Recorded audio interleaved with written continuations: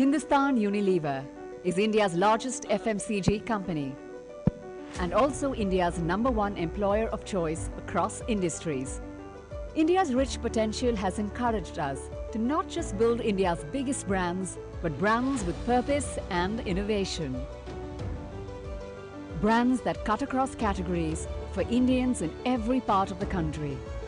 The new India is inspiring us to reimagine Hindustan Unilever and create India's most intelligent, tech-powered and purpose-led FMCG company, powered by data, technology and analytics. We are creating water potential of trillions of litres and also creating a circular economy for plastic. We are strengthening our healthcare infrastructure and are even going beyond to enable women entrepreneurs and empower communities. This is how we are creating a truly future-fit Hindustan Unilever for the new India.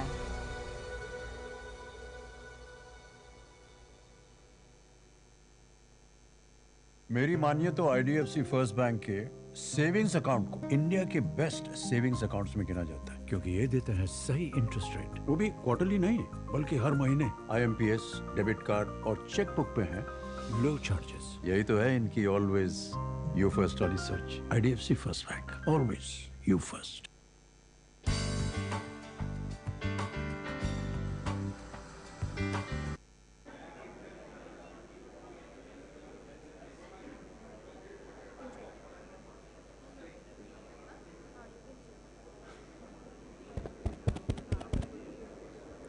Check.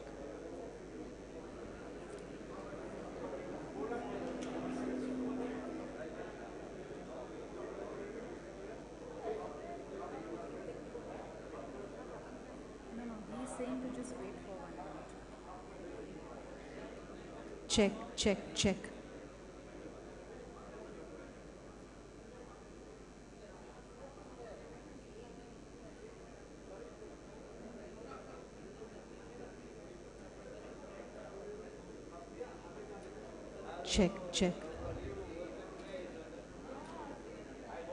Very good morning, ladies and gentlemen. May I request everyone to please settle down, take their respective seats, and also a very humble and gentle reminder to everyone to kindly switch off your mobile phones or put it on the silent mode.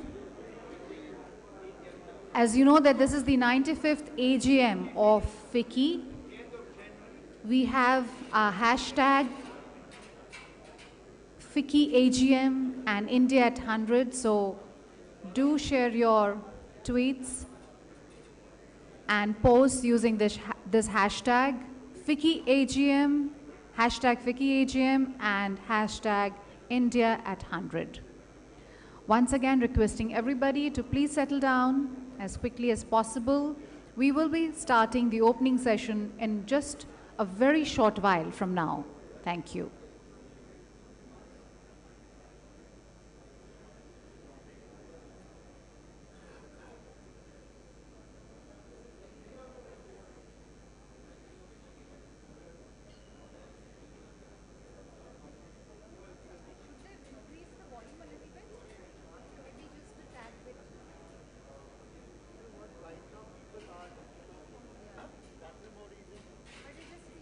Hello, check 1, 2.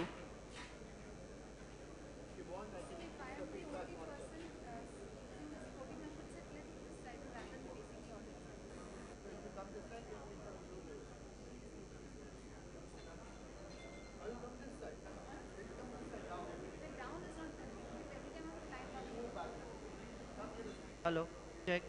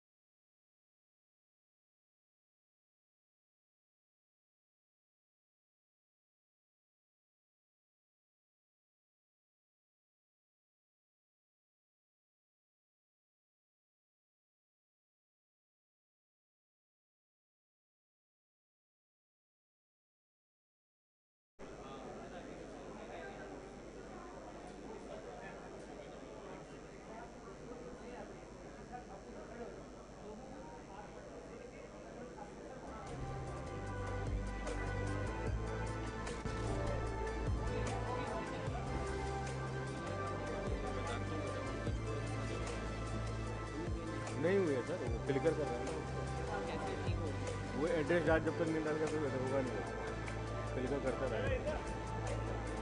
Down कर, down down down down और down कर, ये इसको बंद करते नहीं।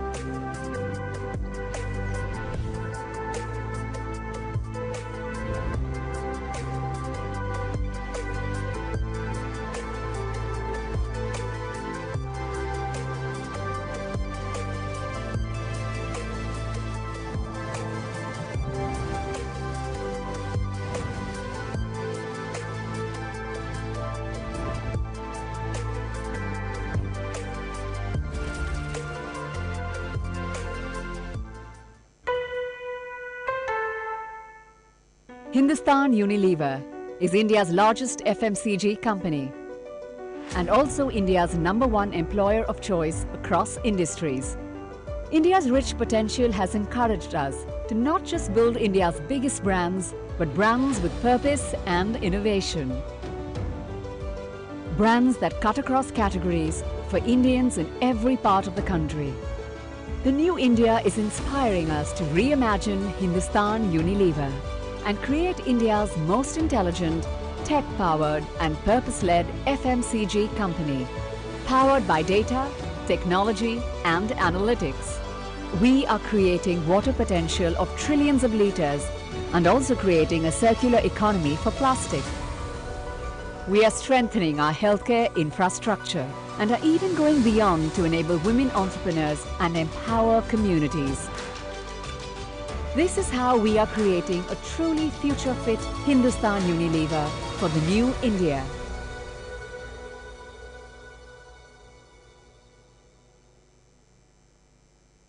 मेरी मानिए तो आईडीएफसी फर्स्ट बैंक के सेविंग्स अकाउंट को इंडिया के बेस्ट सेविंग्स अकाउंट्स में गिना जाता है, क्योंकि ये देता है सही इंटरेस्ट रेट, वो भी क्वार्टरली नहीं बल्कि हर महीने। आईएमपीएस, डेबिट कार्ड और चेकबुक पे हैं लो चार्जेस। यही तो है इनकी ऑलवेज यू फर्स्ट वाली सोच। IDFC first bank, always you first.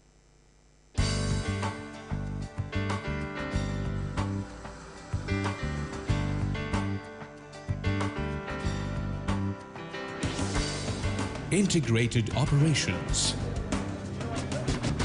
global outreach, dedicated workforce, empowering communities. Infa, where excellence and innovation converge.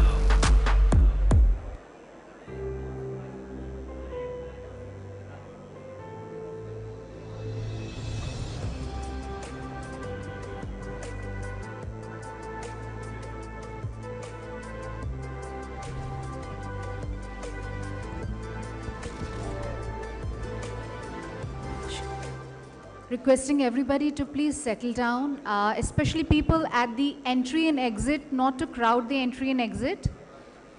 To kindly please take your seats. As you're aware that we have also made seating arrangements in the hall, adjacent hall, where there will be a live screen where you can view the entire proceedings that happen in this main hall.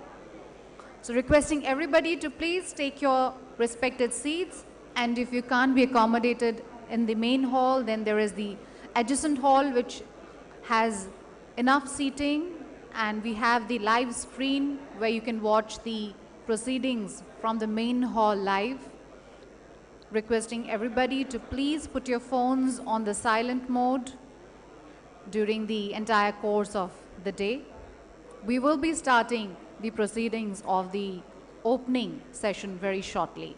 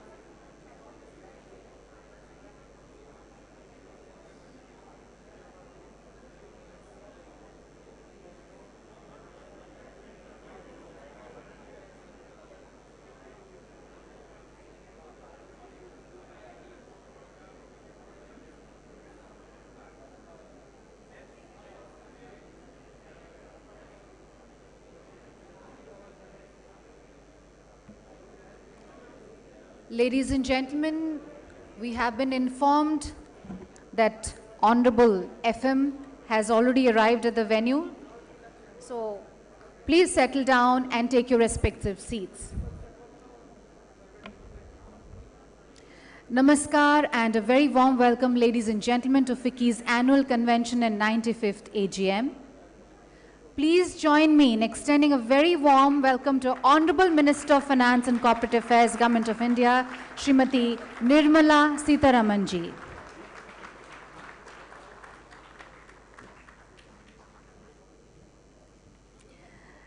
Ladies and gentlemen, we are very pleased to have the gracious presence of Honorable FM Srimati Nirmala Sitharaman ji. Please join me in welcoming our esteemed dignitaries on the dais. We have Mr. Sanjeev Mehta, President FICCI and CEO and Managing Director of Hindustan Unilever Limited, President Unilever South Asia and member Unilever Leadership Executive Global Executive Board.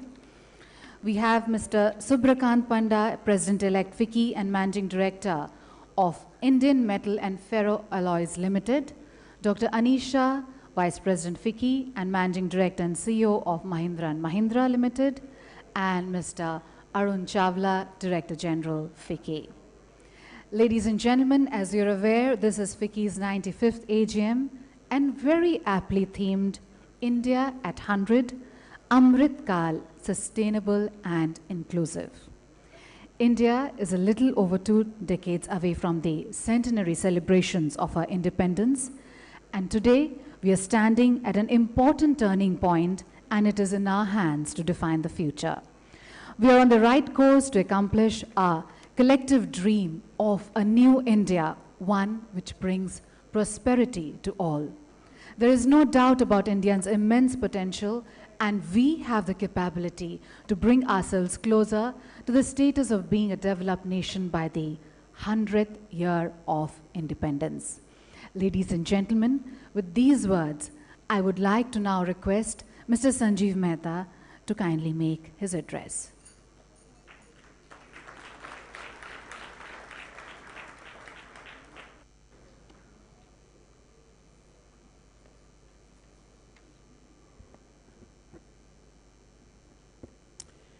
Honorable Minister of Finance and Corporate Affairs, Srimati Nirmala Sitharaman ji, members of FICCI Presidium, past presidents, members of FICCI, colleagues from industry, members of media, ladies and gentlemen, Namaskar, good morning. I welcome you all to the 95th Annual General Meeting and the Annual Convention of FICCI. Let me start the FICCI annual convention by reading out the message we have received from our Honorable Prime Minister of India, Shri Narendra Modi ji. Here is the message of Honorable Prime Minister.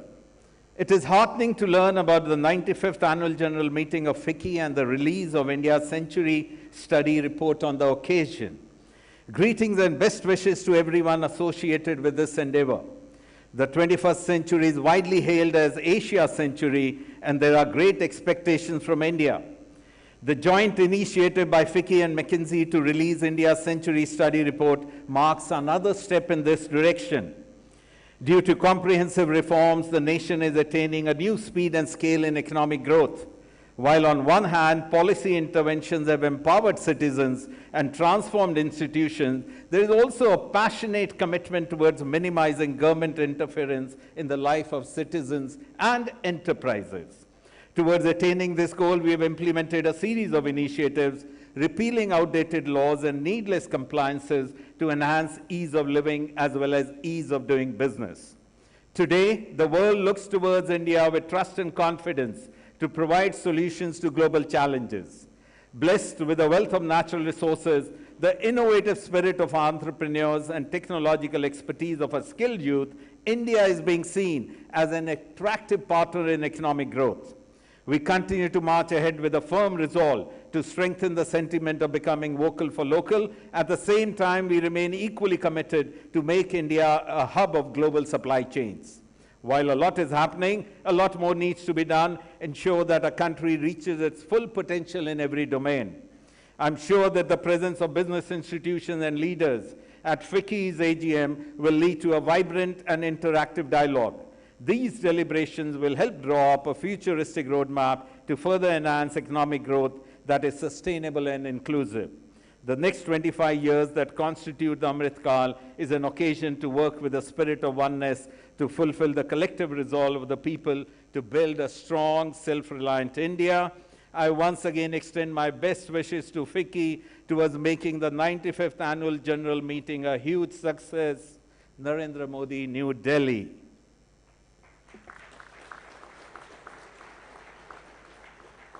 It is my absolute privilege to welcome Honorable Finance Minister to annual convention. Madam Minister, thank you for taking out time and being with us, more so considering that the Parliament session is on and all the work that must be underway for the forthcoming Union budget. We are grateful to you, Madam Minister, for successfully steering the economy despite the arduous challenges of the last few years. You have set in motion reforms that have strengthened the sinews of the economy while taking full care of the weaker sections of society. It's a pragmatic approach to policy making with focus on the immediate needs while also looking into the future. When I took over the reins of FICCI last year, the world was still grappling with the recurrence of new COVID variants that had put economic recovery at a huge risk. And when the COVID cloud started receding, the Ukraine-Russia conflict hit the world. The repercussions of all this have been felt across the globe, leading to supply chain distortion, shortages of commodities, price levels skyrocketing to records high, and the level of synchronicity witnessed in inflation and the subsequent monetary policy actions across the world have been unprecedented. The global economic environment remains very challenging, with muted growth across most major economies. India has not been immune to the global challenges, yet India has remained a bright spot, a shining star in this global scenario. India is today the fastest growing major economy in the world and is on the cusp of becoming the third largest economy. The transformational policy and reform measures taken by the government have helped strengthen foundation for India's long-term growth. The reforms initiated have set in motion increased competitiveness, enhanced transparency, and greater innovation. The focus on Atmanirbhar Bharat has provided a renewed thrust on domestic manufacturing, encouraging Indian industry to strive towards becoming global leaders. We are moving in the right direction and meticulously working towards the vision of creating a new India. An India with a plethora of opportunities, new emerging sectors, and immense growth potential.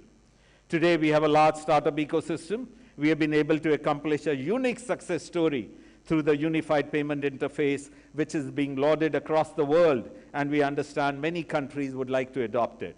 And India, perhaps, is the only G20 country today which is well on track to achieve its climate commitments. These accomplishments give us confidence and courage. As a proud citizen of this country, I have no doubt in our potential and ability to change the future of our country. Madam Minister, we at FICCI have thus embarked on a unique and special initiative called India's Century. Over the course of last 6 months, we've been working with FICCI sectorial committees and industry leaders across more than 200 organizations, together with the partners McKinsey and Company, to establish a roadmap for India for the next 25 years. The collaborative effort has helped us identify some key actions, unlocks, and enablers that will help India achieve the vision of becoming a high-income economy by 2047.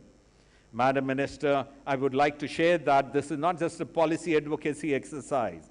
Right from the very beginning, the focus of this project has been to identify ways and means through which India, Inc. could contribute towards sustainable and inclusive growth. I firmly believe that industry's own growth and profits are intertwined with the people and planet approach. India is uniquely poised to build on its endowments and achieve broad-based prosperity. We envisage that by growing at 7.7% annually over the next 25 years, India can become a 1,500 lakh crore economy, have 60 crore jobs, increase per capita income sixfold to 1 million rupees, and alleviate poverty in its entirety. India's journey of becoming a developed nation can be hastened if we focus on technology-led innovations and work towards becoming a hub of innovations. This year, as part of the India Century initiative, we have also developed an innovation quotient to help Indian companies assess their innovation strength and capabilities in line with global practices. We are also working towards establishment of innovation clusters, Madam Minister. This will function as hotspots for incubation of new technologies and business models in line with our Prime Minister's clarion call to embrace Jai Anusandhan.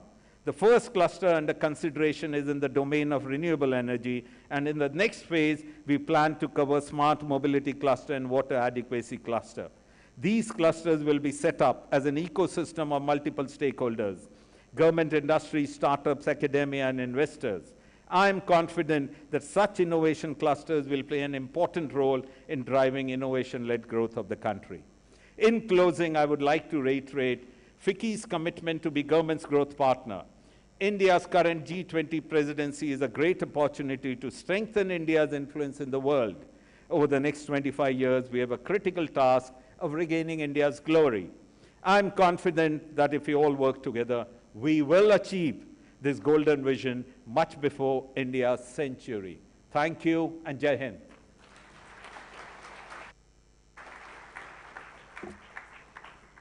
Thank you, Mr. Mehta, for sharing the Honorable Prime Minister's very important message for us on this auspicious occasion, and also for your warm welcome remarks and setting the context for today's annual convention and FICCI's AGM. May I now request you, Mr. Mehta, to kindly welcome Honorable FM with a green certificate on behalf of FICCI as a warm welcome gesture. It is indeed a noble tradition of welcoming guests at FICCI events with a green certificate. A grove of 10 trees are being planted at Sundarbans in West Bengal. Thank you, Mr. Mehta. Ladies and gentlemen, we will now present the FICCI and McKinsey white paper. For this, may I please invite on stage Mr. Alok Hirsagar, Senior Partner, McKinsey and Company, who has been spearheading this report along with FICCI. May I request Mr. Mehta to please present this report to Honorable FM and request dignitaries on the dais to please join in. As India enters into Amrit Kal towards a century of independence, FICCI and McKinsey have collaborated on an India Century partnership, and as part of this project, a white paper titled India Century Achieving Sustainable Inclusive Growth has been prepared. Ladies and gentlemen, she is India's first female finance minister in almost 5 decades, who has steered the Indian economy from multiple headwinds through focused reforms. The finance minister has always focused on strengthening the economy systematically whether it is creating an ecosystem for digitization for startups, sharp focus on financial inclusion, e-assessments, or driving infrastructure growth, each measure has had a long-term focus. These steps would serve as a backbone for the growth over the next few decades. Ladies and gentlemen, with these words, it is indeed my proud privilege to invite Srimati Nirmala Sitharamanji, Honorable FM, requesting her to kindly deliver the keynote address.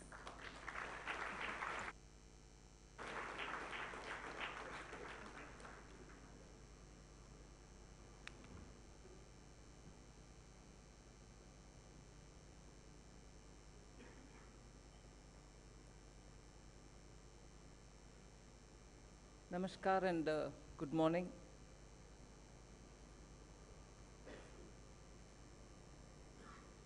First, let me congratulate FICCI on gathering today for an annual meet, which is the 95th.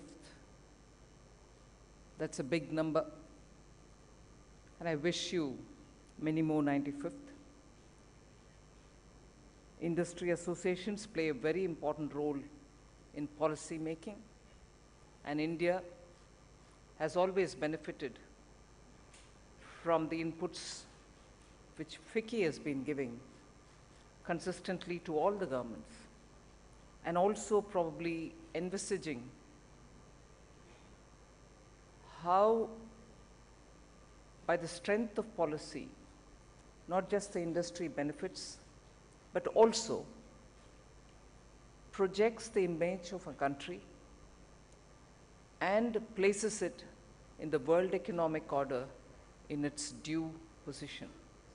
So the work that you do individually, members of FICCI, in your own area, in your own industry, is one thing, and the collective work that you do as FICCI in providing guidance and also inputs for administrations, and also the campaigns that you conduct world over, have always had a positive effect of sharing thoughts, of enabling better information about a country from where you speak from, and therefore create the right ecosystem for investments, for greater global order.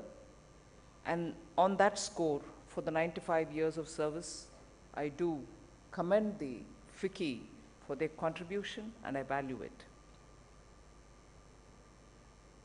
Today, I'm not here to so much speak about what has been achieved, where the numbers are, how the world is looking, and therefore what I want the industry to do. I don't think I need to say anything. You're all on the top of things. And numbers are all with you anyway. But I'll just flag off a few thoughts which are in my mind, which perhaps are also in your mind, but when we exchange it in a forum like this, I expect it would have a lot more introspection, a lot more consideration from the point of view of policy making, and for you all to respond as and when you choose to. It is a reality that today, globally, we see a major reset happening, and a reset not just in terms of sourcing your inputs, not just looking at economies which are probably still reeling under the COVID-19, but also looking at the uncertainties, the other uncertainties which are really constraining our supply chains. So it could be a war in one area. It could be the after effect of the pandemic even now. It could be an unaddressed concern of lack of vaccines and therefore the exposure in a third area. And fourth, also because of the climate change, where countries are rapidly moving to adjust themselves with the nationally determined commitments, which are majorly going to impact on policy making, not just for India, for many other countries as well. Even with all this said, India has numbers which it can be looking at as a positive indicator for not just the government, but also for industries. I'll just put forth just one set of numbers and not go beyond that, because that is indicative of what is India's strength. I'm not talking about the macroeconomic fundamentals. All of you are quite well versed in the current position. For India, the current position is a position of strength. I don't need to highlight it again. But that one fact, which besides the macroeconomic fundamentals give us the strength, is a World Economic Forum data, which I think all of us will have to look at. And that reassures us that the 25 years to come, the Amrit Kal that Prime Minister Narendra Modi ji keeps talking about, has a lot more than what the name Amrit Kal just indicates, but it has got absolutely fundamental statistics that we need to know. And that is the World Economic Forum telling us that there shall be 140 million middle income households added to India's economy by 2030, and 14 million high net worth individual households by 2030 again. That one set of data tells us where the market and its potential lies. An industry, after all, will have to look at from where it expects demand to generate from. And if that is the kind of size we are talking about, most often industry wonders where market of a scale exists. Market of a scale is very difficult to obtain by sheer aggregation from 10 different jurisdictions. But here is one India, which by 2030, and that is not my data, it is not any research group's data, it is the World Economic Forum, where all of us engage, you in your capacity and government in its own capacity, understanding how the spread of the economies are world over. So that is something which I think India's Amrit Kal is waiting for you to optimally utilize. And that's very directly linked to what you're looking for, demand generation. So that is something which I would like to have you think about at your 95th annual meeting. Second is, technology is not what we talked about yesterday. Technology is what's going to be tomorrow, day after. And in that, for the scale and size that technology wants, especially the scope with which technology is spreading, and that is daily use technology, not just the frontier technology which might help in satellite building or nuclear fusion, but it's also daily technology where the end user is adept at using the technology with which you're providing service or products.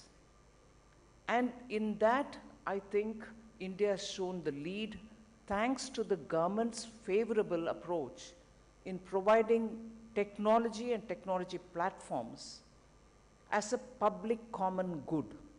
So when government has provided absolutely robust framework for technology use, that actually gives the opportunity for those who are commercially wanting to exploit it without having to do R&D and invest in it. So the government has provided that leapfrogging advantage where trading communities or manufacturing communities all can reach the end customer with no additional cost and no additional infrastructure that you might want to use, but just latch on to this and you're there. So when a government has done that, and that is what we are going to be showcasing during the G20 summits through the year, it is also something which I would think industry should benefit from and also showcase it in your own forums. So India's achievement in terms of digital can I say it this way, India's achievements in terms of the digital capabilities that we have, be it in payment, be it in the financial area, be it in health, be it in education, be it in banking. The achievements are absolutely stunning. It's not my self-praise, but it is something which makes many of those who watch our presentations amazed that we have achieved the technology, but we are also showing the scaled up technology in its ground by implementing it. And the government is definitely using every opportunity during the G20 to showcase it, so that countries which are interested in any one of the silo of the digital achievements of India, they can benefit from. We are willing to share and talk with them. Equally, Indian industry of any size should familiarize itself with it and make sure that you're able to use it for your benefit. It gives leaps ahead, a kind of a jump which otherwise is not going to be achieved over decades. I think on that score, I would want the industry technology interface along with those bodies which are really spearheading this to be a lot more robust and active, to be a lot more real time.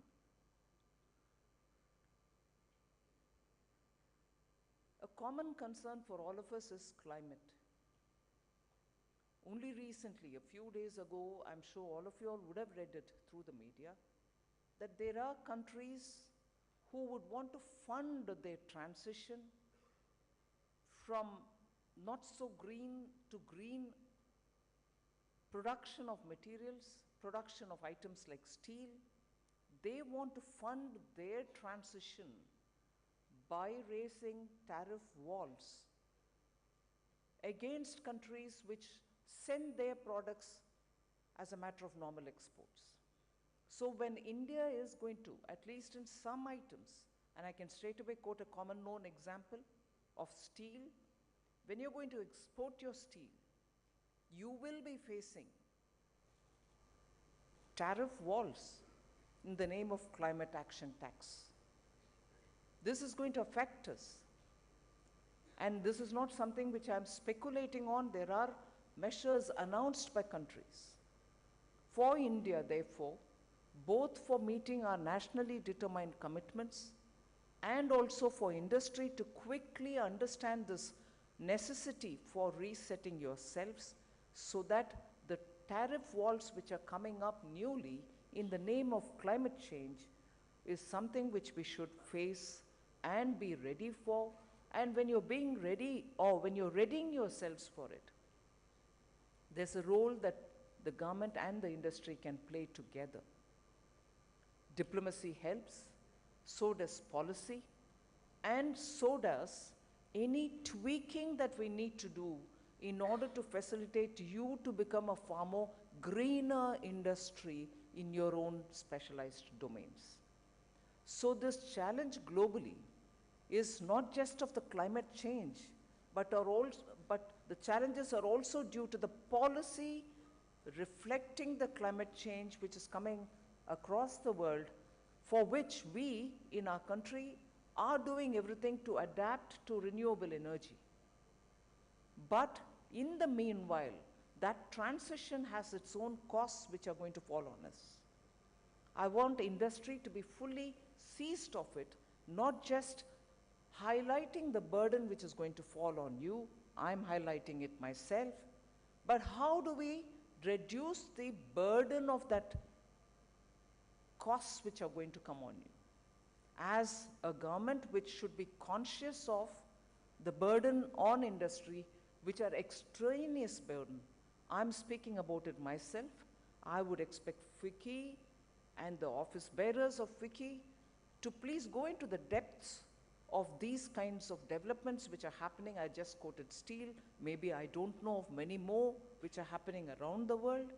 We need to have an approach, just as we have taken a very, very ambitious approach in giving nationally determined commitments, very ambitious ones which have been given by Honorable Prime Minister both in Paris, which have been almost met, and in Scotland, which have been ramped up after the commitments which were made when Honorable Prime Minister was in Scotland. Post that too, we've given minor tweakings so that we can meet the ambitions. So I'm only expecting industry to tell me and tell the government as to how climate change itself is affecting you, which all of us have been talking about. But that climate change adjustments which many countries are doing are becoming a cost to us. How are we going to face it? Is something which I would like to hear from you after your deliberations. I spoke about the G20, where India is definitely, as a government, with the presidency in our side, going to showcase not just the digital achievements, but also the prowess of our youth, the skilling that is going on in a major way, the new sunrise sectors which are adding to India's economy will all be showcased during G20. There are, of course, Business 20, Youth 20, Women 20, Industry 20, so very many different forums under the Sherpa track in which I'm sure the voice of India's industry, the concerns of India's industry, which are normally voiced, but the achievements of India's industry will have also a place, I would think, and therefore we need to hear about that in every opportunity that you have for the G20, not just in these forums which I've listed out under the Sherpa track, but also in each of your states. Every state is going to host one or the other meeting of the G20. Every one state. And wherever you are present, I would think there's an opportunity for you to speak up or put up information, share it during that meeting which happens in your respective states. We've been speaking and also acting on China +1, but now, as you are aware, it's also going to be Europe +1. So +1 is becoming now +2 in a way. So for us not to just talk about the +1, the government is acting. Government has brought in a lot of facilitation, tweaking of the rules, making sure that we sit and engage with those investors or industries which are wanting to move out in the sense, remain there and search for one more destination, or completely move out, each for its own. The industries are engaging with us. So if Vietnam, Philippines, or Indonesia are drawing a lot of attention, India is also drawing an attention, and you're seeing it in the way in which many of the industries are co-locating themselves. +1 is actually happening.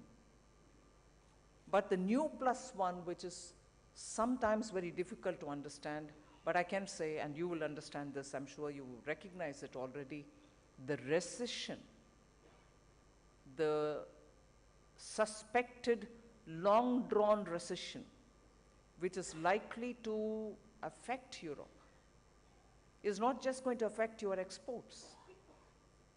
It gives us an opportunity for many of the investments which are there for now looking for a different place from where the activities can continue to happen.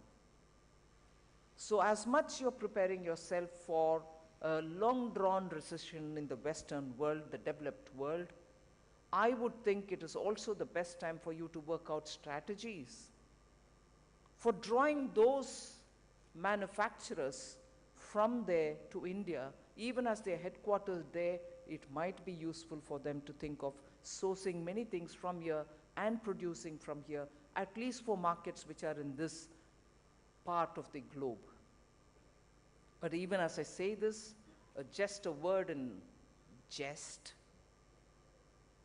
if there are voices suggesting that India should not be focusing on manufacturing, but it should focus only on services, I'm sorry, no. We should be focusing on manufacturing.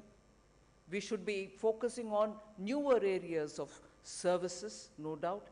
The service sector, particularly the IT-driven service sector, has already made a big impact to the extent today 60% of our GDP is being contributed by them or more. but it is necessary for us to strengthen our manufacturing. And in that, I think the Indian startups have shown us one way which is going to be very suitable for Indian industries. They are doing all the innovation. I would seek industry to keep a close watch on the innovations coming out of the startups and their energy and the enthusiasm with which they're just moving ahead. If you're ready to adopt, if you're ready to commercialize, if you're ready to scale up that innovation which is coming out of the startups, I think we'll benefit ourselves, both the startups and yourselves. Together, India can benefit out of it. So the innovation, the speeding up with which the registration of patents are happening, the unicorns coming up with fantastic ideas which can be scaled up, are all there for you to pick up, are all there for you to scale up. And therefore, I would think manufacturing industry can benefit from the new energy of the startups, not just for the core industry of old India, but also for the frontier sunrise sectors.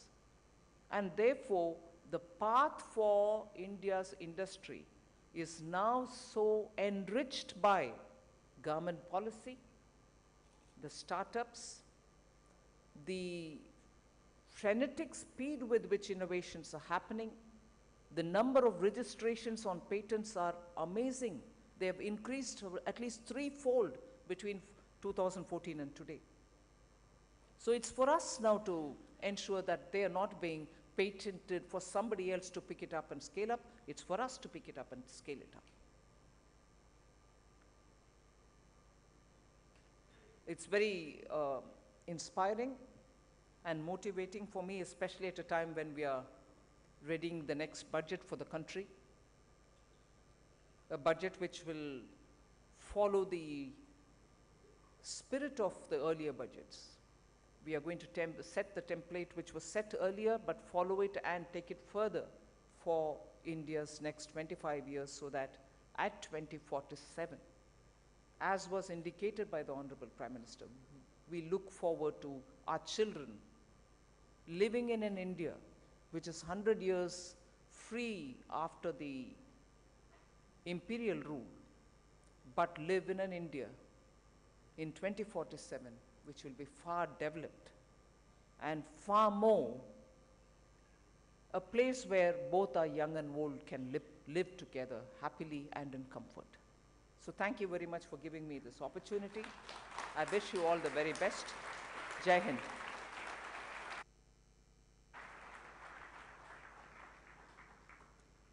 Thank you, Honorable FM, for your noteworthy keynote address.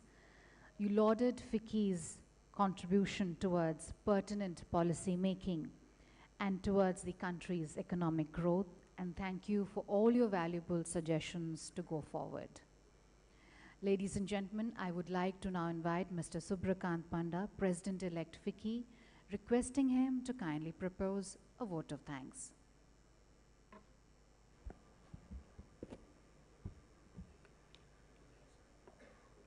Srimati Nirmala Sitharaman ji, Honorable Finance Minister and Corporate Affairs Minister of Government of India, members of the FICCI Presidium on the dais, past presidents, business leaders, members of FICCI, ladies and gentlemen, it is my pleasure to propose the vote of thanks for the Honorable Finance Minister.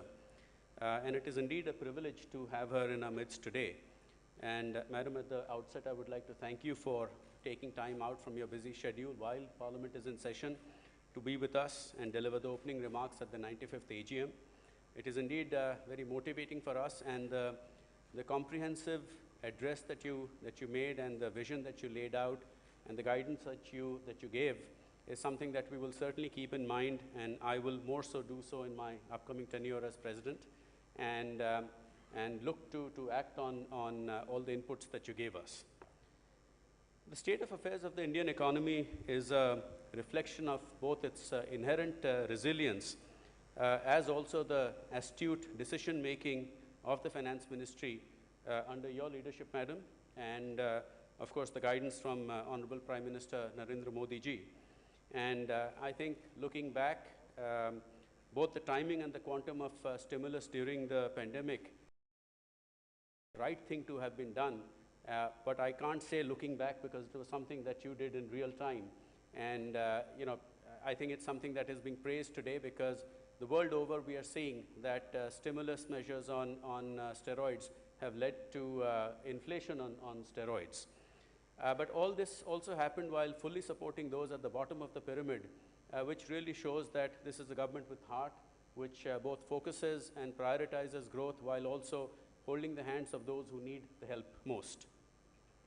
At the same time, as the saying goes, that never let a good crisis go to waste, there was a sharp focus on both enhancing the ease of doing business as well as reducing the cost of doing business. And these are measures which will hold us in good stead going ahead as we look at Amrit Kal, which is really the period where India will come out and regain its position at the high table.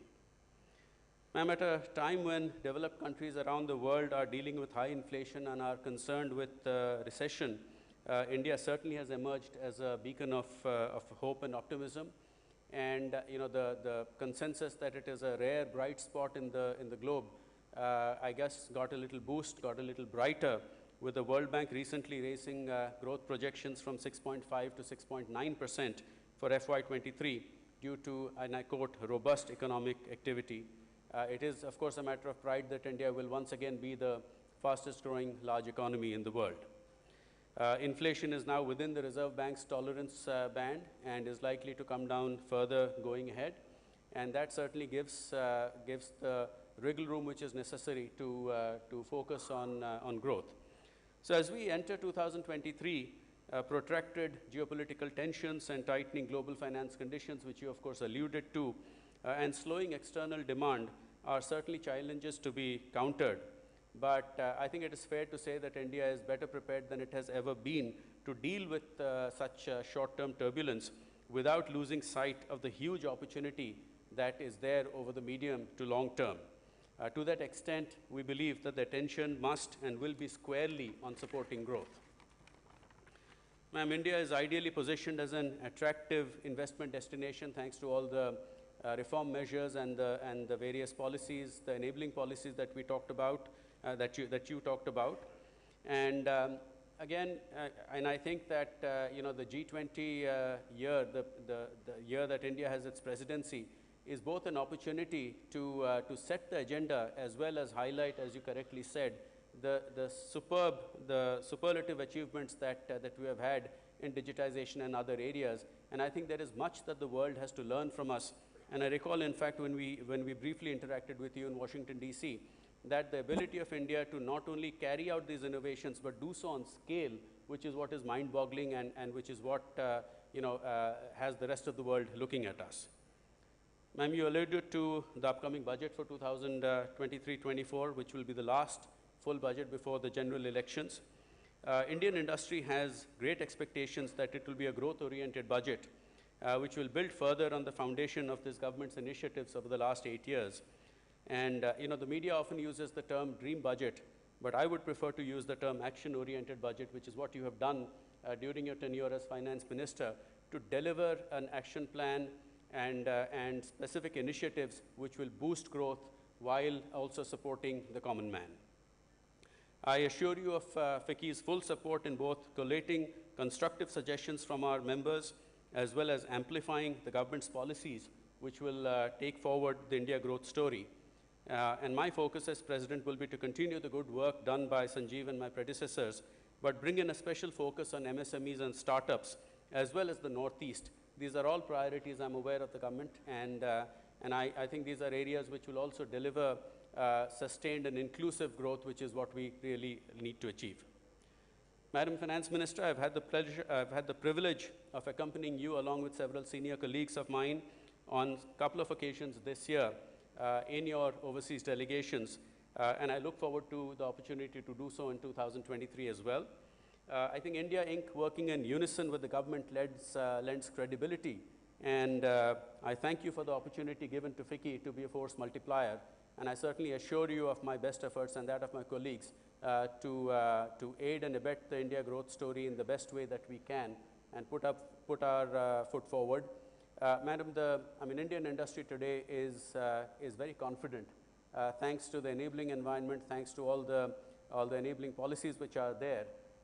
We are no longer looking for protection. I think we are looking to go out and conquer the world. And thank you for giving us the foundation to do that. My best wishes to you and your team for the new year, especially as you look to head into a period of seclusion before the budget. And thank you once again for being here.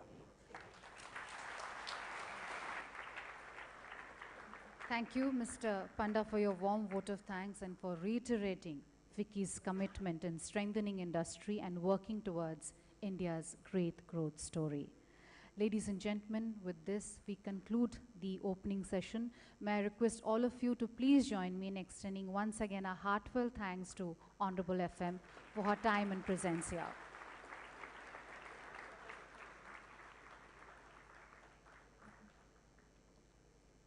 We will now break for a short tea and coffee break, requesting everybody to please join us at 10:15 a.m. for our next session.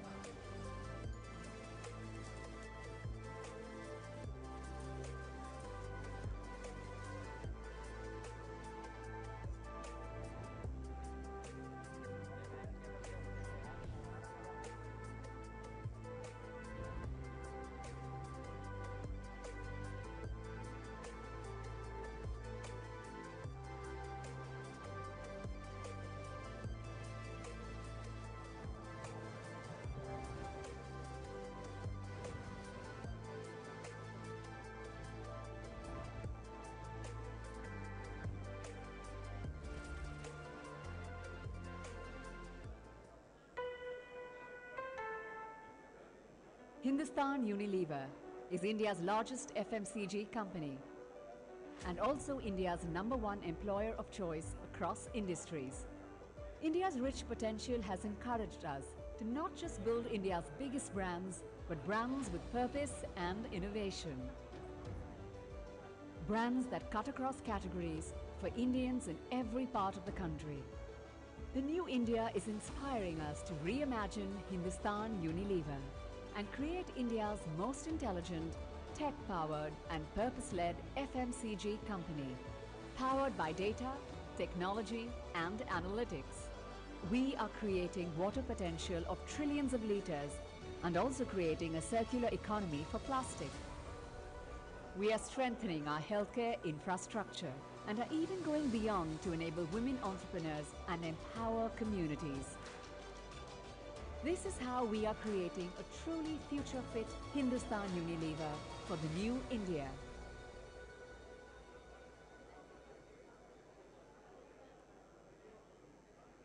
मेरी मानिए तो IDFC first bank के savings account को India के best savings accounts में गिना जाता है, क्योंकि ये देता है सही इंटरेस्ट रेट, वो भी क्वार्टरली नहीं बल्कि हर महीने। IMPS, डेबिट कार्ड और चेकबुक पे है लो चार्जेस। यही तो है इनकी ऑलवेज यू फर्स्ट वाली search. IDFC first bank, always you first.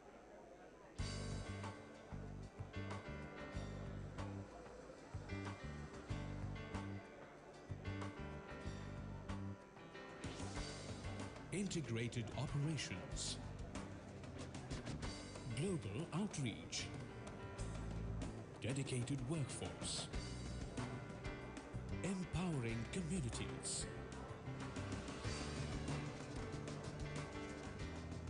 Infra, where excellence and innovation converge.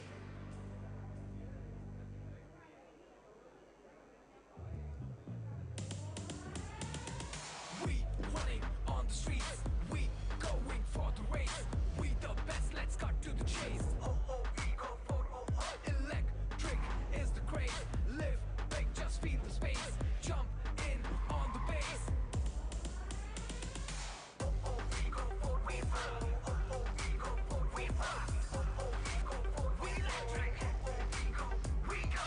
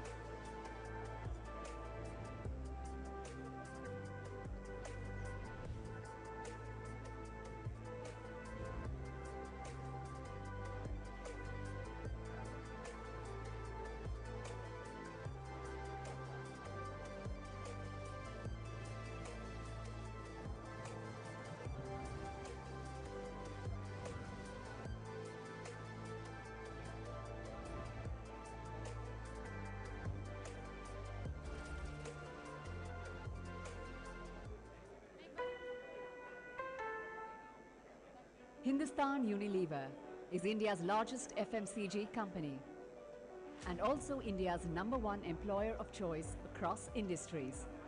India's rich potential has encouraged us to not just build India's biggest brands, but brands with purpose and innovation. Brands that cut across categories for Indians in every part of the country. The new India is inspiring us to reimagine Hindustan Unilever and create India's most intelligent, tech-powered and purpose-led FMCG company, powered by data, technology and analytics. We are creating water potential of trillions of liters and also creating a circular economy for plastic. We are strengthening our healthcare infrastructure and are even going beyond to enable women entrepreneurs and empower communities. This is how we are creating a truly future-fit Hindustan Unilever for the new India.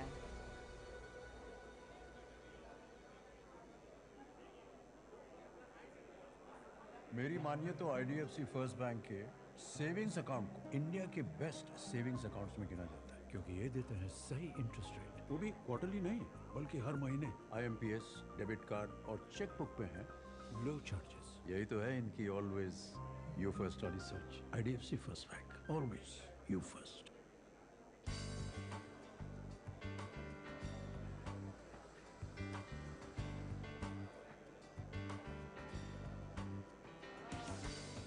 Integrated operations,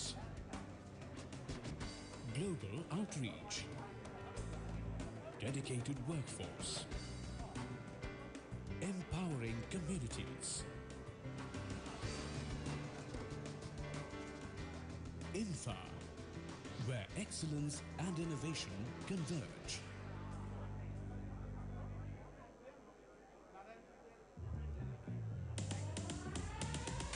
We running on the streets, we going for the race. We the best, let's cut to the chase. We go for electric is the craze. Live big, just feel the space. Jump in on the base.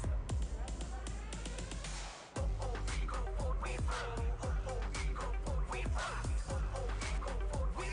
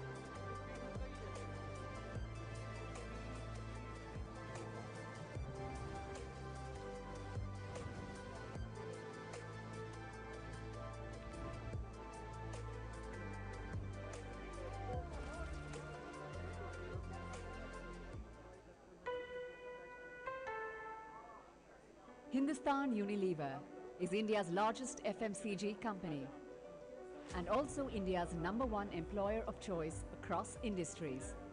India's rich potential has encouraged us to not just build India's biggest brands, but brands with purpose and innovation. Brands that cut across categories for Indians in every part of the country. The new India is inspiring us to reimagine Hindustan Unilever and create India's most intelligent, tech-powered and purpose-led FMCG company, powered by data, technology and analytics. We are creating water potential of trillions of liters and also creating a circular economy for plastic. We are strengthening our healthcare infrastructure and are even going beyond to enable women entrepreneurs and empower communities. This is how we are creating a truly future-fit Hindustan Unilever for the new India.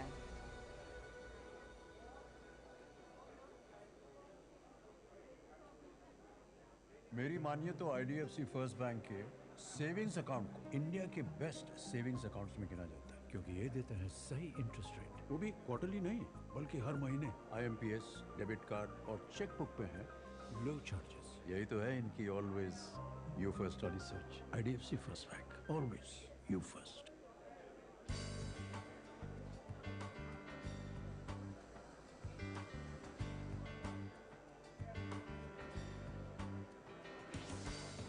Integrated operations, global outreach, dedicated workforce, empowering communities. INFA, where excellence and innovation converge.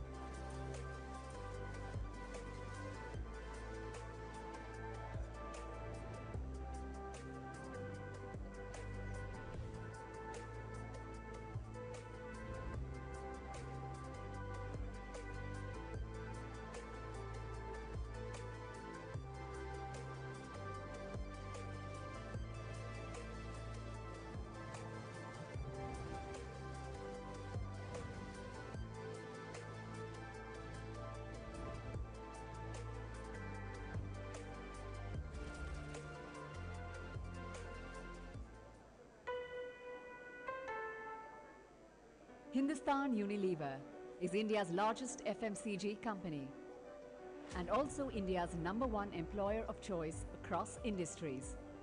India's rich potential has encouraged us to not just build India's biggest brands, but brands with purpose and innovation. Brands that cut across categories for Indians in every part of the country.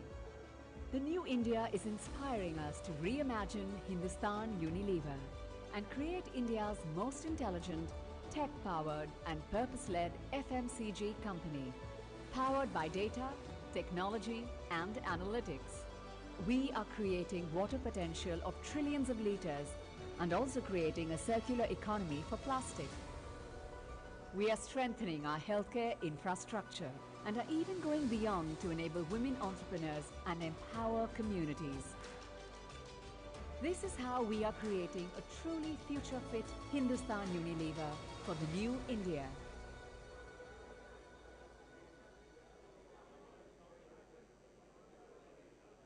मेरी मानिए तो IDFC first bank के savings account को India के best savings accounts में गिना जाता है क्योंकि ये देता है सही इंटरेस्ट रेट, वो भी क्वार्टरली नहीं बल्कि हर महीने। आईएमपीएस, डेबिट कार्ड और चेकबुक पे हैं लो चार्जेस। यही तो है इनकी ऑलवेज यू फर्स्ट वाली सोच। IDFC first bank, always you first.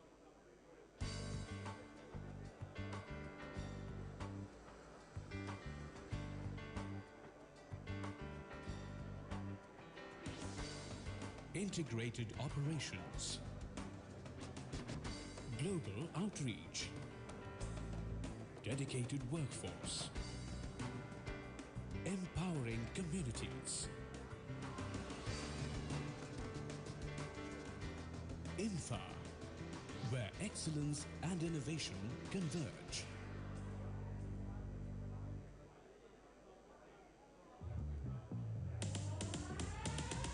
We running on the streets, we going for the race. We the best, let's cut to the chase. Ego for electric is the craze. Live big, just feel the space. Jump in on the base.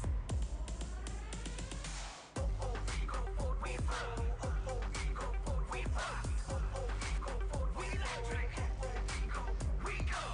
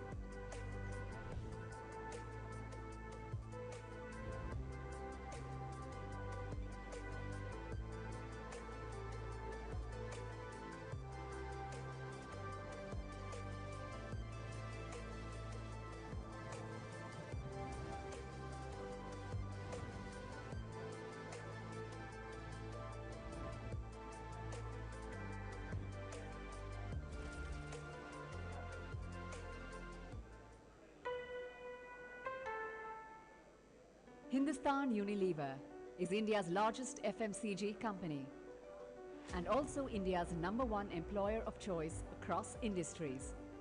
India's rich potential has encouraged us to not just build India's biggest brands, but brands with purpose and innovation. Brands that cut across categories for Indians in every part of the country.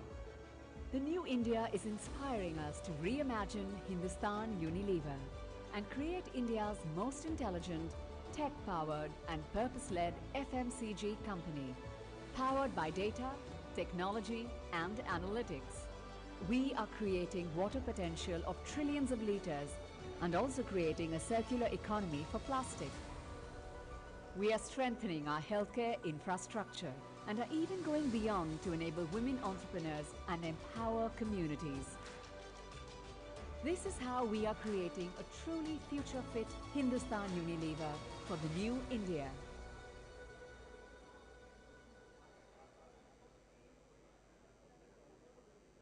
मेरी मानिए तो IDFC first bank के savings account को India के best savings accounts में गिना जाता है क्योंकि ये देता है सही इंटरेस्ट रेट, वो भी क्वार्टरली नहीं बल्कि हर महीने। आईएमपीएस, डेबिट कार्ड और चेकबुक पे हैं लो चार्जेस। यही तो है इनकी ऑलवेज यू फर्स्ट वाली सोच। IDFC first bank, always you first.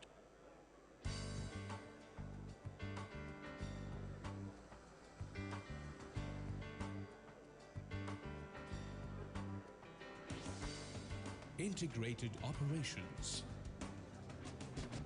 Global outreach. Dedicated workforce.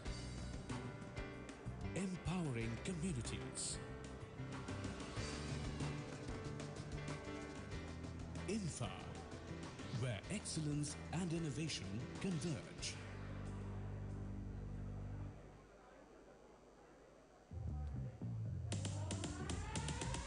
We running on the streets, we going for the race.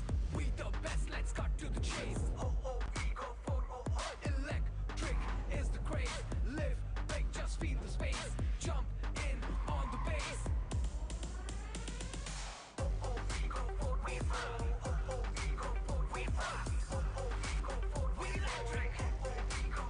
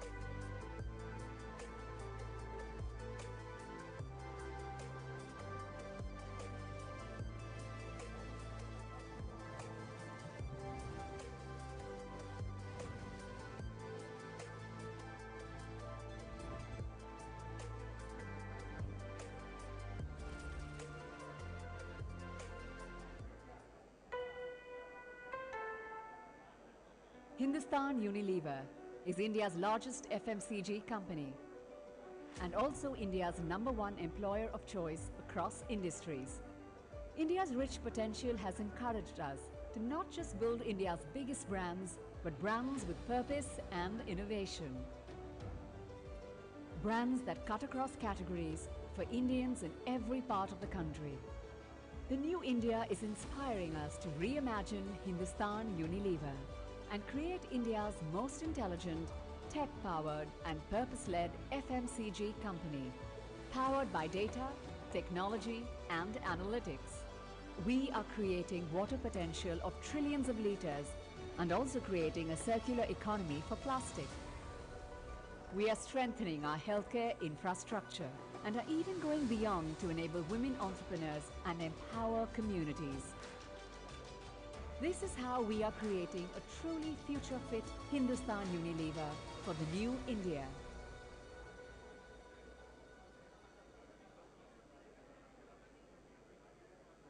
मेरी मानिए तो IDFC फर्स्ट बैंक के सेविंग्स अकाउंट को इंडिया के बेस्ट सेविंग्स अकाउंट्स में गिना जाता है क्योंकि ये देते हैं सही इंटरेस्ट रेट, वो भी क्वार्टरली नहीं बल्कि हर महीने। IMPS, डेबिट कार्ड और चेक बुक पे हैं लो चार्जेस। यही तो है इनकी ऑलवेज यू फर्स्ट वाली सोच। IDFC first bank, always you first.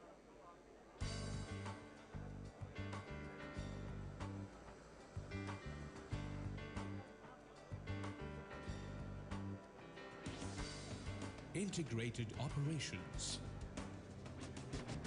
Global outreach. Dedicated workforce. Empowering communities. INFA, where excellence and innovation converge.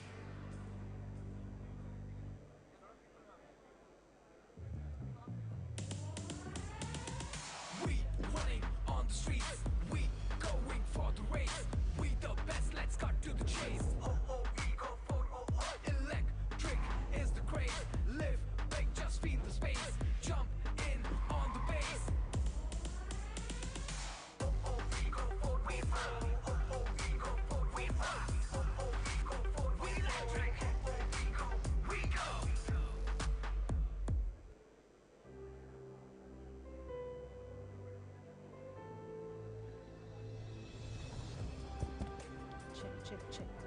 Very warm welcome, ladies and gentlemen. I hope you've had a refreshing cup of tea and coffee and you're back for the next session. May I request everybody to please take your respective seats and settle down. We will now start the second session of the day, and this is the session with the industry leader. So may I please request everybody to kindly settle down. Once again, a reminder to everybody to kindly use our hashtag FICCI AGM and India at 100 when you do post your pictures or your comments on social media. Do use the hashtag FICCI AGM or India at 100. Requesting everyone to please take your respective seats as we are now ready to start the next session.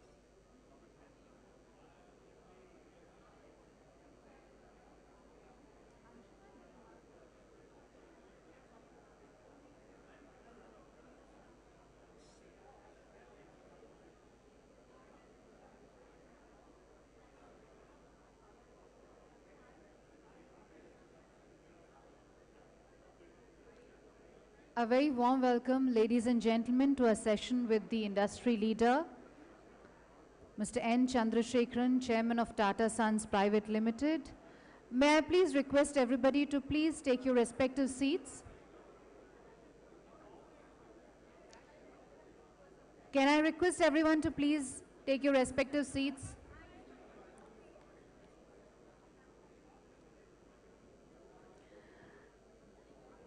I'd like to welcome Mr. Sanjeev Mehta, President FICCI, Mr. Subrakant Panda, President-elect FICCI, Dr. Anish Shah, Vice President FICCI, and Mr. Arun Chawla, Director General FICCI, who have joined us for this session.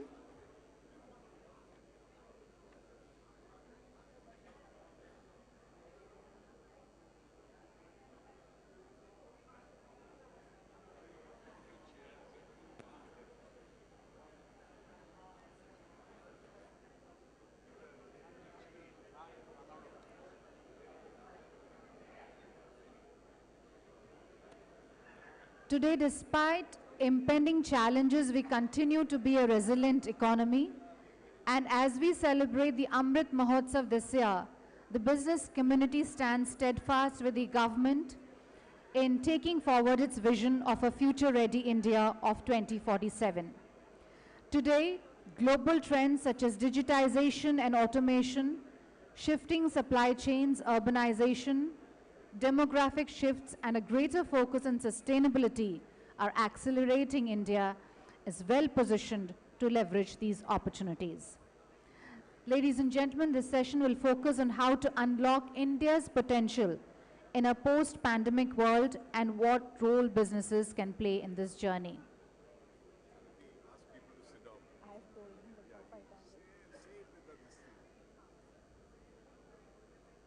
Ladies and gentlemen, before I request our speakers to give their respective addresses, may I once again request everyone to please settle down, especially our dignitaries in front of the dais to kindly take their seats.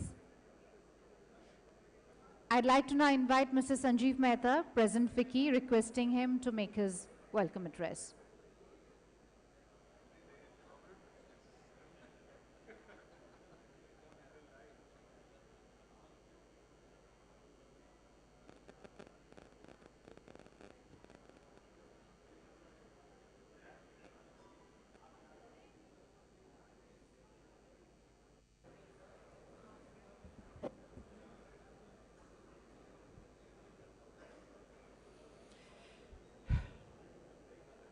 Hi, good morning again. And may I request everyone to please take their seats?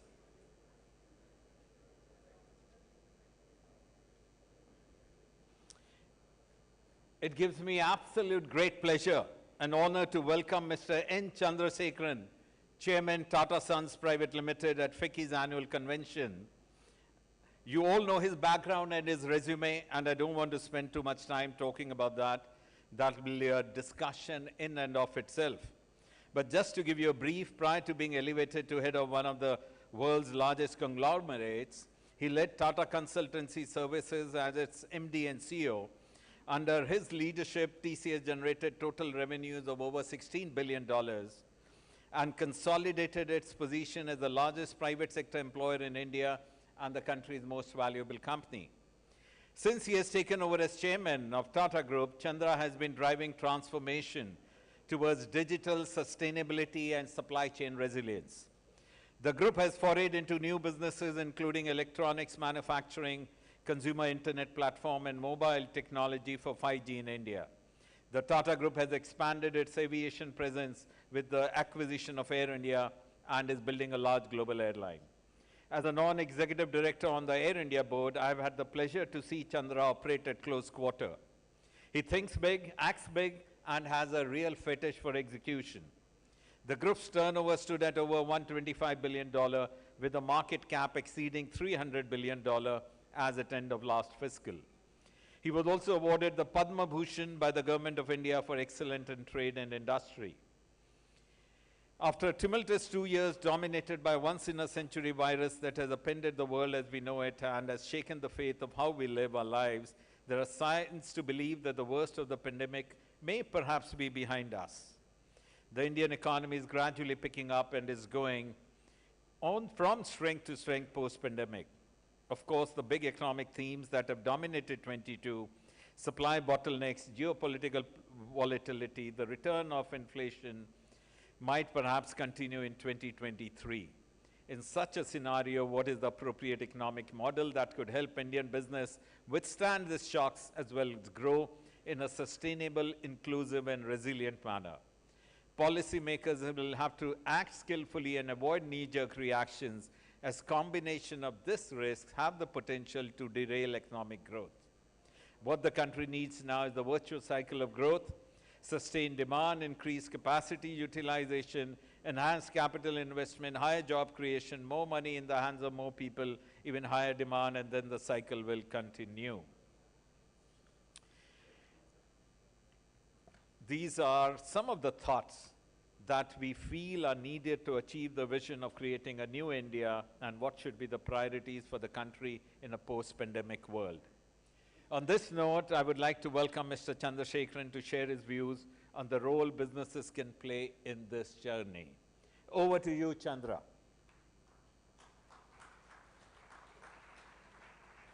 Greetings to all of you. I'm thankful to FICCI and Sanjeev Mehta for giving me this opportunity to share a few thoughts with you today. The theme of this convention is inclusive and sustainable growth, as India, in its 75th year of independence, looks toward the future and what it wants to accomplish by the time it turns 100 in 2047. This is a crucial decade for India to shape its own future and even beyond, to chart a path for other developing countries in a global context that has been transformed by the pandemic, conflict, and the generational fight against the climate change. The big question is, how do we spread the gains of the future to everyone, to informal workers, agricultural laborers, and women who want to participate in our workforce? It is our responsibility to shape the best path that will ensure a future India that at 100 years of independence can be $25 to $30 trillion in size. But more importantly, in one where our nurses, farmers, teachers, and truck drivers all have the opportunity of having a good job and a stability that other people enjoy. Let me begin with where we are today, which is our starting point. India's progress over the past decade has been quite remarkable. The economy's position has gone from the 10th largest economy to the 5th largest, and now it is clearly the fastest growing major economy, a real bright spot in the global economy, which otherwise is facing strong recessionary impulses, multi-decade high inflation, record levels of public debt, and the squeezing of real household incomes. India's economic recovery seems broadly on track, with growth impulses widening in both industrial and services sectors. Credit growth has increased to a 11-year high. India will likely remain the world's fastest major economy for the third consecutive year in 2023, and hopefully for several years to come. Looking over the next few decades, India presents a major growth opportunity. At the same time, it is important to remember the scope of reforms India has undertaken in the last few years. Pre-pandemic, the government introduced the GST, the IBC, an inflation targeting framework, a reduction in the corporate tax rate, and addressing the banking sector balance sheets. Since the pandemic, the pace of structural reforms has picked up further. Measures like labor reforms, the PM Gati Shakti, a national asset monetization plan, a production-linked incentive scheme to boost domestic manufacturing, higher investment limits for small businesses, power sector reforms, and aggressive disinvestment targets.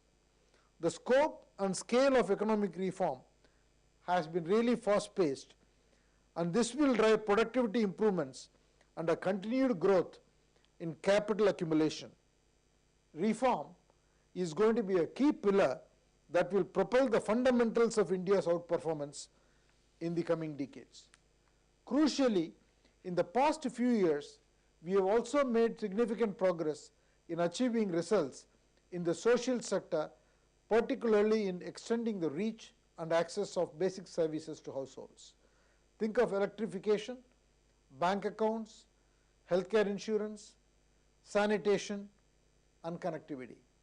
Hundreds of millions of people have been lifted out of poverty, while health outcomes have also improved significantly. India implemented one of the most successful COVID vaccination programs in the world. This strong foundation sets the stage for a renewed vision for India at 2047. If we are to look at a size of a $20 trillion economy, our per capita GDP would be at $13,000, 6 times the current level. If we can raise our growth trending rate to 8% from 6.5%, we can achieve a $30 trillion economy. It will be 10 times the current size. But it is not only about the quantum of growth and the size of our economy. To fulfill our Prime Minister's vision of becoming a developed nation as we celebrate our 100th year of independence, we will need to be deliberate in ensuring that the fruits of our long-term growth potential reaches every citizen. So what does success look like for India at 2047? We can propose a few metrics. First, in terms of air pollution, if we can reduce it to 1/4 of its current levels and also produce universal and equitable access to safe and affordable drinking water, that will go a long way. Second, half of our labor force should be comprised of women. Third, we can eliminate the malnutrition and move towards a coverage ratio equivalent of more than 1 doctor per 1,000 people from 0.5 currently, through strengthening the primary care system as well as harnessing the digital transformation technology. And 4, in terms of education, success in education should shift from a focus on educational attainment to educational outcome. I think all of this is achievable and within our reach. To realize the potential of our vast talent pool, we will need to transform our skilling, research infrastructure, as well as bring more women into the workforce. The capacity and quality of our skilling infrastructure should be scaled up to at least 10 million people per year. It will be important to develop dual approaches where we have both classroom as well as industry-based learning and internships. We must also empower our research and higher education institutions to level up in the quantity and quality of our research output as India seeks to become a global leader in AI, machine learning, advanced manufacturing, and next generation of products and services beyond the cloud and IoT. To bring more women into the workforce, we can create a leading edge, digitally integrated national child care network. By 2047, more than half of Indians will likely be living in the cities from the current 35%. We will need not only smart cities, but cities that are built for the future, livable, green, and less polluted, while also being robust engines of job generation. Focusing on sectors like tourism can have a multiplier effect. Focus on tourism can improve the country's connectivity, sanitation, infrastructure links, creation of jobs, and valuable foreign exchange. I have traveled around the world, but nowhere have I seen as many incredible historical sites and landmarks like we have in India. Upgrading our facilities and infrastructure, training the informal workers in the sector, and using digital to deliver a seamless customer experience can dramatically transform India's tourism industry. It is a tremendous opportunity that is ripe for takeoff. Then coming to healthcare, our goal should be to ensure universal, affordable healthcare access through a strong focus on primary healthcare. We can move towards a coverage ratio equivalent of more than 1 doctor per 1,000 people by harnessing the digital transformation strategies using our existing medical resources.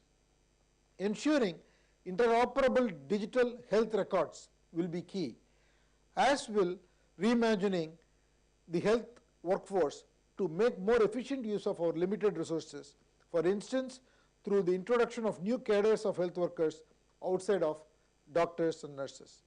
In addition, building a leading care network for the elderly will be key, as India's above 65 age population doubles between 2015 and 2035. From being the diabetes and cancer capital of the world, India can become a champion of preventive and digital healthcare delivery and set a benchmark in the world. We can also deepen and broaden the structure of our private sector.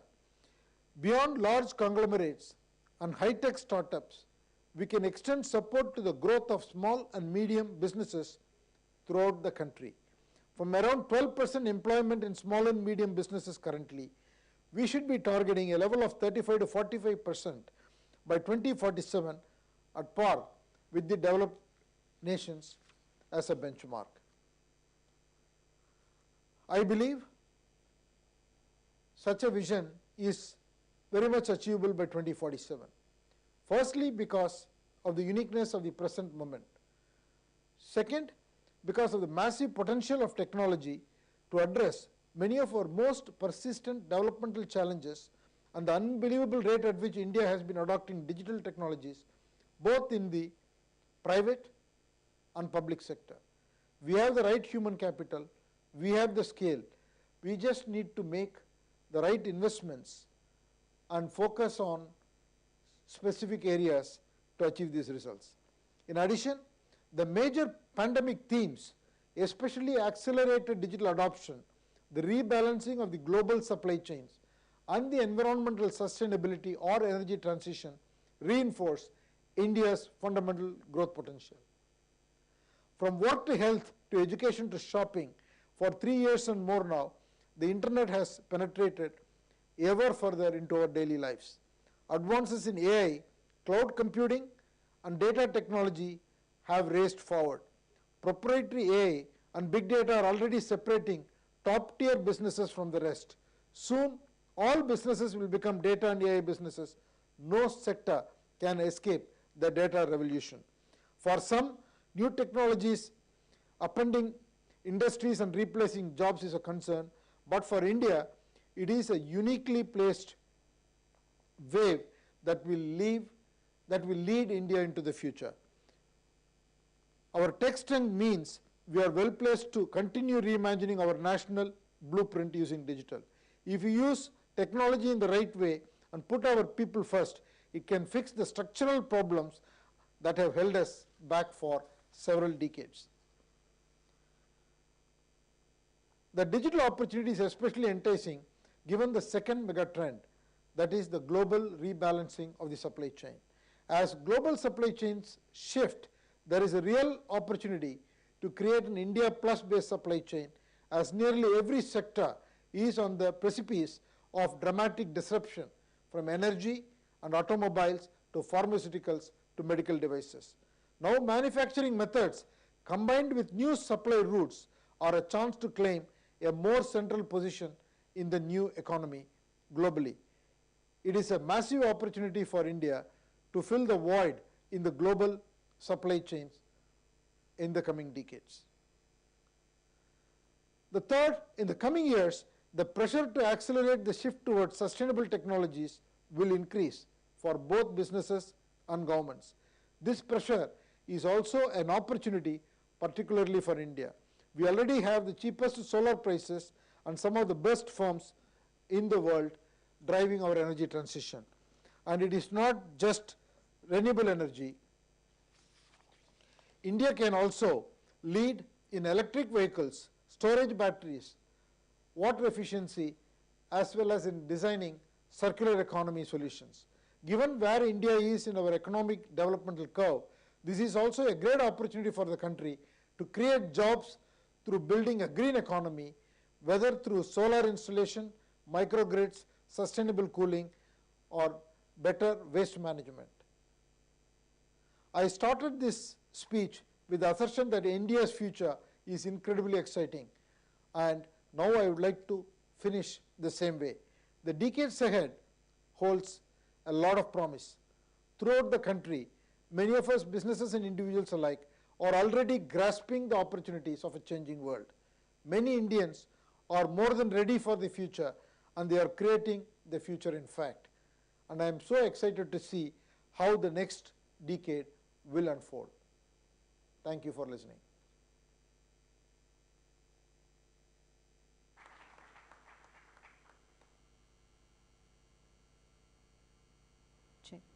Thank you, Mr. Chandrasekharan, for that remarkable address, and you shared with us some key initiatives of your organization in the inclusive growth story of the nation and also the very promising future developmental plans. Ladies and gentlemen, I once again request Mr. Sanjeev Mehta to kindly make his closing remarks.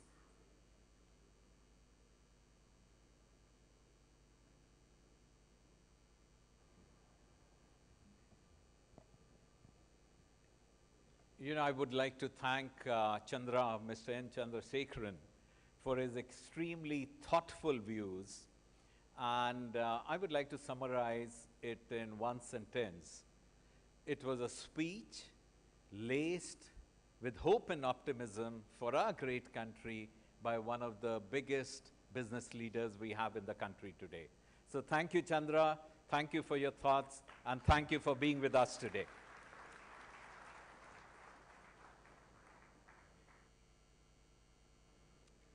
Thank you, Mr. Mehta.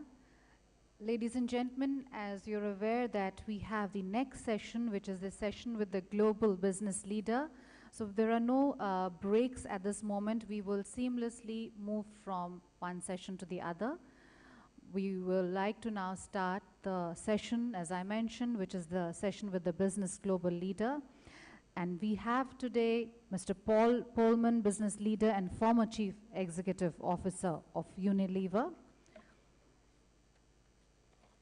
The theme for this session is a net positive future, building sustainable businesses.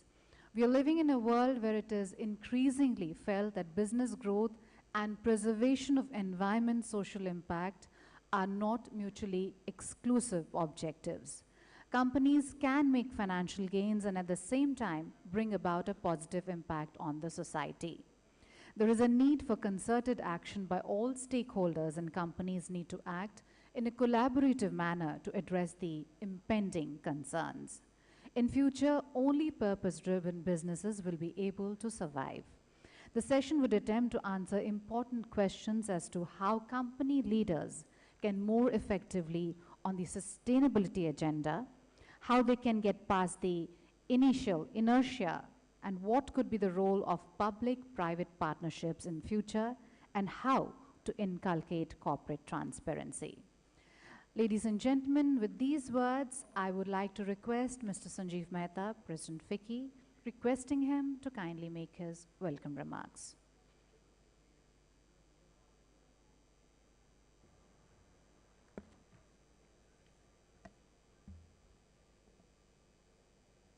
You know, today, Madam Finance Minister and Chandra alluded to the need for the country to follow the path of sustainability.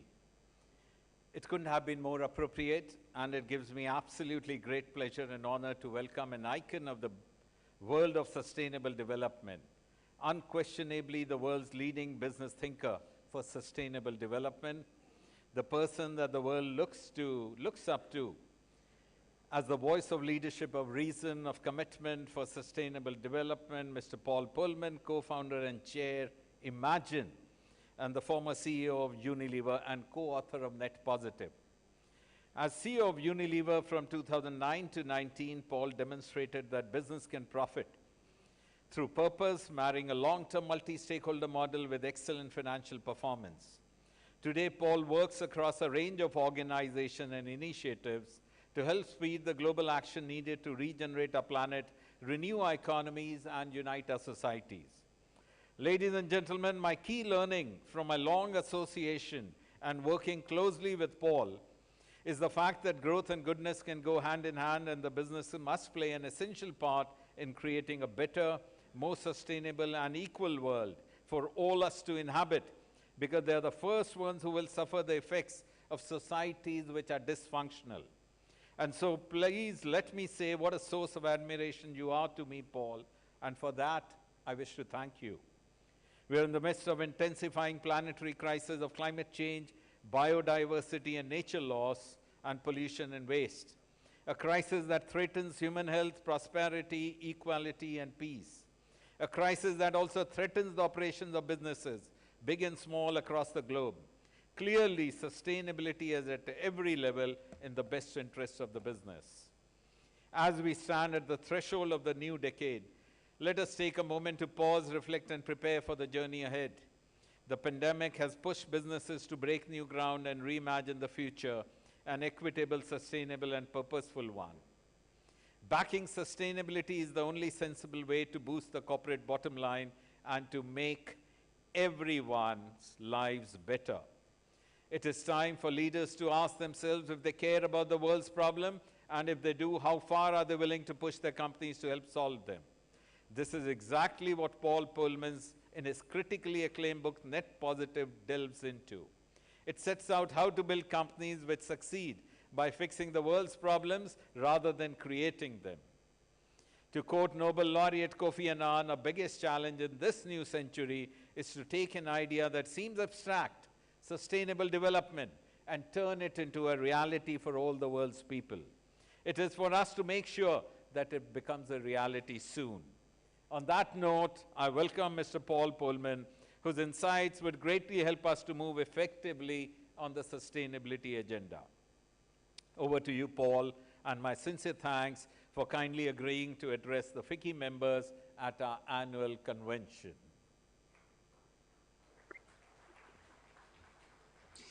Mr. Sanjeev Mehta, President of FICCI and President of South Asia and a member of the Executive Board globally for Unilever. Mr. Subhakant Panda, President-elect for FICCI and Managing Director of Indian Metals and Ferroalloys. And then finally, Dr. Anish Shah, Vice President FICCI and Managing Director and CEO of Mahindra & Mahindra.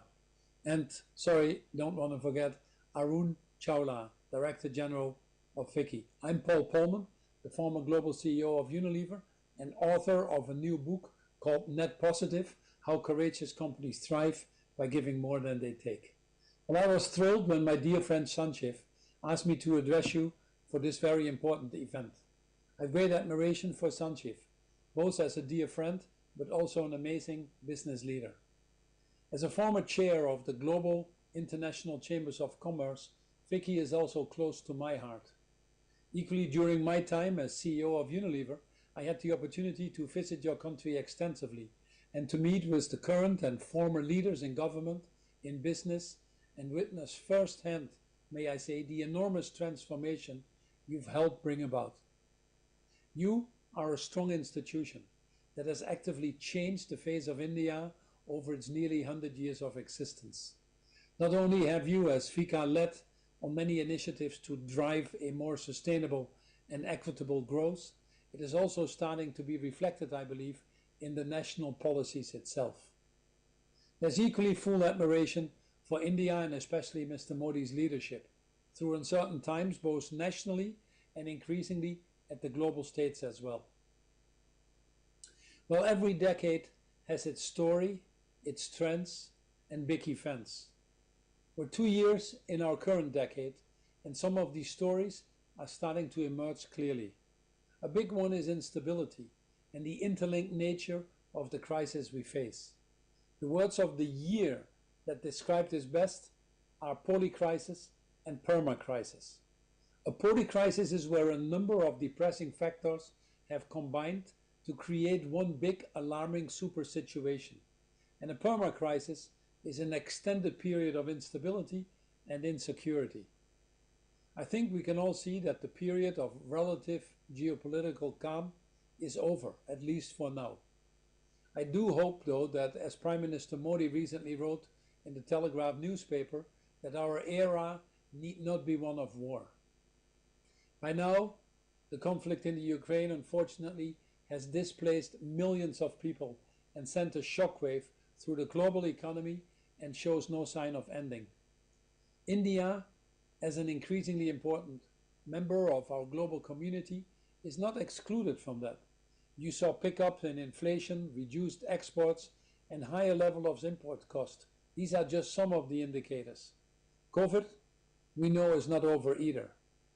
The direct result of the destruction of our biodiversity. It should not have been a black swan event. We had SARS, Zika, Ebola, Asian flu, and yes, there are most likely a few more waiting around the corner. And climate change is definitely with us. India, again, not excluded. Devastating floods, droughts, erratic monsoons, sea level rises. And it's moving faster, unfortunately, than we are, and so are its costs. Globally, inequality is equally on the rise. Extremism is on the rise. Nationalism is on the rise. All while trust is in decline. On many issues, I have to say, in many places across the world, unfortunately, our politics is stuck. The shape and pattern of international trade are also changing rapidly. And the effect of it all is uncertainty and upheaval, which threatens our common values and, I believe, our shared future. And that makes it harder to do good business and build the thriving companies that we all aspire to lead. Now that is one story, and it might not be a very happy one to many. But there is another story too that is happening at the same time. A different story, a story of growth, a story of innovation, of ambition, of opportunity, of investments, of renewal, of pride, of jobs. And that's the Indian story. Where I'm sitting, you can't go more than a few days without reading an article telling you that this is the decade of India. The world is in awe of what you are achieving in this highly unpredictable environment. Soon, you'll be the world's third largest economy. Your GDP per capita is expected to more than double by 2031, driving about a fifth of the global growth over that period. We also are encouraged by India's leadership increasingly at the world stage, including the leadership you showed at the, and that you're assuming now with the responsibility of the G20 presidency. I always say that with size comes responsibility. Your government is pushing for more ambitious international commitments to phase down fossil fuel at the COP in Egypt. And although we might not have succeeded in this, your efforts were well noted. So were your recent statements from your Prime Minister calling for an end to Russian aggression in the UK. And indeed also the reassurance that you give that environmental and sustainable focus will be the priority both for you at home as well as abroad. And within India, there are many good things happening that are creating the lessons for others. The digitization of your economy, the progress you're making on decarbonization, decarbonizing your energy sector and ramping up your renewables, the strides forward in regenerative agriculture, just to name a few. Just like any big economy, you have your challenges, not least in eradicating poverty and bringing security and dignity to all parts of Indian society. And of course, we all know that nothing can be taken for granted. No nation is immune to the tectonic shifts that are taking place in geopolitics, or in the global economy, or in the changing atmosphere in which we operate. But still, the relative stability in your economy, the growth projections, in spite of everything going on, the management of COVID, the investments in infrastructure, your growing middle class, the continuous steps to make it easier for foreigners to invest, all things that I think will continue to keep you on a path of success, and all things that are not happening by chance. This is a country being led, including by its business leaders, at a time when globally leadership is in too short supply. My question to you is, how are these two stories going to come together? A world in trouble and India going from strength to strength. And more importantly, what role is Indian business in particular going to play in this story? Is it one of being dragged along at slow pace as governments and multilateral institutions collectively struggle to implement the needed changes at pace, often shrinking the pie? Or is it one of actively driving this conversion to a more equitable, inclusive world, thereby growing the pie for all? We all know that not acting is not an option. Deloitte actually puts, just on climate change alone, the price of inaction, staying on business as usual and current trends, it puts the price at $178 trillion extra cost by 2070. Were we, however, to take action and stay close to the 1.5 degrees, which many would say is by all means still possible, we are creating an economic opportunity of $43 trillion to the global economy. We're starting to see very clearly that the cost of inaction is starting to significantly outstrip the cost of action. No wonder, therefore, that leading companies are starting to accelerate change. When there are the bigger challenges, they also provide these enormous opportunities to business to actually lead these transitions. I believe that industry, more than ever, must now support and drive the changes, but more than that, in the absence of governments and multilateral institutions fully functioning, must actually fill that void and actually actively lead that change. Companies that do will be rewarded for it. Companies that don't I believe, will increasingly be heading to the graveyard of dinosaurs. Of course, governments have a role to play, but they can't do it alone. And they increasingly lack the funding, the innovations, the financial and human resources, and frankly, may I say, in many places, as we've seen, the political will. Yet time is running out. The transition to a stable, clean and inclusive economy that we have a limited time to achieve requires us to all step up to reach these tipping points that drive the scale. And it needs to happen at the speed well beyond the technological revolution and at the scale well beyond the industrial revolution. Some might say that the deadline for action is 2070, but it actually isn't, nor is it 2050 or any of those dates. It is actually 2030. What we do in this decade is going to be decisive if we're going to live longer term or not. Of course, it's not easy.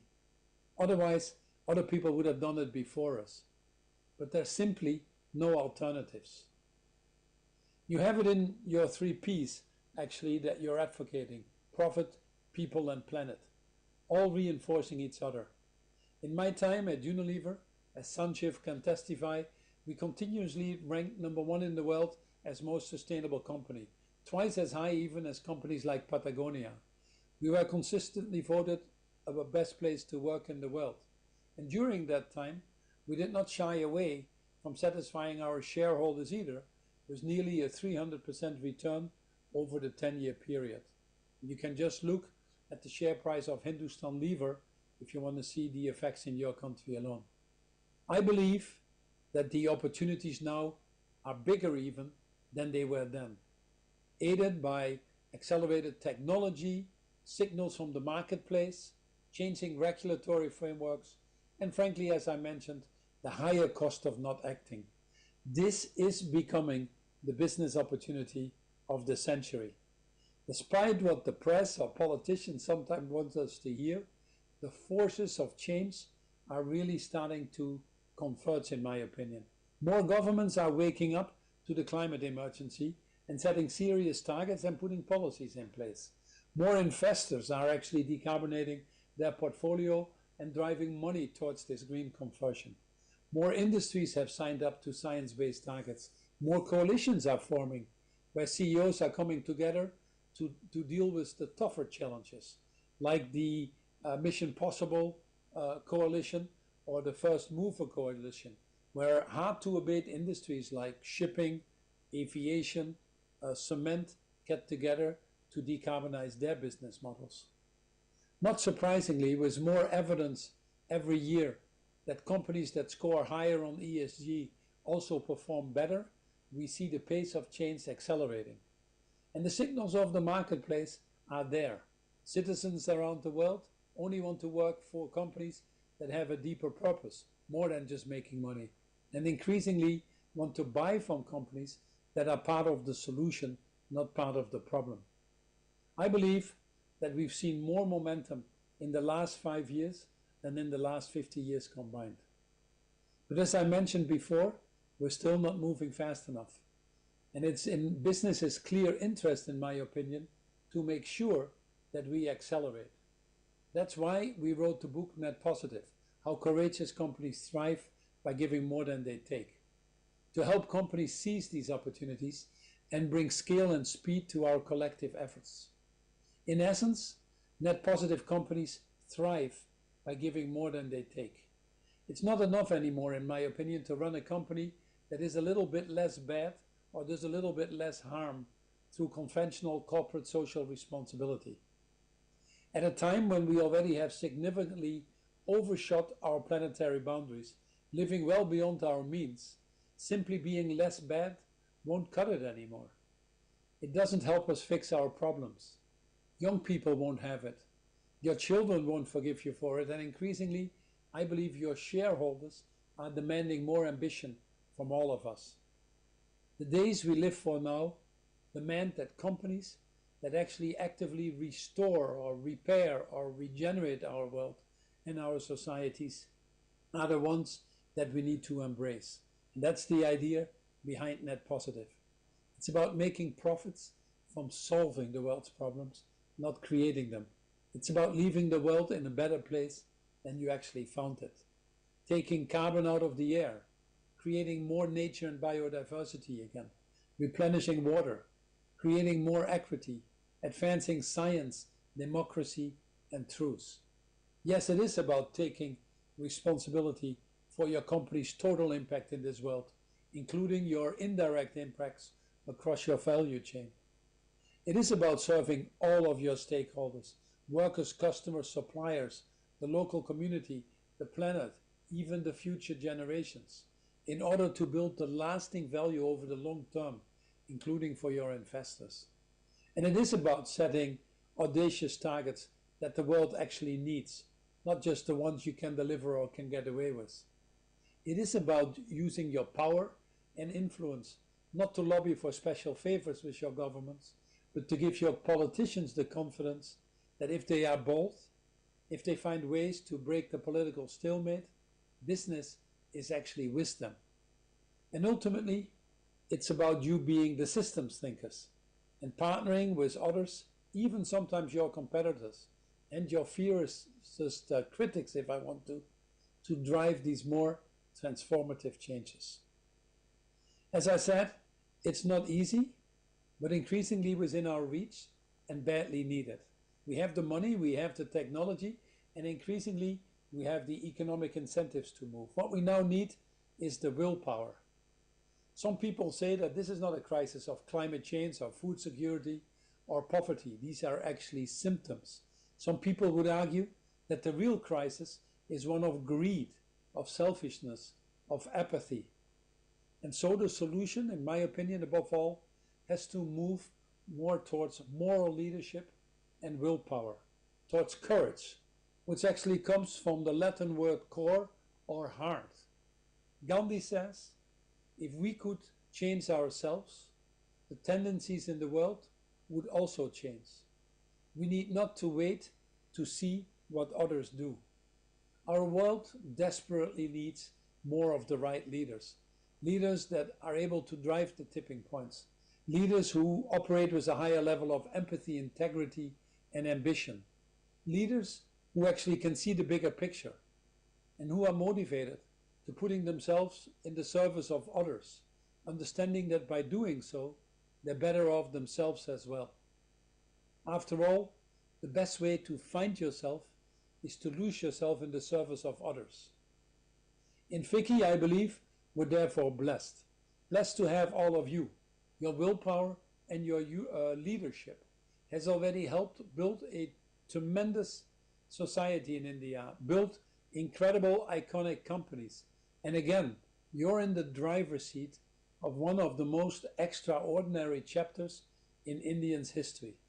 You are transforming your nation, and with ambition, your companies, I believe, can play a huge role in transforming the world as well. If not now, when? If not India, who?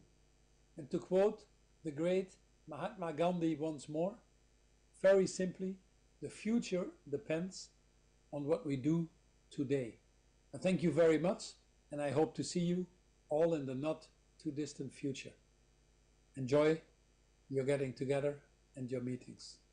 Thank you very much. Thank you. It was indeed an absolute pleasure to hear you, Mr. Paul Polman, and you have shared some very thought-provoking issues for businesses to wake up to, for change, for being more inclusive and sustainable. May I now request Mr. Sanjeev Mehta to kindly make his closing remarks.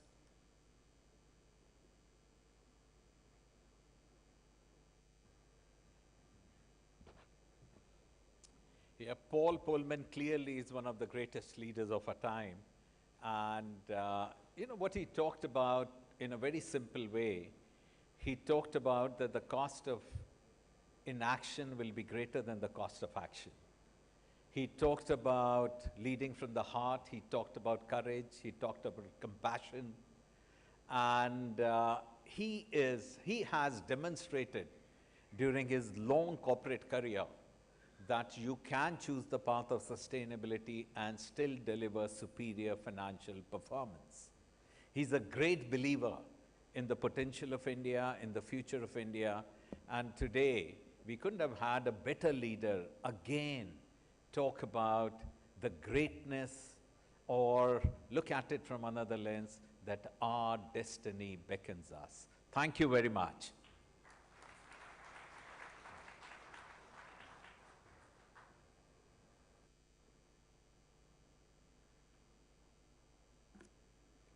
Thank you, Mr. Mehta. Ladies and gentlemen, as you're aware that we have the much awaited session which is up next with Honorable Minister Shri Nitin J. Gadkari, Honorable Minister for Road Transport and Highways, Government of India.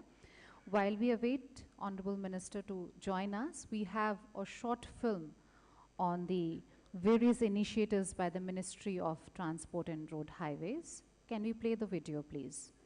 There are followers, there are leaders, and then there are visionaries, taking people and society to where they ought to be, rather where they want to be, is what separates a visionary from a mere leader. This rare quality is what sets apart Nitin Gadkari, Honorable Minister of Road Transport and Highways. Born in 1957 into a free-thinking agricultural family, Nitin Gadkari, at heart, has always been a social worker inspired by the RSS founder KB Hedgewar's ideals of humanity and nation building. Taking off as a minister in the Public Works Department in 1995, Nitin Gadkari made groundbreaking changes in the Mumbai transportation system. 55 flyovers dotting the city have made commuting in Mumbai much easier than ever before. The foundation for the magnificent Bandra-Worli Sea Link was also readied during this time. The jewel in the crown of Maharashtra's first expressway, the world-class Pune-Mumbai Expressway, is also a futuristic project imagined and brought to fruition by Nitin Gadkari. His outstanding efforts, contributions and leadership in the construction of highways and infrastructure in Maharashtra earned him a distinct reputation. He is fondly called the Flyover Man for his avid contribution to road connectivity. The then Prime Minister Shri Atal Bihari Vajpayee ji was highly impressed by Gadkari ji's work. He offered him the responsibility of weaving a road network in the whole of rural India. Shri Nitin Gadkari ji was also appointed the chairman of the acclaimed Swarnim Chaturbhuj Yojana, or the Golden Quadrilateral. As India's current Minister of Road Transport and Highways, he has re-energized the whole sector with his clear vision. More than 51,000 kilometers of new national highways are notified and more than 76,500 kilometers of national highways are constructed in last 8 years. This is a mammoth achievement considering the requirement of huge funds and challenges around land acquisition. A 50% increase in the length of national highways in the last 8 years of the NDA government is a remarkable achievement. In the previous 8 years, the entire budgeted spending has increased 5.5 times, from INR 33,414 crore to INR 1.99 lakh crore. He has conceptualized the flagship Bharatmala program, under which 27 new greenfield access-controlled highways are being constructed with a capital outlay of 5 lakh crore rupees. Another 20 greenfield highways with total cost of 4 lakh crore rupees are being planned to be constructed in the next phase of Bharatmala. The road sector has served as a significant investment multiplier for the economy. The most noticeable examples of these endeavors have been signature projects like the new bridge over the mighty Brahmaputra or the east and west peripheral expressways, Narmada Bridge, 6 lanes expressway from Delhi to Meerut. For promoting religious tourism, Mr. Gadkari has started many projects running into lakhs of crores. These include Char Dham, Kailash Mansarovar, Palki Marg, Ram Van Gaman Marg, 84 Kosi Parikrama, and Buddha Circuit. As a sensitive and environment-conscious human, he made sure that the development projects in no way led to raising of trees and deforestation. He has proposed a tree bank policy and presented the same to Environment Ministry to bring accountability with regards to the cutting and planting of trees by infrastructure development authorities like NHAI, NHIDCL, Port Authority, Railways and Airport Authority. Introduction of fast tags proved to be a groundbreaking technology introduced by him that enabled faster movement of vehicles. The electronic toll collection program through fast tags helped save fuel and time and enabled seamless movement of traffic. Mr. Gadkari introduced the first ever vehicle scrapping policy, which proved to be a major boost to the fight against pollution. Unprecedented push for research and development in electric vehicles and usage of waste materials in highway construction resulted in cutting down costs and generating wealth out of waste materials. In addition, his department accomplished all of this while setting world records with regards to pace of construction. Some of the notable records are: the rate of highway construction is 37 kilometers per day, the greatest rate ever recorded in history. His ambition is to take it up to 60 kilometers per day. The Akola-Amravati highway, which broke the world record, and the majestic 3.4 kilometer long viaduct on Wardha Road, and constructing 75 kilometer single lane bituminous concrete road in record time of 105 hours and 33 minutes are both the culmination of Shri Nitin Gadkari's innovative ideas. Laying of highest quantity of dense bitumen over road length of 50 km single lane in 100 hours at Delhi-Vadodara Expressway project in state of Gujarat. The initiatives were unprecedented in India and they justify a place in the Guinness Book. A recent world record was set by an Indian construction company when it built a 2.5 km long 4-lane cement concrete road stretch of the Delhi-Mumbai Expressway in Vadodara in under 24 hours. At the Solapur-Bijapur portion of NH52, there is a record for constructing a 26 km long single-lane bitumen road in under 21 hours. Similar to Bharatmala, the shipping ministry under Nitin Gadkari has launched Sagarmala Port and Coastal Zone Development Projects. As part of Sagarmala program, more than 800 projects costing over 6 lakh crore rupees have been identified for implementation during 2015-2035. The go-getter Nitin Gadkari took the initiative to build exclusive cruise terminals in 5 major ports: Mumbai, Mormugao, Mangalore, Cochin and Chennai. As a result of his endeavors, India now has its first domestic cruise service between Mumbai and Goa. With Nitin Gadkari taking charge, India's logistics sector is also going through a huge transformation. The inefficient point-to-point model is being shifted to hub-and-spoke model with multimodal connectivity. This multimodal transport system integrates railways, highways, inland waterways and airports, conjuring a highly effective transportation grid, substantially reducing logistic costs and pollution. 35 multimodal logistic parks, 50 economic corridors and 10 intermodal stations are being readied for the monumental effort. Logistics summits with international participants including government organizations and the World Bank have resulted in signing 34 MOUs worth 2 lakh crore rupees. The single point objective is to bring logistics cost to GDP at single digit from current 14%. Among his other endeavors, unprecedented progress is evident in port industrialization, national water highway traffic, jetties for coastal tourism, Ganga Yamuna cleaning, innovative fundraising models, asset monetization project, toll operate transfer.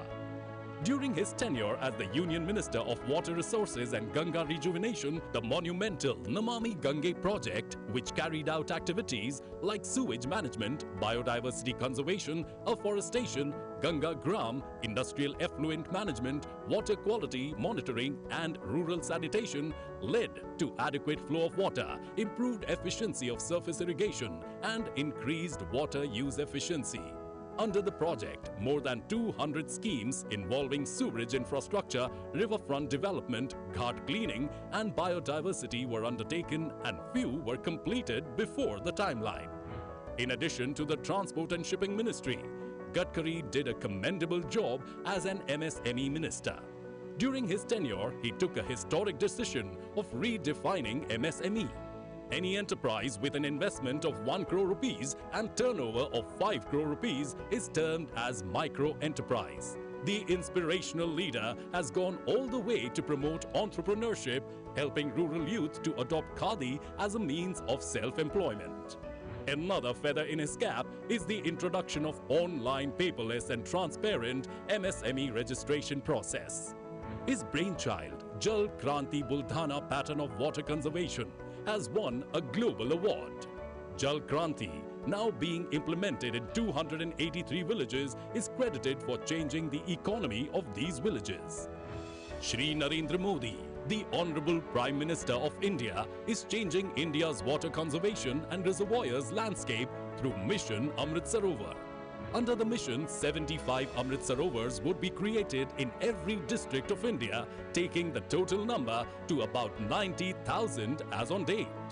Mr. Gadkari envisioned water conservation through the construction of highways. Gadkari believes that such innovative measures would bring down the project cost and help many others.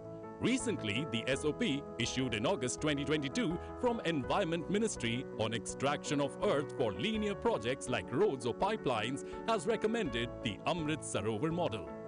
Nitin Gadkari ji has received honorary degree of Doctor of Science from Dr. Savitribai Phule Krishi Vidyapeeth and Punjab Rao Deshmukh Krishi Vidyapeeth in recognition of his admirable contributions. Nitin Gadkari is also driving the initiative on alternative and sustainable construction materials. He has been encouraging the use of modified bitumen made by mixing waste rubber and waste plastic.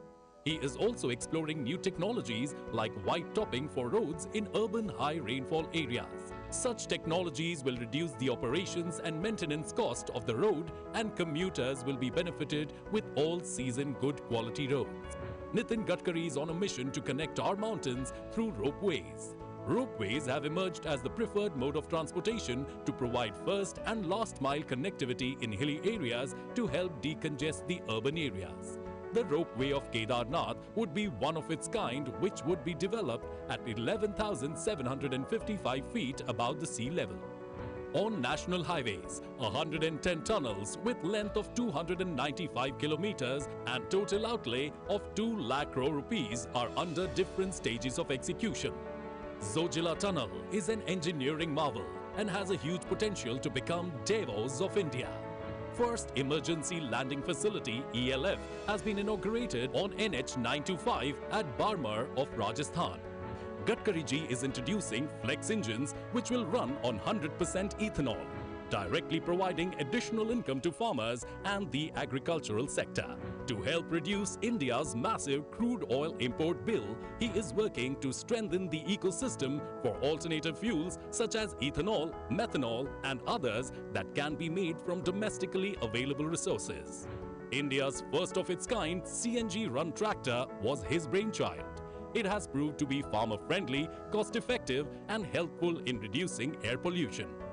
Gadkari ji has introduced the green hydrogen car, which runs on energy created from hydrogen as part of the ambitious Atmanirbhar Yojana launched by the Government of India. Introduction of the first flex-fuel strong hybrid electric vehicle was made possible by Nitin Gadkari's unwavering commitment. Flexible fuels such as gasoline and/or ethanol can be used to power flex fuel vehicles. These cars can run on fuel that has more than 20% ethanol mix. Flex fuel strong hybrid electric cars are also electric vehicles, EVs, in addition to operating on a flexible fuel model. The city of Nagpur is the first city to explore alternative biofuels for transport. These include bio-CNG buses and bio-BLNG trucks. The minister has launched several development schemes in the city of his birth. Nagpur became the first city in India to have a multi-layered transportation system, world-class infrastructure and world-class traffic management. The Union Transport Minister has several tourist attractions in mind for the Futala area of the city, such as a high-class floating musical fountain, flower garden. The musical fountain show was the first of its kind in the city. Legendary A.R. Rahman composed the music, while the commentary was by Gulzar. Megastar Amitabh Bachchan and Nana Patekar were also part of the event. These programs aim to develop tourism in the city and also provide higher-paying job opportunities to Nagpur's youth. Another brainchild of this progressive and visionary leader is the Nagpur Broad Gauge Metro. The project, with a network of 4 suburban rail lines, is a regional rapid transit system that proposes to boost up the connectivity of Nagpur with nearby towns and offer a modern, comfortable railway system to commuters. He plans to digitize Panchgaon, a hamlet he adopted under the Sansad Adarsh Gram Yojana. In the Vidarbha area, Gadkari has also completed a number of social welfare initiatives. A prime example of women's empowerment among impoverished communities is the Rural Women Self-Help Initiative that was launched under his inspiring guidance. It enables women from the villages to weave carpets out of scrap fabric. To generate long-term local employment, the Union Minister introduced Khadi Prakritik Paint, a paint derived from cow excrement in 2021. The technique aims to increase the usage of cow excrement for making environmentally beneficial products. In addition, the product is supposed to help keep the environment clean and bring in more money for farmers. When all industries were shut during the pandemic, Mr. Gadkari was standing with his countrymen. He conducted webinars and 2,000 plus video conferences during this time. His quick decision-making in procuring oxygen PPE kits helped those affected by the deadly virus. He generously donated ambulances to NGOs, helped to set up oxygen plants, factory to make remdesivir injections and injections for mucormycosis. Thus, by showcasing strong leadership and taking quick decisions, he handled COVID situation effectively. Organizing over 1,500 successful heart surgeries is another stupendous achievement of this warm-hearted good doer. Under the Rashtriya Vayoshri Yojana and Assistant to Disabled Person ADIP, we had conducted screening camp for senior citizens and disabled persons respectively. After the screening, 36,000 beneficiaries were distributed 2,71,000 assistive devices, 29,000 beneficiaries from Nagpur city and 7,000 beneficiaries from Nagpur rural. His affable nature goes beyond everyday personal equations as he continues to transmit his radiance and ideas to every individual or organization with his unmatched zeal. Gifted with an ability to dream seemingly impossible dreams and get them to fruition also defines this visionary. Nitin Gadkari shines as one of modern India's pioneering leaders, and his work is a template for the coming generations. Nitin Jairam Gadkari would always be known as the infrastructure man of India.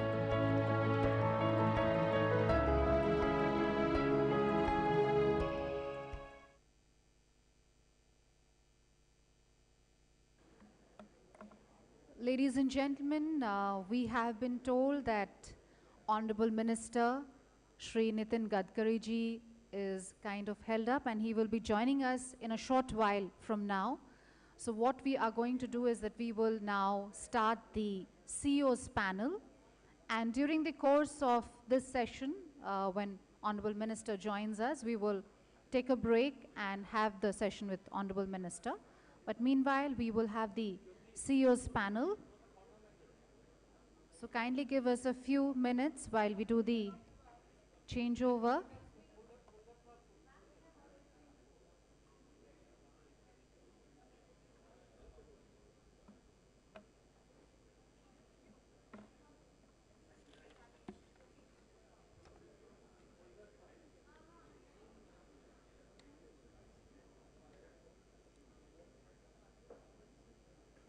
Ladies and gentlemen, the theme for this panel is India's Century, Achieving Sustainable Inclusive Growth, a Roadmap for India, Inc.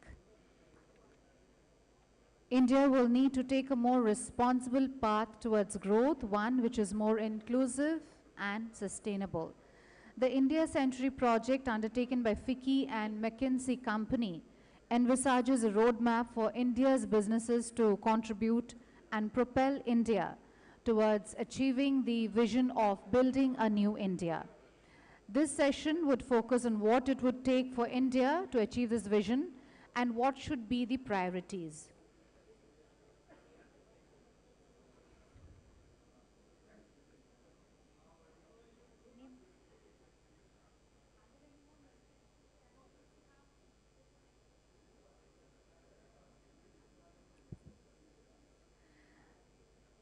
So may I take this opportunity of inviting on stage and also extending a very warm welcome to our eminent speakers for this session. May I please invite Dr. Anish Shah, Vice President FICCI and Managing Director and CEO of Mahindra & Mahindra. Mr. Hitendra Dave, Co-Chairman FICCI Banking Committee and Chief Executive Officer of HSBC India. Mr. Vipul Toli, Chairman FICCI Power Committee and CEO South Asia, Senborg Corp Industries, and he will be joining us in a few minutes from now. He's already joined us. Mr. Ankur Gupta, Managing Partner, Head of India, Head of Real Estate India and Middle East, Brookfield Asset Management. May I also invite our session moderator, Mr. Alok Kirsagar, Senior Partner, McKinsey & Company.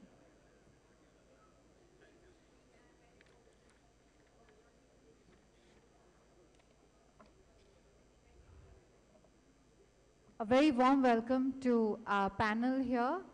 Ladies and gentlemen, with these words, I'd like to hand over the session to our session moderator, Mr. Alok Kirsagar. Over to you, sir.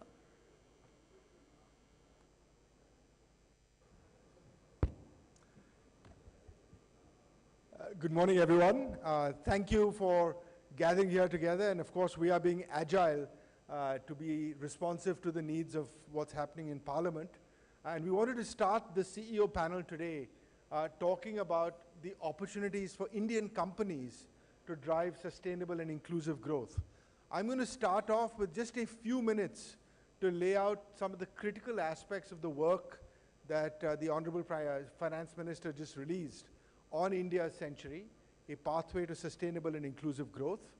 And I'll use the next few minutes to highlight some of the work that the FICCI and McKinsey teams have jointly done over the last several months to highlight this for the audience. And then from there, we'll get into a discussion with the esteemed CEOs that we have available. So first and foremost, if I just go up to the presentation, this is our collective aspiration. We are going to create together 600 million jobs, 60 crores, and focus on a six-fold increase in per capita income. This is what the opportunity exists for companies in India, global investors operating in India, to tangibly capture the opportunity ahead of us. We are going to work together to ensure that we start with making this sustainable and inclusive. 100% clean water for all, doubling the rate of female labor force participation, and ensuring that poverty is completely alleviated. These are ambitions that can be achieved in a collective effort. We've had more than 200 companies participate in this initiative. We've had several academic institutions contribute as well. And the elements are the following. The first of which is the white paper that the Finance Minister released, which has a clear set of priorities and execution enablers. But in addition to what to do in each of the sectors, we've also laid out 4 critical foundational capabilities that will make or break these goals. The first of which, and I'll talk about this in a minute, and we have a panel on this coming up, is the development of innovation clusters to ensure that we're able to commercialize ideas at scale. The second is to move from startup India to scale up India. Ultimately, jobs and growth will be created when we have more than 1,000 firms of more than $500 million each. When we can drive scale up India, that's when we're going to create enormous value and growth. If you look back in the last 10 years, by the way, the highest performers in the stock market have in fact been those scale up India companies in specialty chemicals, for example, in various auto ancillary parts, in various pharmaceutical parts, where they've actually been able to significantly scale up their operations, be relevant for the world, and create enormous value. Associated with that is a major skilling program across all our sectors. And finally, to continue to deepen our capital markets to be the #1 destination for global capital. This is a multi-year commitment that FICCI and McKinsey are going to have. This is not a report. We're releasing a white paper, but it is to move towards actions. Thanks to Shubhrakant, the next FICCI president, and Anish, the president after that, there is a long-term commitment to ensure that we actually have outcomes that are measured and delivered on an every year basis. When we talk about the priorities, this has to be, of course, done at a sector level. So working with the FICCI sectoral committees, there are specific metrics that have been agreed on what will each industry achieve by 2030, and of course, from that, the next 1 and 3 year, 5-year plans. And as you will see, I won't read all the metrics on the page. The idea is that every sector and every company within every sector will focus on achieving these metrics, because this will create value for shareholders, it will create new growth and jobs, and of course, create new opportunities for all the companies involved.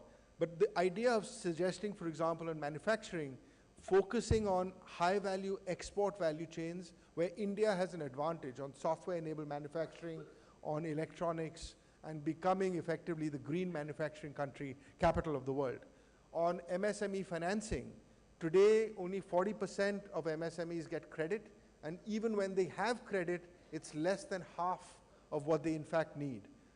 Using the full capabilities of the India stack and new capabilities like ONDC, we see a huge opportunity for that to become 80%, and in so doing, enable all of our MSMEs to significantly drive growth and jobs in our country. Innovation clusters is going to be one of the signature accomplishments of this joint FICCI and McKinsey initiative. What we have seen in our country is we have lots of people with ideas, lots of good academic research that gets done, but actually very poor translation into commercial ideas and moving from commercial ideas to scale up. And learning from our experiences in Israel, in the US, and other countries, including in China, we've come up collectively with the idea of creating innovation clusters in 9 priority sectors, which will bring together, as Sanjeev mentioned earlier, academia, research institutions, government support, but importantly bring together startups and big companies all in one network to create, commercialize, and scale innovation. We're going to start today, and we're going to discuss it this afternoon, with clean energy, particularly on waste to energy as one example, but also move into smart mobility as well as in water. Every one of these will have anchor companies. We'll talk about this, for example, with the participation of Hindustan Lever in the first category, along with Semcorp and others, but equally have each of them mentored by an IIT. So IIT Kanpur, Madras, and several others are already involved in making this a reality. So moving on the metrics I outlined earlier will require a shift in the innovation capabilities of our country. In order to do that, we need to rapidly move on commercialization and scale up through these innovation clusters. And this is the reality check we should be aware of. The days of being proud of Jugaad are long past. We need the entrepreneurship and creativity that's in the spirit of Jugaad, but we do not need the last-minute, inefficient, unscalable models that we often used to celebrate in the past. The opportunity, and this is the innovation quotient that many of the companies in this room have taken, what you will see from this is very clearly, compared to our global peers, we're very good on idea generation, but a long way to go on scaling up, on collaborating across an industrial ecosystem, and commercialization. So this approach, if I look at all of the objectives that we talked about earlier, that Chandra talked about or Paul talked about, all of them required innovation in new products, whether in clean energy, innovation in business models, for example, in logistics or financial services or in agriculture, innovation in how you reach export markets. As the finance minister said, we need to recognize that we're going to be in a more difficult global environment that requires innovation, not protectionism.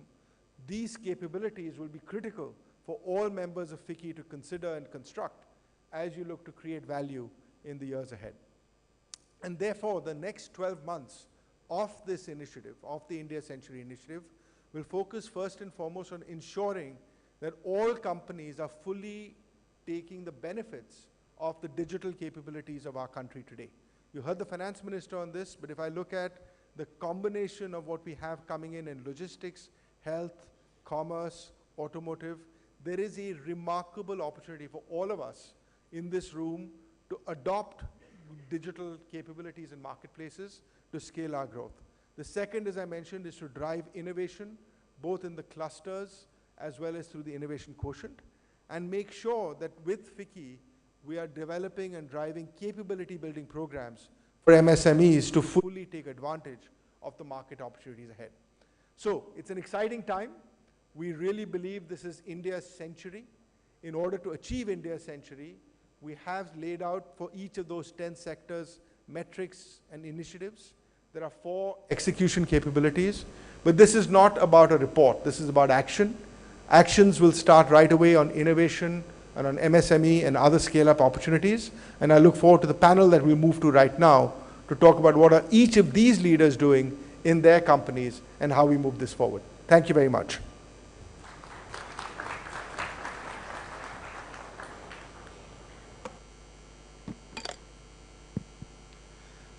Anish, you have already driven an incredible transformation at Mahindra over the last couple of years since you've become Group CEO. We discussed a huge set of opportunities coming up in India's century. How do you see Mahindra's portfolio evolving to take advantage of the tailwinds we just discussed? So thanks, Alok, and I'm going to take a minute to just emphasize the importance of this initiative. You've heard a lot about China plus one, and now, more recently, Europe plus one. But why is it plus one?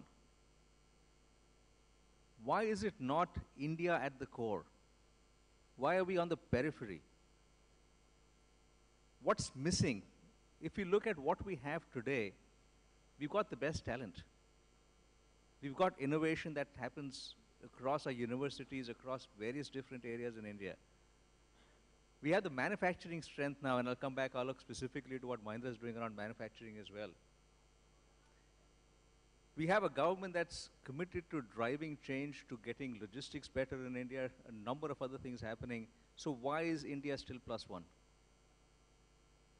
These are the actions that will drive us from plus one to becoming India at the core. Driving innovation at scale, I think, is critical to making that happen. The collaboration across businesses, across large firms and MSMEs, across innovators, this is this collaboration that's going to make it happen. And therefore, this initiative is one that talks about action, and one that will come back to the world, the FICCI community, on a regular basis to talk about what are the results of that action that we've taken over the next few years. And therefore, that's very important. So having given that background, I'd like to talk about what Mahindra is doing. We're engaged in a number of industries that are outlined in this report which are critical for India. And I will start with manufacturing. In automobile today, we compete with all the global makers, except for some who left India where they couldn't find India an attractive market, or they couldn't serve the demands of consumers in India. But all other global players are here. Despite that, we have domestic manufacturers, both Mahindra and Tata, not just competing, but winning in this space. And if we can win in India, why can we not win around the world? We have the capabilities here, why can we not take it around the world now? So we have the ability to do that. That's one big area for us. Similar in tractors, Mahindra today is the #1 tractor maker in the world, if you look at volume of tractors. And that's something that continues to grow.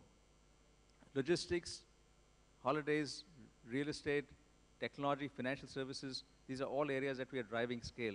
I think the common word for us is scale right now.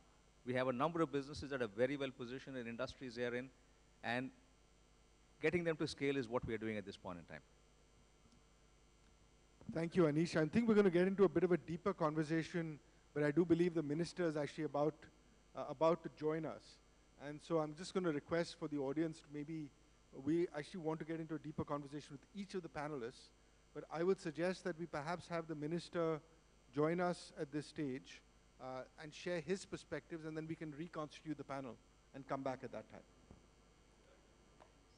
We'll request you to please keep sitting on the dais. Ladies and gentlemen, we are extremely pleased to have the kind presence of Honorable Minister Shri Nitin J. Gadkari ji, Honorable Minister for Road Transport and Highways, Government of India. He's joining us virtually. Sir, a very warm welcome to you on the 95th AGM and annual conventions of FICCI. Please, ladies and gentlemen, join me in extending a very warm and hearty welcome to Honorable Minister.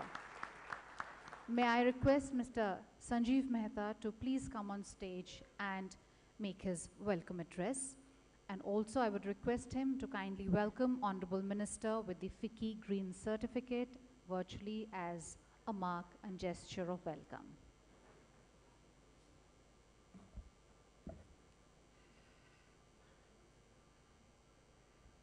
Honorable Minister of Road Transport and Highways, Shri Nitin Gadkari ji, ladies and gentlemen, namaskar. Welcome once again to the 95th AGM and annual convention of FICCI. It's a privilege and honor to have Shri Nitin Gadkari ji amidst us today. Thank you, sir, for gracing the occasion. Shri Gadkari ji needs no introduction. He has been a perfectionist in all his endeavors. He's a great in terms of execution of projects and has been at the forefront in carrying forward the growth aspirations of India. His passion, his charisma and thrust laid on innovation are unmatched, and his untiring enthusiasm and commitment towards development of the nation has always set him apart. Honorable Minister, the vision set out by Honorable Prime Minister for India's prosperity and leadership over the next 25 years, the Amrit Kal period, has made us dream bigger. The theme for today's annual convention, India at 100, was chosen with a very careful thought. I am pleased to share, Mr. Minister, that we at FICCI have also embarked on a unique and special initiative called India Century. Over the course of last 6 months, we've been working with FICCI's sectoral committees and industrial leaders across more than 200 organizations to establish a roadmap for the next 25 years for our country, and have been supported by McKinsey & Company in this initiative.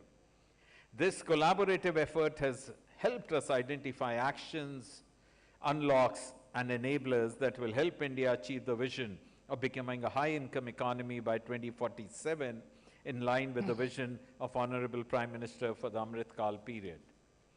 The transformational reform measures introduced over the last 8 years have laid the foundation for India's high growth trajectory. The all-inclusive, all-pervasive and all-round development initiatives of the government are transforming in India, and each step is bringing us closer to an Atmanirbhar Bharat. Initiatives like the Prime Minister Gati Shakti National Master Plan, the National Logistics Policy, will be instrumental in creating an integrated pathway towards economic development. The increased spending on infrastructure development is leading to a multiplier effect in rejuvenating the aggregate demand in the economy. Undoubtedly, robust growth of infrastructure is the key ingredient to realize the vision of a self-reliant India. Infrastructure construction alone has the potential to contribute 25% of incremental gross non-farm jobs by 2030.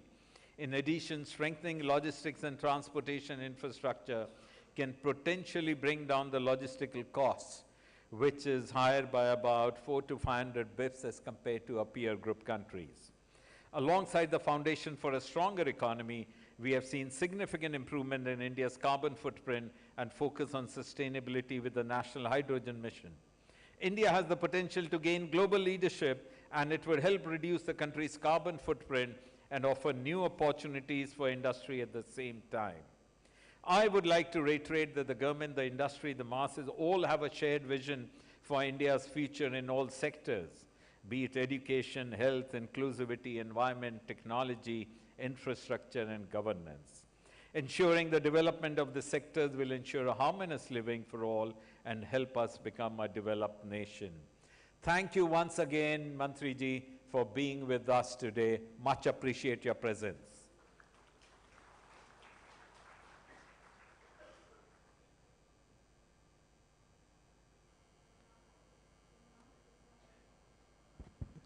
We now present the FICCI Green Certificate to Honorable Minister as a welcome gesture.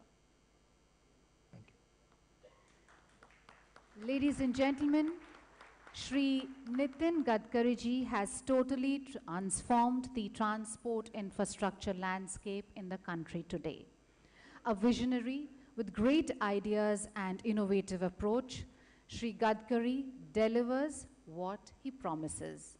The exponential increase in project completion speed is undoubtedly due to his personal involvement and in-depth study of the projects, as well as his efforts to resolve issues associated with the projects. The push given to alternative fuels like ethanol, green hydrogen and methanol by Gadkari ji is indeed laudable, as it has the potential to decarbonize our future energy needs. Ladies and gentlemen, may I now request Shri Nitin Gadkari ji, Honorable Minister for Road Transport and Highways, Government of India, to kindly deliver his keynote address. All distinguished guests, ladies and gentlemen, it gives me immense pleasure to be speaking virtually at the annual general meeting of FICCI's 95th annual convention. I am delighted to share my perspective on India at 100 Amrut Kal for sustainable and inclusive development. Today, we are the fastest growing major economy in the world. And the next 25 years would be the Amrit Kal for world-class infrastructure development and creating manufacturing hubs by using cutting-edge technology is very important. The association like FICCI are the true ambassador to drive this vision. Under the dynamic leadership of our Honorable Prime Minister Sri Narendra Modi ji, India is all set to become a $5 trillion economy by 2025. India is on the path to build an inclusive Bharat by following the vision of our Honorable Prime Minister Modi ji of Sabka Saath, Sabka Vikas, Sabka Prayas and Sabka Vishwas.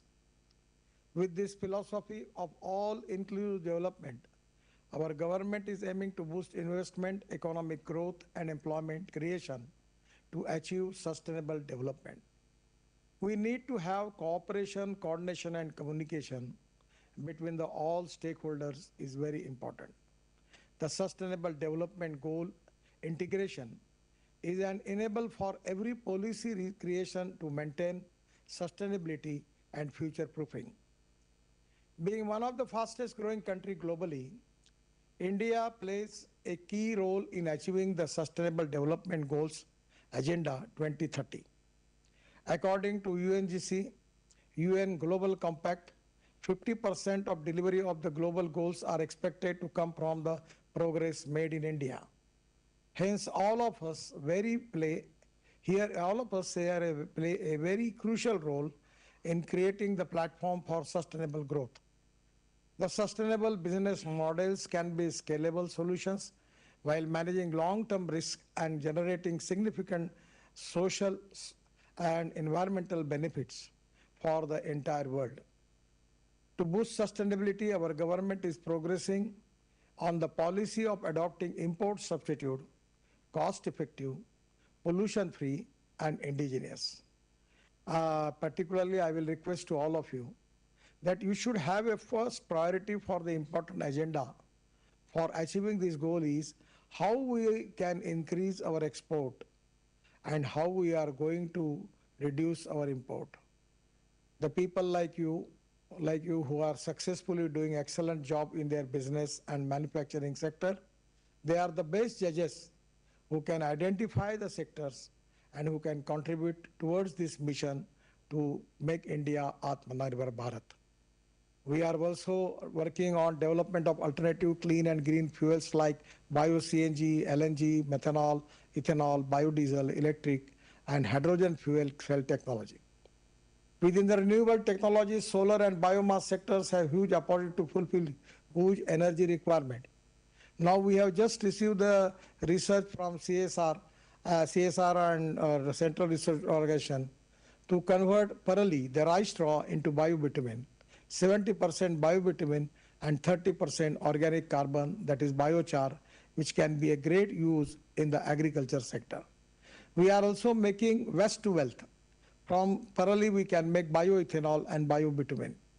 Here both things which are important, that where we can reduce our import and protect our pollution. So within the renewable technologies, solar and biomass sectors have huge opportunities to fulfill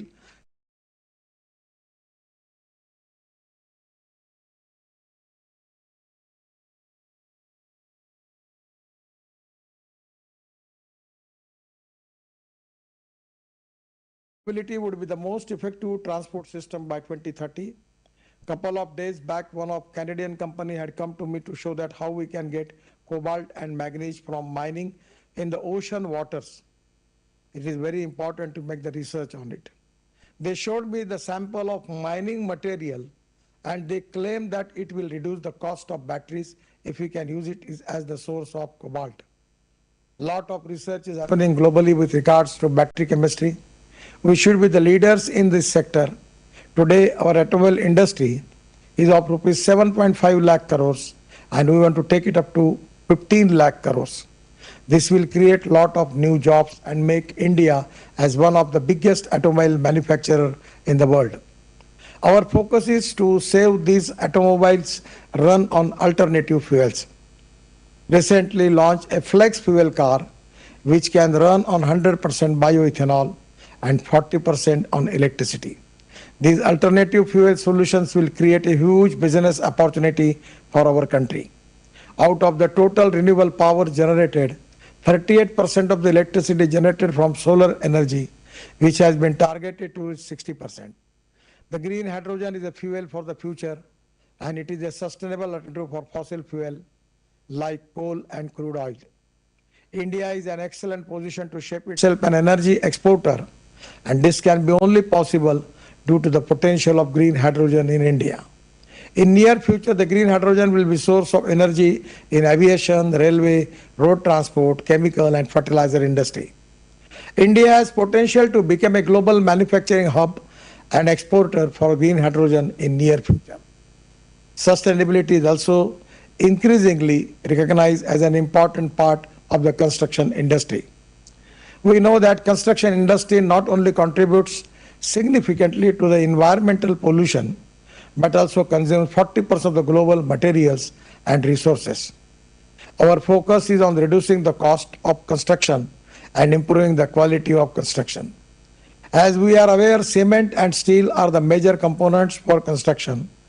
Our ministry itself consumes about 40% of these materials in the country. So we are trying to minimize the use of cement and steel in construction work by trying to adopt substitute, and we should use flash, iron slag, waste plastic, waste rubber, demolition waste. This is very important. These substitutes will not only save the environment but also reduce the cost of construction by solving the problem of cartelization. We should encourage use of modified bitumen made by mixing waste rubber and waste plastic, while topping technique reduces the operation and maintenance cost and thereby making a saving in the cost in the range of 20 to 30%. Compared to conventional cement concrete pavement, Indian Oil Corporation has developed a technology for conversion of rice straw thoroughly into the ethanol and biobitumen of quality 150 ton per day in Panipat. The soil stabilization technology saves quantity of aggregates and improves the strength and life of the structures. In hilly terrain, it is very difficult to get aggregates. Soil stabilizer play a key role in such projects. We have mandated use of precast components in national highway projects. Residential and industrial structures can be made in precast concrete, and this will reduce construction cost as well as construction time significantly. Ultra high performance concrete is made using cement, sand, steel, fiber, flash.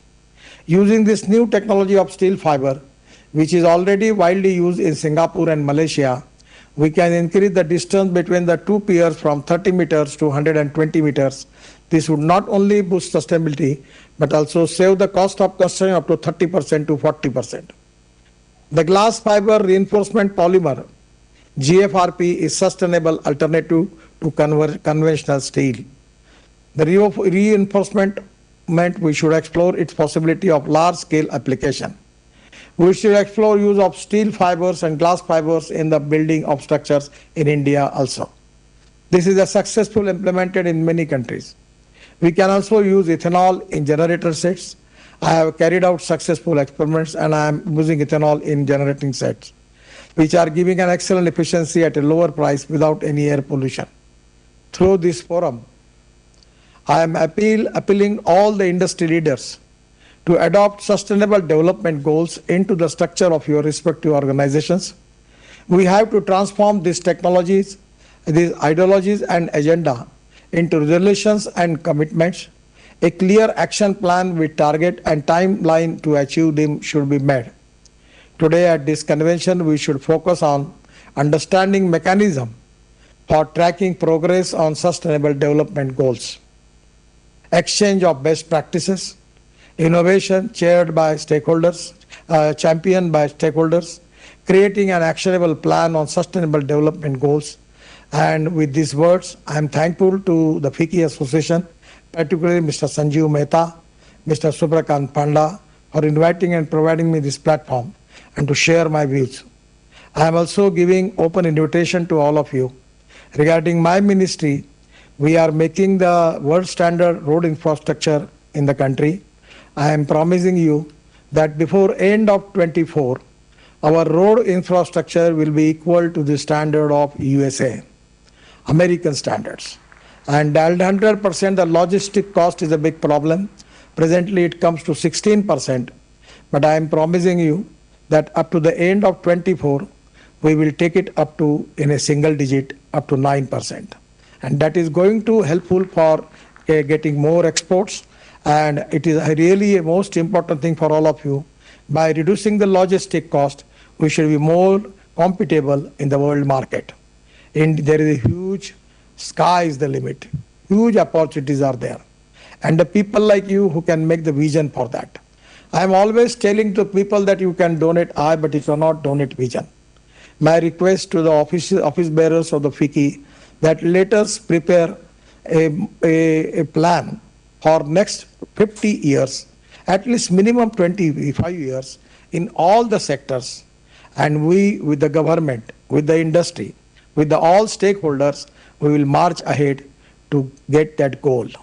I am confident that today the way in which you are working, they will have young talented engineering manpower available in India, our big market available in India, the domestic advantages are there, and in the international market, now it is the time that we need to increase our business and presence. The people like you who can really make miracles in this sector. I am really happy and I am really giving my thanks to all of you. I wish you all a happy and healthy life ahead. And once again giving my best wishes for all of you for our future. Namaskar. Thank you very much. Dhanyavad.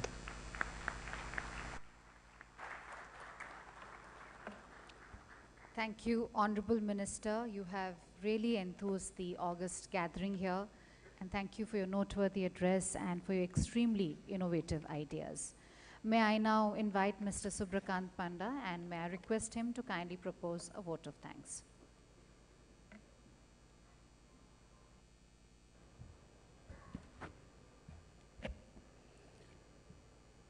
Shri Nitin Gadkari ji, Honorable Minister for Road Transport and Highways. Nitin ji, I'm very grateful that you have taken time out from amidst a very, very busy schedule to address us today. You have always been a staunch supporter of FICCI, and for that I'm deeply grateful. Ladies and gentlemen, I'm sure you'll agree that it's both enlightening as well as a delight to listen to Gadkari ji, because he's a rare combination of empathy for the common man coupled with a sharp mind which is always thinking of new and innovative ideas, many of which he has highlighted in his speech today. He is also someone who has a tremendous command over facts and figures and is able to reel off statistics at his fingertips.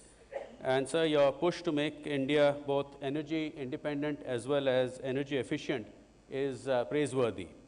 But of course, I think your greatest contribution has been to the infrastructure sector, which is a key driver of the Indian economy and something that you have really galvanized in your stint as minister.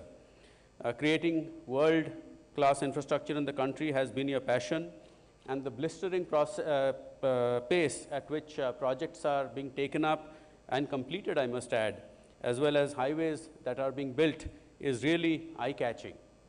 There are several policies in this regard which will be a catalyst for India's economy as it drives growth in allied sectors like housing, steel, cement, etc. thereby also creating significant employment opportunities. So of course you referred to PM Gati Shakti, which is in a fast-track mode with well-planned comprehensive mechanism to implement integrated infrastructure development worth 7.5 lakh crores in 2022-23 itself. The government aims to construct 65,000 kilometers of national highways at a cost of 5.35 lakh crores. And the national infrastructure pipeline has a more than 110 lakh crore outlay over the next 5 years. Besides this, the national logistics policy, which you also briefly touched upon, I think is going to be very crucial in reducing the cost of doing business in India. And as you correctly highlighted, that logistics, which has been one of the logistics costs, which has been one of the bugbears of manufacturing competitiveness, is set to get a significant help in terms of bringing it down to single digits by the end of 2024. Sir, as highlighted by you in your speech, sustainable infrastructure is a key focus. In this context, I'm happy to share with you 2 initiatives which are being taken up by FICCI. On the 13th of January next year, we are organizing a conference on decarbonizing construction, building a low-carbon future. And on 30th of January, we are holding an event, Future of Mobility, India's Journey Towards Net Zero, which in fact you have kindly agreed to inaugurate. As I mentioned, you have been a staunch supporter of FICCI, and we shall continue to look forward to you for guidance and support, as well as the opportunity to continue to engage on various initiatives. And in this case, your call for to engage with your ministry to draw out a plan at least for the next 20 years, if not longer, is something that we will gladly take up. We have done quite a bit of work in this regard, but we will certainly look to engage with you and your senior officials and see how we can contribute further to the India growth story under your guidance and vision. Thank you very much once again for taking time out to address us, and that's something that we're deeply grateful for.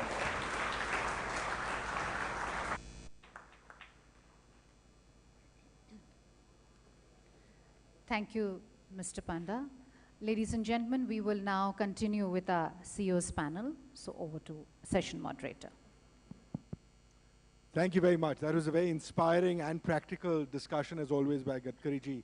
I'm going to switch it around a little bit, actually, because we've had a lot of talking at the audience and about objectives and aspirations. But with the leaders on this panel, let's talk about execution. Let's talk about what capabilities are required, because I think that will also inspire the other FICCI members as well as the audience on not just the objectives that are, I think, very clearly laid out in all of the speeches, but what does it take? What are some of the challenges we face today in working through this, whether it's with the states or the central government, and therefore what needs to happen? Anish, you laid out a very inspiring point saying, why do we worry about someone plus one?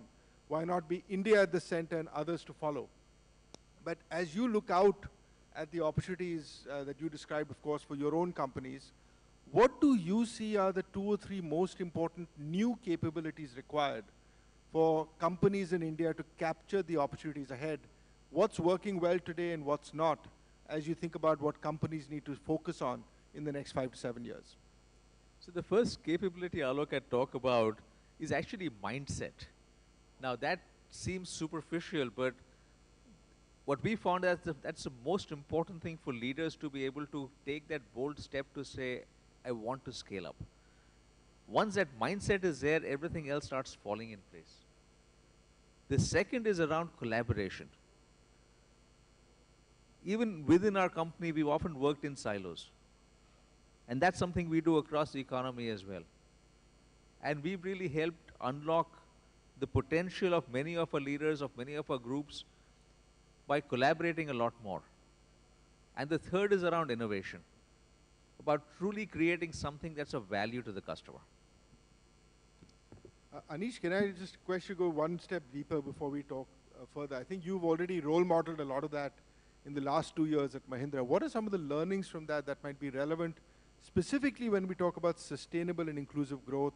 We talked about some of the 10 sectors. So what type of innovation, what type of collaboration, and what are you doing to drive scale up as a way of driving value for your group? For us, we've actually set a bar for all our companies, saying if you don't have a credible path to get to $1 billion of market cap in the next 3 to 5 years, you get no capital, no resources, no attention. And that's really helped change the mindset within the group to say, we actually want to scale up, we have businesses that can grow, and we want to do that. That's been one specific thing. With regard to collaboration, there again, it's about getting folks to understand the benefit of really working together, getting out of your comfort zone, because sometimes you have to do that. And there, once you see the benefits of it, many of our new vehicles that we've launched have been the result of a much stronger level of collaboration within our company. And third, on innovation, it's again about truly thinking inside out, or outside in rather. What does a customer want? Innovate for the customer, not innovate for the sake of innovation. Those are the lessons that we've had. Thank you, Anish. Dave, you've obviously now recommitted HSBC to India in a very big way. And it's great to have that, particularly when some of your other peers have had troubles in their home markets and gone elsewhere. As you look at the opportunity for MSME in India, in particular, we talked about the 1,000+ companies that can be large company leaders, above $500 million. What, in your mind, is required for MSMEs to scale up and be relevant in their own global supply chains? And what are global institutions like HSBC doing to help support and enable that towards the objectives of India's century? Yeah, no, thanks, Alok. No, I think my own sense is that the growth over the time period that we are talking, right, all the way up to 2047, let's say, is largely not going to come from the very large conglomerates. At least that's the picture I see increasingly, that yes, maybe from 1992 to 2022, it's been 50, 60, 100 big industrial groups that have really, really driven employment, et cetera, et cetera. But that was partly because these very large companies had easier access to capital, right? All kinds of capital, equity, working capital, debt capital, et cetera. And MSMEs were largely deprived or denied that capital for reasons partly of their own doing, because it's very difficult to believe the numbers that were given, and partly because lenders just didn't know how to assess credit risk, right? And I think the big difference between as recent as, I would say, 2020 and 2022 and for going forward is the fact that the credit ecosystem for assessing credit risk for MSMEs has changed quite dramatically, and quite dramatically it has changed. I think, and that's why you can see it, right? If you see the more recent data, credit to MSMEs growing at about 30-odd%, which is much faster than credit to larger companies, partly because large companies have deleveraged, but it's also because of the credit ecosystem. So I think that's one part, that the essential fuel that is required by companies to grow is now much more available to the MSME sector. And these would be companies supplying to Anish's shops, for example, or even one level below that also, which otherwise were restricting themselves to informal family capital, you know, not self-help groups, but, you know, factories which are working together, et cetera. I think that's one. I think the second, increasingly what we see is that a lot of MSMEs have also realized that the potential available to them is actually very, very large, both from a domestic market and an international market perspective. And what is required to tap into that opportunity, whether it is following better employment practices, labor practices, safety practices, health, hazard, not employing children, et cetera, I think you are seeing a dramatic shift in that. So I think to the extent that the international market definitely insists on these basic factors to be in place, I think that's the other thing where MSMEs, I think, are getting through. I think the factors that Anish mentioned, innovation, collaboration, obviously these smaller companies pick this up much more. In bigger companies, you get silos. In smaller companies, you don't tend to get silos that much. So I think it's all for us. I mean, I would think the next 25 years, both at a country, but your question is on MSMEs, but it looks like it's for us to use or lose, right? I mean, we will never get an opportunity or a mix like this where there's too many countries having internal issues. India has very strong political leadership, very strong economic underpinnings post-pandemic, very good balance sheets. I mean, the banking system has never been as healthy as it's been going back, 30, 40 years. Corporates have deleveraged. Government revenues we have seen are superb. Household balance sheets, right? If we don't have a measure of their balance sheets, but if you just look at the impairments on retail loans, even post-COVID, I think has been so low. So I'm extremely positive, and I would completely agree with the minister. I think this is the time to go bold. This is the time to go big. This is the time for banking, industry, everyone to really start thinking next 25 years and imagine the India of 2047? But in the context of the next 3 to 5 years, again, banks often talk about doing MSME credit, but then end up giving a lot of credit to companies who already get it, or a lot of credit to farmers who already have good sources, and not a lot to the others. That's why the penetration is only 40%, and even the MSMEs who get it only have half their credit fulfilled. Obviously, we talked about all the digital platforms, but from a banking perspective, what are the execution capabilities you need to actually capture the opportunity, and what do you expect to see happen over the next 2 or 3 years, both from customers and the banks? Yeah, no, I think you're right. But what I'm trying to highlight is that things have changed. Things are changing as we are sitting here. The reasons why only 40% of MSMEs were getting the credit and the ones which were getting were only getting 50% of what they need, or it was the same bunch of MSMEs who were getting all the credit, that, there were reasons. I think all of us understand what those reasons are. From an industry perspective, it was you just couldn't understand the credit risk. I think people often forget that banking is a business where your upside is only 3 or 4%, right? That's it. Your cost of borrowing is 6, 7%, your lending rate could be 8 to 9 or 10%, but your downside is 95%, right? Because the recovery rates in India in that sector is extremely low. So you can understand the caution despite all the criticism of banks taking a little risk-averse stand on this. But I think in the more recent past, and the finance minister alluded to it, right? The digitization at scale that has taken place in India, it is quite remarkable. I mean, if an MSME approaches a bank today versus, let's say, 2, 3 years back, the ability to judge the number of employees the company has, to access their GST and returns, to download their income tax returns, to download other data points, which give you a much better understanding of the cash flows and the working capital needs, and even the fixed investment needs has gone up quite high. So I would like to share with this group that this 40% number, when we meet 5 years, each incrementally 3 years, 5 years, 10 years from now, I think you will see keep going higher. The 50% number that you mentioned will keep going higher. And most importantly, I think credit will now be based on merit as opposed to your family name.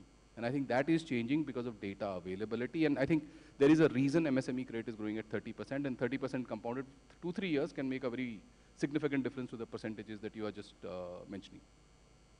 No, thank you. I think this point around using transaction data and rewarding good behavior, because you can now see the transaction data, whether FASTag or GST data or tax data, is actually transforming the landscape for credit. I'm just going to go to the other side, Ankur, and then we've got Vipul as well, from the perspective of large global investors and companies in India. And by the way, for the audience, we're going to actually have some Q&A as well, so be ready for that as well. Ankur, I think it'll be important perhaps first to talk about Brookfield in India. I don't think people perhaps in this audience fully realize the scale of your investments across sectors in India, and I think you're the largest single global investor in India with more than $25 billion that Brookfield has put into India. And maybe reflect a bit first on your experience. What has worked and what has not in the journey so far? And then if I look out over the next 5 or 7 years, given all the opportunities we talked about, can you see that 25 becoming 50, 75? What will it take to get there? Thanks, Alok. I just want to take a step back, and if we were having a similar panel across the world today, the conversation or the discourse would be very different. It would be about how bad inflation is, how little the economies will grow, or perhaps how much the economies could shrink. Just the optimism in the room and in every conversation that we've had since morning is amazing. India is a fantastic place to invest capital, but India is probably the best place in the world right now, or on the planet, where just the sheer optimism, and not optimism without reason, optimism backed by data and by underwritable growth, is really top notch. And Alok, to a point about our experience in India, it's really been a story over the last decade where we have invested capital, but more importantly, build businesses. And as an investment market, it is truly a very unique place where you can have a combination of both. Creating businesses is capital intensive. Sometimes returns are not up to the mark, but India remains a place where you can achieve both in a very linear manner. I would not get into whether we can double or triple our capital, but I would just say that we've just started off our journey in India. Just few examples of data that has backed our investment thesis. We talk about 12 million college graduates a year. A significant part of those graduates need to find non-farm jobs today. Our entire commercial real estate business today is more in scale than back home in Canada, where we've been doing this business for the last 100 years. So in 7 years, we have more commercial real estate in India than we've amassed back home in Canada. And I would say this is just the start. Brookfield is the largest investor in private infrastructure. I'll talk about infrastructure a little bit more. We've probably had the largest FDI into hotels and commercial real estate. And all these sectors are sectors where India is just starting off. It's amazing to read the national logistics policy and the fact that our logistics costs will go down from double digits to single digits.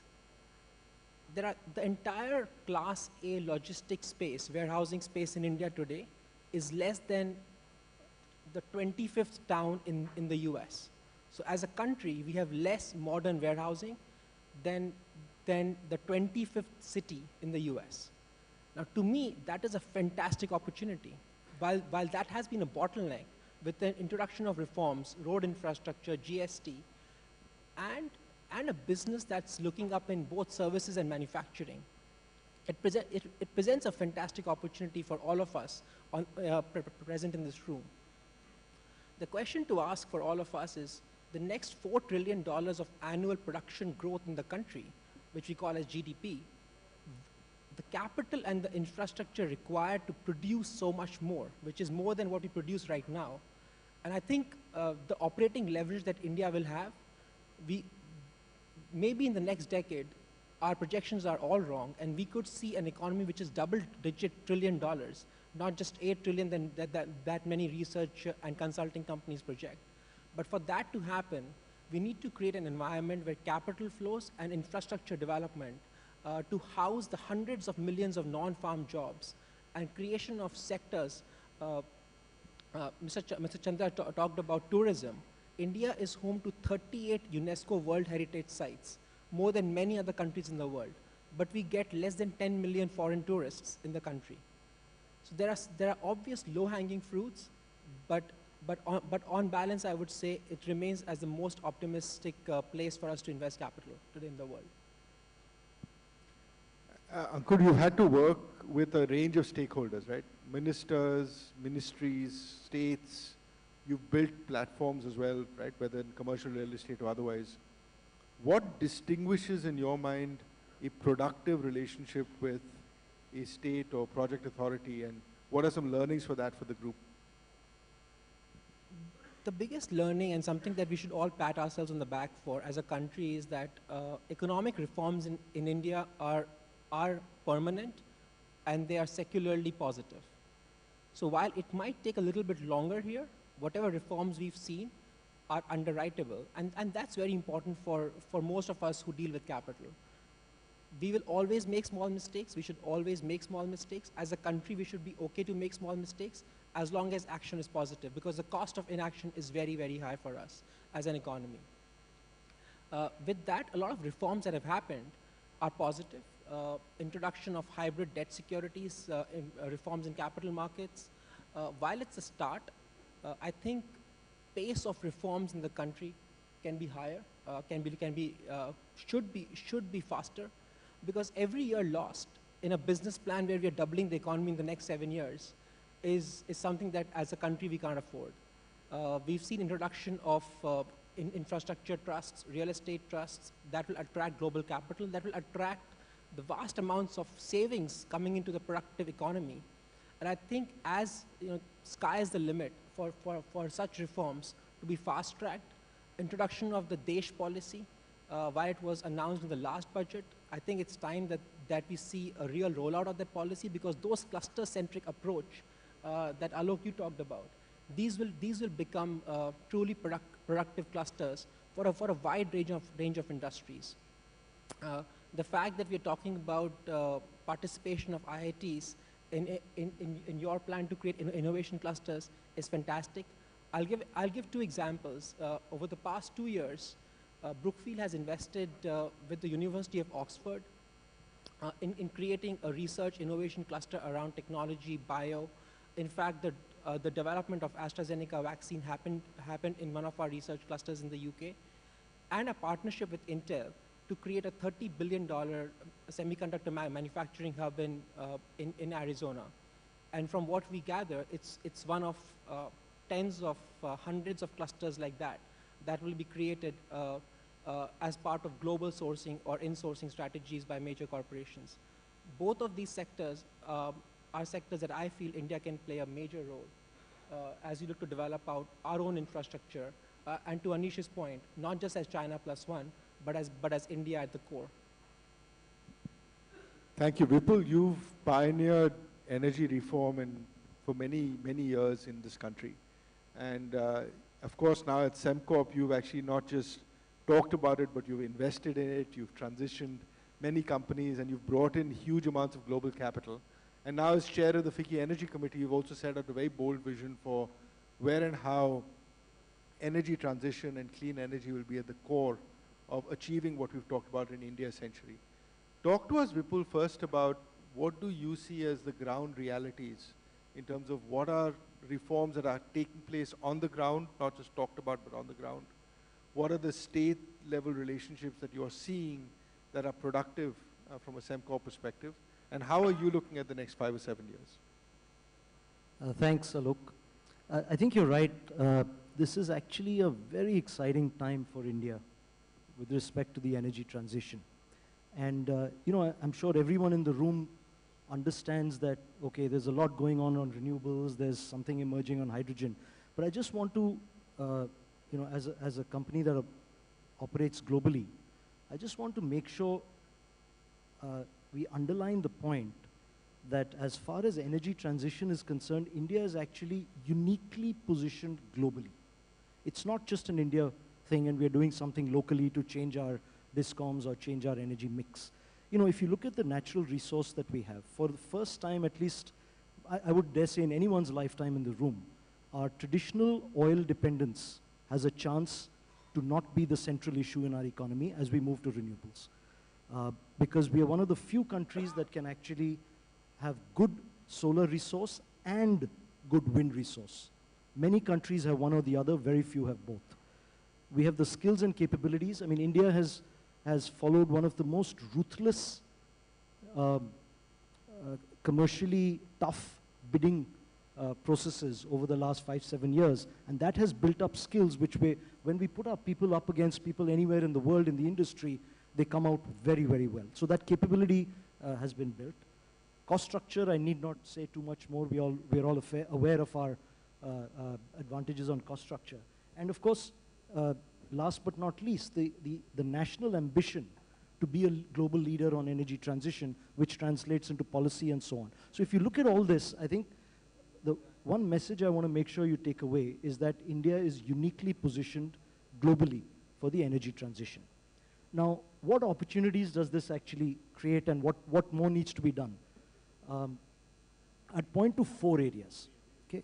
Number one, I'd say something that affects anyone and everyone in this room, which is the opportunity to transform manufacturing in general, to move to green manufacturing. I'm not talking about making renewables, I'm talking about making steel, making green chemicals, making green data, making green toys, foodstuffs, furniture, what have you, light manufacturing.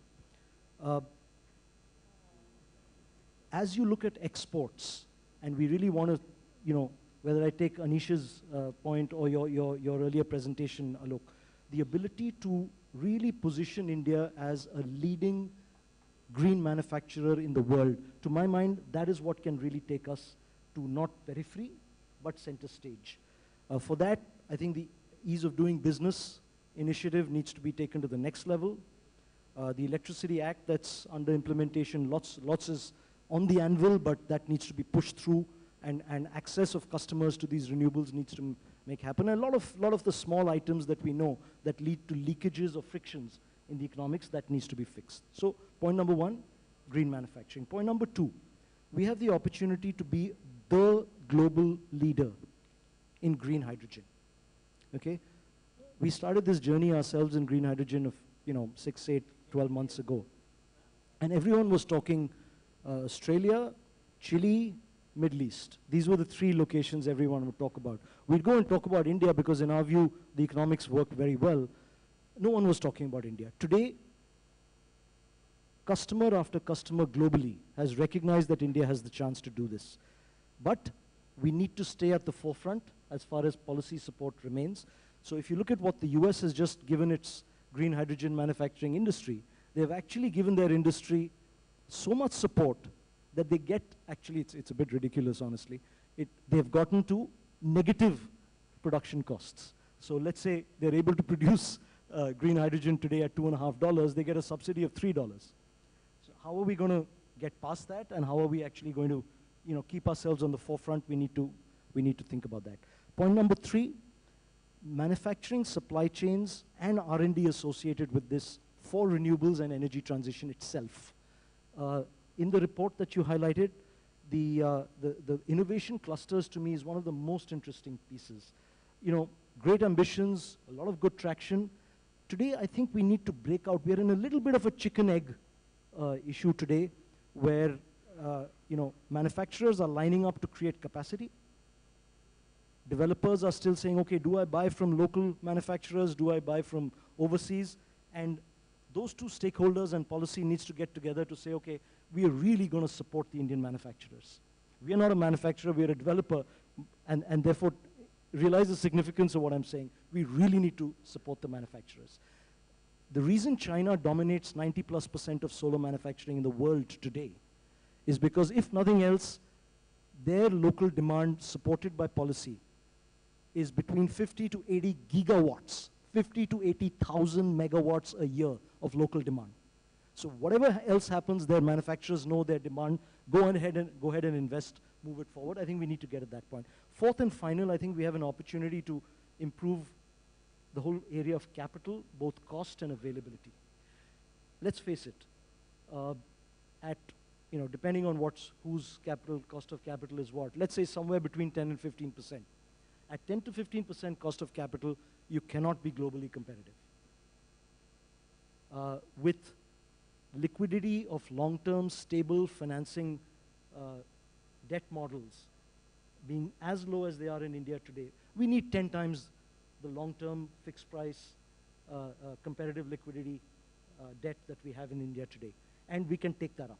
So I think that whole area really needs to move, and that has a virtuous cycle effect, right? As you're able to bring in more long-term debt, fixed price as opposed to floating, your risk comes down, your credit risk improves, your cost of capital goes down, and that we need to be on that virtuous cycle. And with the discontinuities in the global capital markets today, in my mind, that's one of the best ways to do it.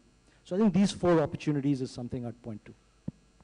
No, thank you very much, Vipul. I think in the second round, before we open up, I'd like to focus more perhaps on the underlying risks and execution challenges to actually achieve some of the objectives that we talked about. So one of the things I just want to highlight a few things from the India Century work. We need to have a real change in the cost of capital. When you look at India versus any comparable emerging market, we have a 500 basis point disadvantage. Some of the innovation, Ankur, you talked about around REITs and InvITs and other things like that are improving that, but fundamentally we need to address that. The second issue is a geographic disparity. Right? We have a challenge where our younger population, hundreds of millions of them, are in the north and the northeast of the country, and the developed parts of the country today are in the south, where you have an older population. And so if we are able to really lift the 300 million people, younger people, particularly women, in the north and northeast, will be actually a critical requirement to address the opportunities that we're talking about. So in this context, maybe Anish, I know this is a particular passion for yours, but how do you think about companies such as Mahindra in supporting inclusive growth, right? In generating entrepreneurs and supporting inclusive growth in order to be able to create opportunities for those hundreds of millions of young people? For India to really take center stage, inclusive growth is most essential. It cannot be in certain pockets only. For us, this has been a passion for a long time. Mahindra Finance has a model which is around rural inclusion. And even with all the banks out there, Mahindra Finance has the best model and the biggest model around rural inclusion. Everything that we do with farm productivity and actions we've taken with farmers is also about inclusion. Beyond that, a key focus area for us is women empowerment. We started a program called Nani Kali for education of the girl child 25 years ago. And that program has just taken off in a very big way. We're now looking at empowering women from a job standpoint and a skilling standpoint. And we've got an ambitious target of getting to 1 million women a year. So these are all the different aspects from an inclusion standpoint that we feel are essential to take the economy forward.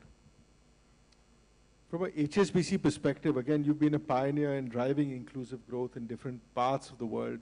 But if I look at the point around MSMEs and the skills required to play in a global supply chain, what are the types of skills required to be relevant, as you said, around health and safety and other aspects, but what can individual companies do to help their supply chains be resilient and be relevant in global supply chains?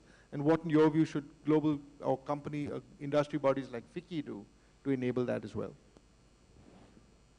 You know, I think that's been one of the learnings, one of the major learnings from the pandemic has been obviously you need supply chains that will deliver the inputs or the raw materials, you know, irrespective of weather, irrespective of nature events or irrespective of the pandemic or whatever. So I think very clearly, I think most large companies have re-looked at, you know, where they source material from and whether it is good to just have one nut in a car come from Venezuela and then, you know, that manufacturer has a problem and therefore you can't deliver the car to your end buyers or something like that. So I think for a firm like HSBC, see, our job is essentially, because we are possibly the most global financial institution in the world, our job really is to make sure that what the big customers everywhere in the world want, we take that message into by sector, by geography, by industry, into the MSME sector, and just do highlight that if you want to be part of the supply chain for the world's largest manufacturer of smartphones to luxury cars to whatever, these are the must-dos, these are the minimums, this is how you finance yourself, this is how you tie up the documentation, etc. So I think one is global best practices, and we do quite a bit of that, and we do see the benefits we think that the customers are deriving from there. I think that is one part from a resilience perspective. I think secondly, I think very clearly is, I think there has been a tendency to sort of keep it very, very tight in India in terms of, you know, not keep any buffer either on inventory or on working capital or things like that. So that's the other thing we do share, that I think if you're going to be part of a very large supply chain, people will want to make sure that you adhere to timelines and you're not sort of running out of money or something. And third is, of course, technology. Being the world's largest trade bank, we are able to offer technology and tools which help the customers manage their own inventory cycles and cash flows better.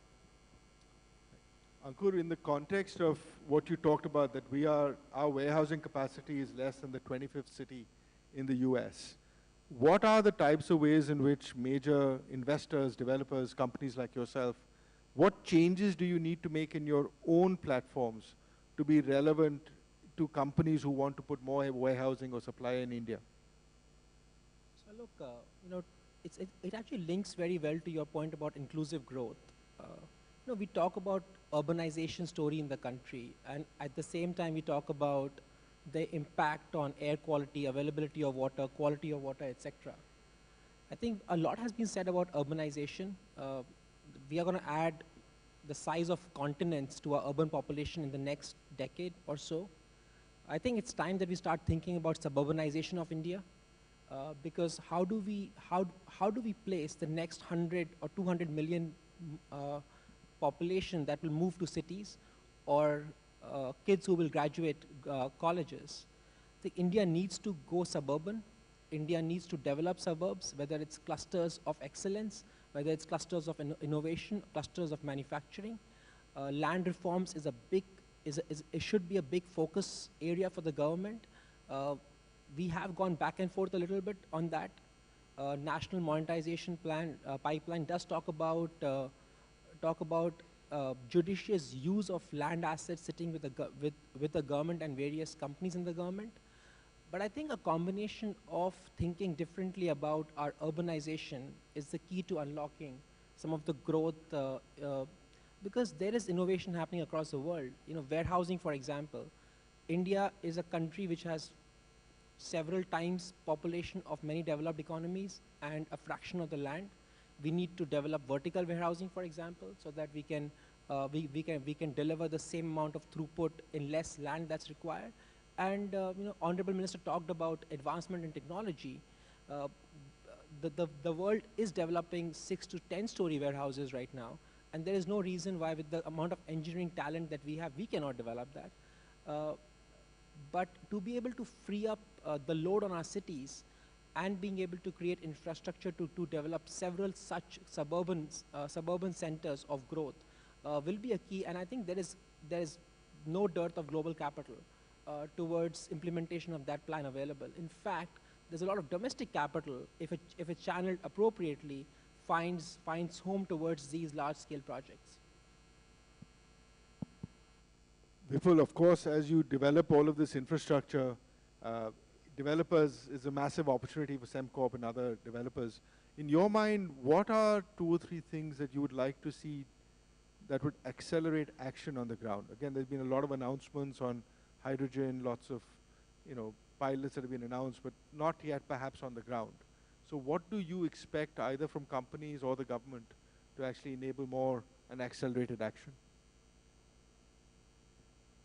Well, I'd say at 2 ends of the policy spectrum. One is at the high level, and then one is really at the ground execution level. At the overall policy level, I just want to reiterate what I said earlier, that the strategy of ensuring sufficient demand, keep the demand growing, and nothing beats the entrepreneurialism and the initiative that Indian industry will take to fill that demand. And particularly in relatively more regulated industries. You know, if you look at what's happened in the power sector in the last about 4 or 5 months, a sea change has happened. When the senior-most political leadership of the country brought 30 chief ministers together and said, you have to pay your power bills. We are not going to tolerate any more laxity on this. Followed up by clear policy, things changed. Right? Today, you may be shocked to know, I would say more than 85 to 90% discoms are paying dead on time. I never thought I would see this in my lifetime. So I think one is maintain that clarity of the high-level policy to make sure there's enough, at least, demand going. I think at the ground level, there's a lot going on already in terms of you know, sorting out land availability, sorting out taxation, sorting out you know, GST, ironing out various kinks, etc., etc. I would just say one thing, that you know, just as as a country, we have some excellent platforms to bring in new investment at the highest level. Things get monitored and debottlenecked. We also have an excellent platform for consumer or citizen grievances, where you can literally put everything up on the portal and it gets resolved. I think something of that equivalence or that priority or visibility to solve existing company issues that come up. Today, our standard go-to process is go to the relevant ministries, and there's a lot of responsiveness from most ministries today. But at the end of the day, there will always be some 15–20% issues that go into a loop, which just carries on for years and years and years. So I think some national, at the highest level, portal or platform or something that can, where you can go for existing business issues and they get the same level of attention, speed, and clarity on resolution that the existing other platforms can. Thank you, Vipul. And I think that will also help the inclusive growth aspect, because then small companies will have the same ability to make their points known as bigger companies that might have the resources. We have about 10 minutes left for questions. from the audience. So, yes, please. Please put your hand up. I think we'll have a mic come to you. And then the lady after that.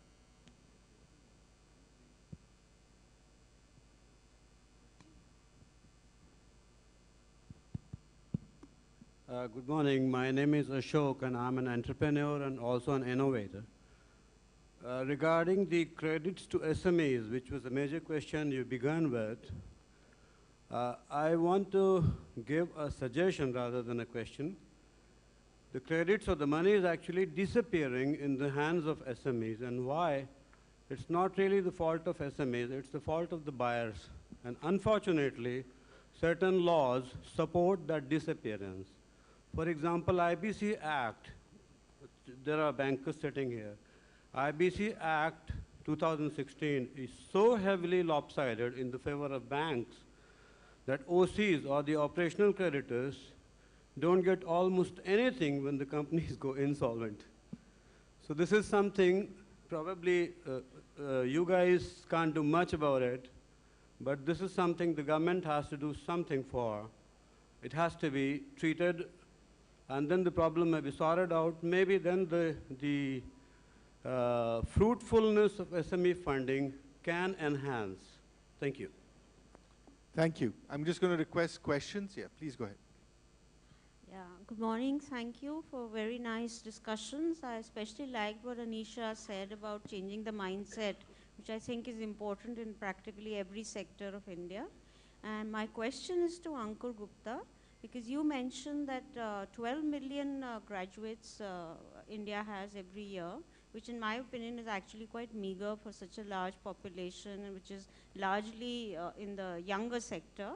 What is your opinion? Is the quality of education geared towards the industry, or do we need to do modifications there? Of course, the numbers of graduates should be increased, or should it be non-formal kind of education? What is it that should be geared for the industry? That's my question. Well, I've been fortunate to get great education in India. I'm not an expert in education, but I'll still make an attempt. I don't disagree that these numbers are still comparatively low to the potential and the demographic trend that we have. It's a fantastic asset that India has, that we are a very young, developed economy. I would err on the side of caution and say India is a developed economy. 5th largest in the world, can't be called developing anymore. The question really is for us to talk about delivery of education and employability post-education.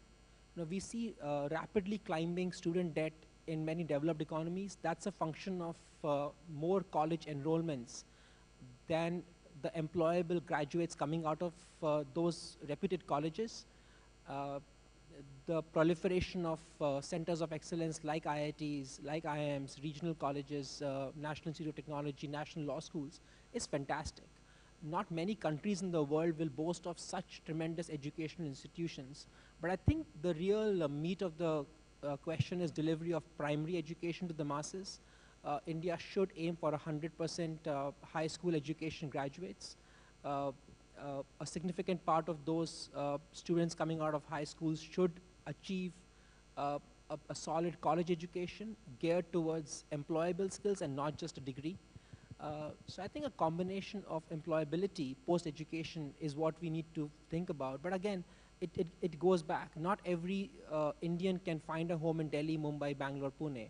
We need to develop hundreds and hundreds of more suburbs around these clusters for people to have good quality of life, education, workspaces, as well as a family life as well.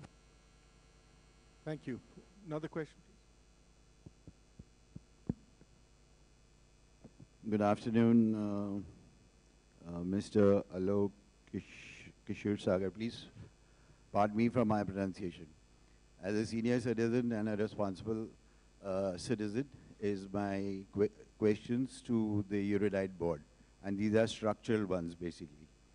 My first question is that, you know, we are all talking about different domains. In the morning session, I think Mr. Pandey said that we work in silos. In Delhi, I am at Vaida Power and Namami Gange. So from my own experiences in this sector is what I'm sharing with you. We are talking about, you know, the presidency, G20, we are talking about the UN, this thing which has come day before. Now, what are we, as organizations, what are we doing on the ground? That's question number one. The second question which follows from there is that, are we really looking in terms of a longer arrangement? In terms of when we are looking at things like global supply curves, are we ready? Are we ready with the tolling principles? We are not. Most companies don't even know that. I've lived in Singapore and worked on all these. That's why I'm sharing this. This third part into that, as the Trinity, is that when we are looking at right from the first day of financial year 2019 when the CCP virus started, 3.8% of the GDP was contributed by the rural areas. Have we, as an industry, looked at that end and done some contribution towards that side of the market? And I think it's imperative from an organization like FICCI, if we can take it off like the Trinity and Shivji's Trishul, we can make a very large headway. Because if we don't tie up the hills with us, like somebody else has already said, the state of the Himalayan state is just the same, what it was 75 years back. So there would not be any Doklam or Tuang if we had done something there. I'm talking as a dedicated industry which is responsible towards the nation. Thank you. And I can give you all a copy of the Responsible Citizen later. Thank you, sir. Anish, would you just maybe just respond a bit with respect to how can companies be responsible to driving inclusive growth in the way that they described, enabling small companies, rural India, so on and so forth? We've always believed that purpose is what should be central for every company. And for us, purpose drives profits, and therefore the focus on inclusiveness comes in as a natural act. There are many others in India as well who follow that approach. And if I were to look at India versus the Western world, I think we are much better positioned in that frame as well. So which is where I don't see as much of an issue with inclusion in general. I think it's more around the approach that we can take or that we need to take. It's more about the processes that we have for collaboration. This is where organizations like FICCI can play a very important role in enabling that collaboration to happen. I don't see the lack of intent. I think it's the processes that we need to put in place to improve what we have today. Okay. One more question, yes, please. Hi everyone, this is Gaurav Dhupar, and I'm basically a project and program management professional. And my congratulations to you, Alok, and the esteemed panelists for an inspiring discussion. So my question is around the innovation cluster. So as India stands at 40th rank out of 132 on Global Innovation Index, so as part of this innovation cluster, do we have any bold statements in terms of improving our ranking? First, and second, do you see that the gap or the deficiencies in innovation is a cause for bridging or creating the gap between strategy, design, and implementation? Thank you. Thank you. I think the first thing we should ban is global surveys because it's irrelevant, right? To what we need to do here is relevant for what capabilities are required in this country. Vipul, do you want to just talk a bit about innovation in the context of clean energy? You touched about it on demand, you touched about it on long-term financing, but just spend a minute more on that, please. Yeah, sure. Let me maybe share one or two quick thoughts on this. I think it's actually a very good point, because if we are to scale up manufacturing, okay, my sense is that there is a sea change required in the way we approach these clusters. Some of the building blocks have come into place. So for instance, the new rules that allow centers of excellence like the IITs to actually receive CSR funds towards technology development.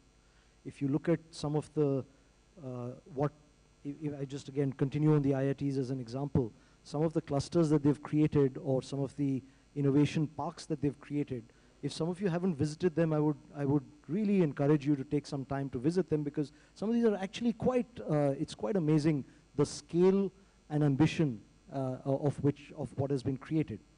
Having said that, okay, I think we have a long, long way to go. And I'll maybe point towards 2 or 3 things that we need to do if we are to achieve this innovation cluster ambition that we've so boldly sort of put out there. I think number one, the nature of work in these clusters needs to get back to more groundbreaking, more ambitious kinds of innovations. Today we are doing some excellent work, and I'm talking about energy, for instance, right? We're doing some excellent work in, how do you apply global technologies to Indian conditions? That's good, that's necessary, that's excellent, but okay, where is the real innovation in terms of the next solid-state batteries, the next metal hydride batteries, the next kinds of electrolyzers, et cetera, et cetera. So one is the scope and ambition of what we do. I think the second is structurally, the sources of funding for this innovation. We need to think through this at a national level. If you look at some of the success stories, and maybe just take the US or take Japan as examples, over the last 50 to 100 years, by far the lion's share of that funding has actually come in from the government. That has allowed corporates to invest, and over time corporates have invested a lot and they've done good work. But I think that today we are in a position where, to be honest, in energy, because we've adopted a very strong tariff reduction approach to getting the energy transition done, make your power cheaper, that doesn't leave too much of investable surplus in the hands of companies to actually go in and say, okay, let me take more than my fair share or more than my necessary share into R&D. So I think to figure out where the funding is going to come from and tweak, if necessary, the tariff policies, if necessary, tweak the amount of surplus we are leaving with the companies to do this. Companies want to innovate. As the manufacturing clusters go, companies will want to have the IP. So these are a couple of thoughts, actually. No, thank you, Vipul. That actually sets up very nicely for the next session. Let me just close this panel out, obviously, by thanking our colleagues, but just 3 or 4 main points that we want to emphasize, right? So the India Century Initiative is focused on 600 million jobs, 10 lakh per capita income, 100% clean water availability, and at least double female labor force participation. To that, there are a number of actions. There's actually 110 actions in 10 sectors. There are 4 cross-cutting capabilities that this FICCI and McKinsey partnership will drive. One on innovation clusters, the second on scaling up SMEs, the third on driving large-scale digital skilling, and the fourth is reforms to ensure the capital markets can achieve what we just discussed around long-term equity and debt to support all of the growth that is out there. I think the discussion today showed that there's a lot of optimism and energy. There are real execution and capability challenges, as Anish also mentioned, mindset challenges, and the scale of innovation that we aim for in how we collaborate, the way in which we actually take full advantage of the digital capabilities. And this is not about talking about it, it's about doing. We'll talk more about the doing in the innovation clusters. But there's a real invitation to all members of FICCI and all those who are watching that this is our time as a country, and this is our time as companies in this country to take full advantage of all of the tailwinds available in the 10 sectors and the 4 capabilities that we talked about. It leaves me to say thank you again, Anish, Dave, Ankur, Vipul, for a very enlightening and thoughtful conversation, and look forward to continuing this in the times ahead. Thank you very much. With those positive words from session moderator, and we'd like to express a heartfelt thanks to all our eminent speakers for their time and insightful deliberations. Ladies and gentlemen, we will now move over to the session which is on innovation. This is the session before lunch. So I'll request you to kindly remain with us. We will just take a few minutes to make the necessary changeover on the dais.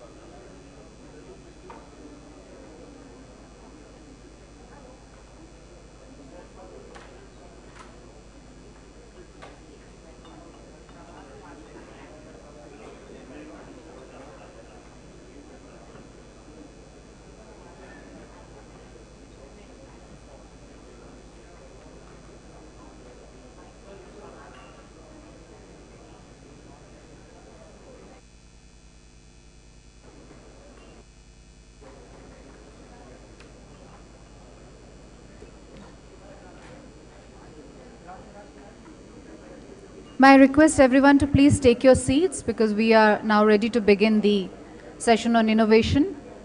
Requesting everybody to kindly take your seats.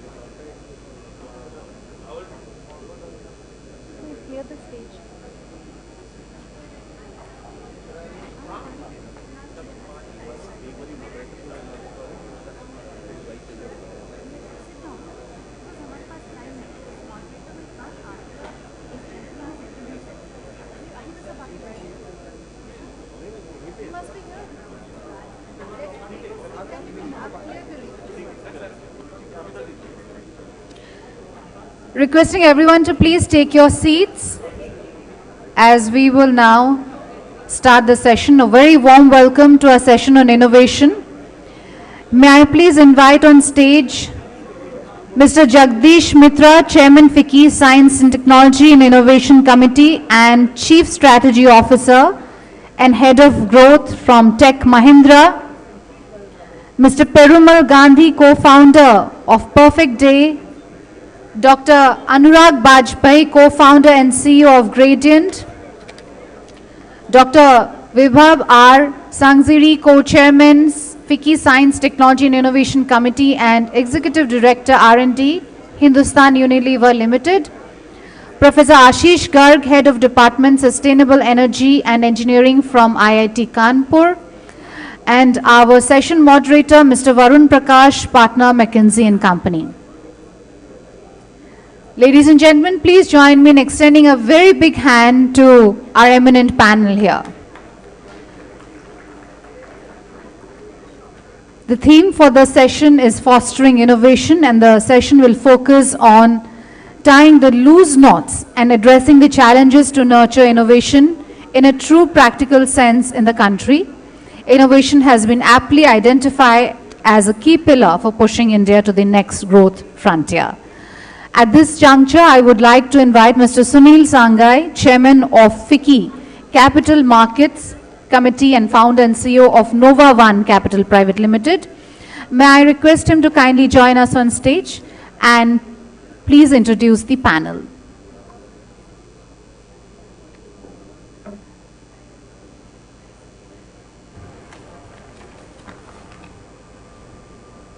Good afternoon, ladies and gentlemen.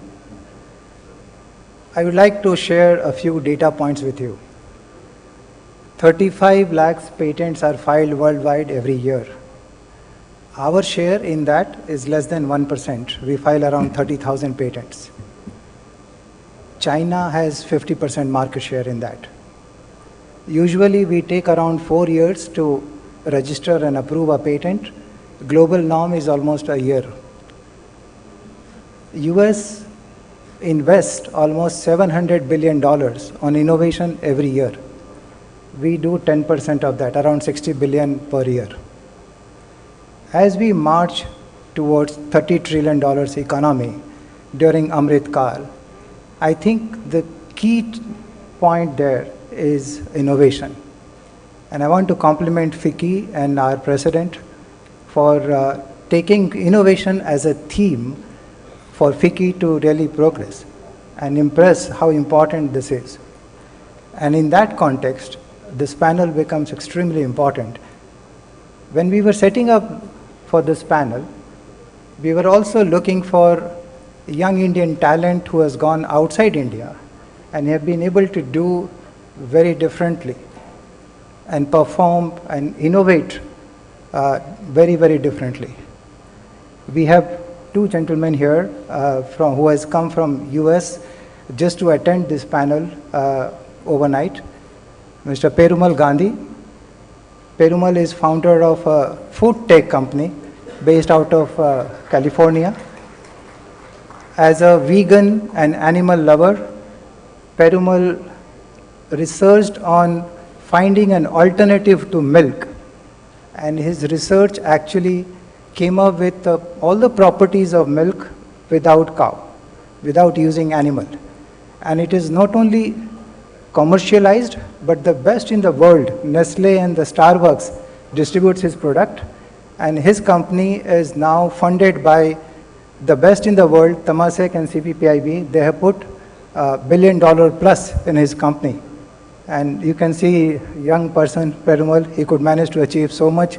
By the way, his father is also well known to us, Mr. R. Gandhi, who was Deputy Governor of Reserve Bank of India until a few years ago.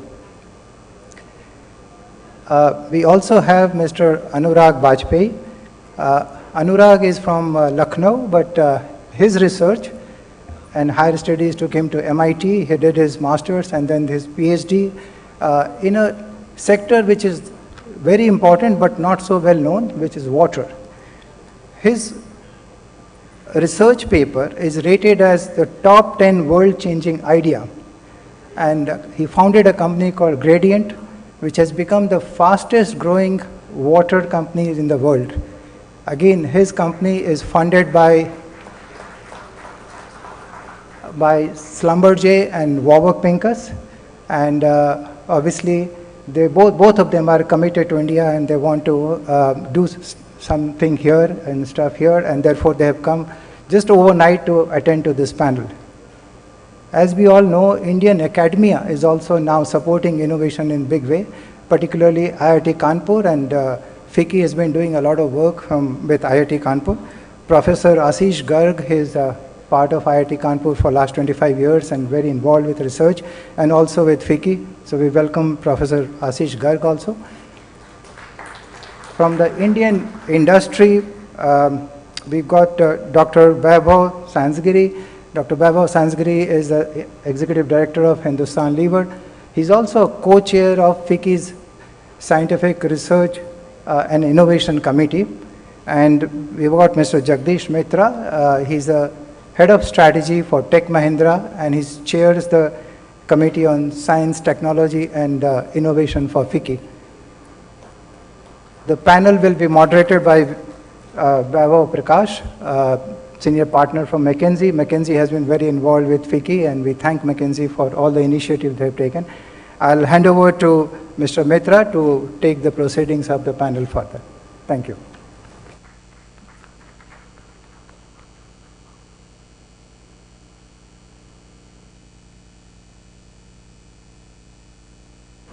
Good afternoon. Thank you, Sunil. Thank you for introducing the concept and what we are trying to do here in FICCI as part of the science technology, and what the chairman has very clearly articulated as the next growth agenda for India at 100. So I'm going to quickly walk you through a few key messages. Please don't spend too much time on the text because I think we are constrained on time. We're going to try and see what messages we're trying to deliver. The three messages that I would love to deliver to this august audience today is really about what is the need for doing it, where do we stand today. I think Sunil talked about this. At our level is about 1% of the global patents, and that is after a 400% growth in the last 7 years. So that's to give you the scale at which we are and the country is vis-a-vis where the rest of the world is. And it's a no-brainer that at the end of the day, the world will be operated, run, and led by innovation. So any country that takes a leading stand on innovation is likely to be the biggest market leader in this process.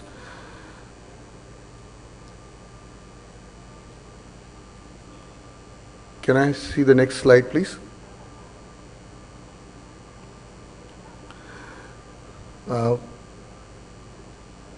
So quickly, I wanted to make sure that we understand that in spite of the scale and the growth that we have talked about, there is a big difference between where we are and the global nature of the competition that Sunil talked about. And therefore, the thought process today is really about these two areas that we'll talk about. What is the concept of an innovation cluster and what's the concept of an innovation quotient?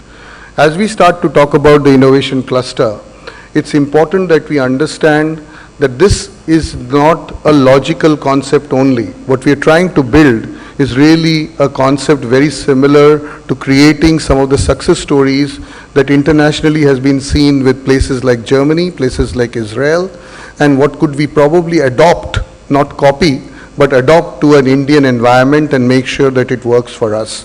That's the objective of what we're trying to do in the innovation cluster. And obviously innovation quotient at the end of the day is the outcome. So as we start to do this work around innovation cluster, what we're going to try and measure is the outcome driven by the innovation quotient.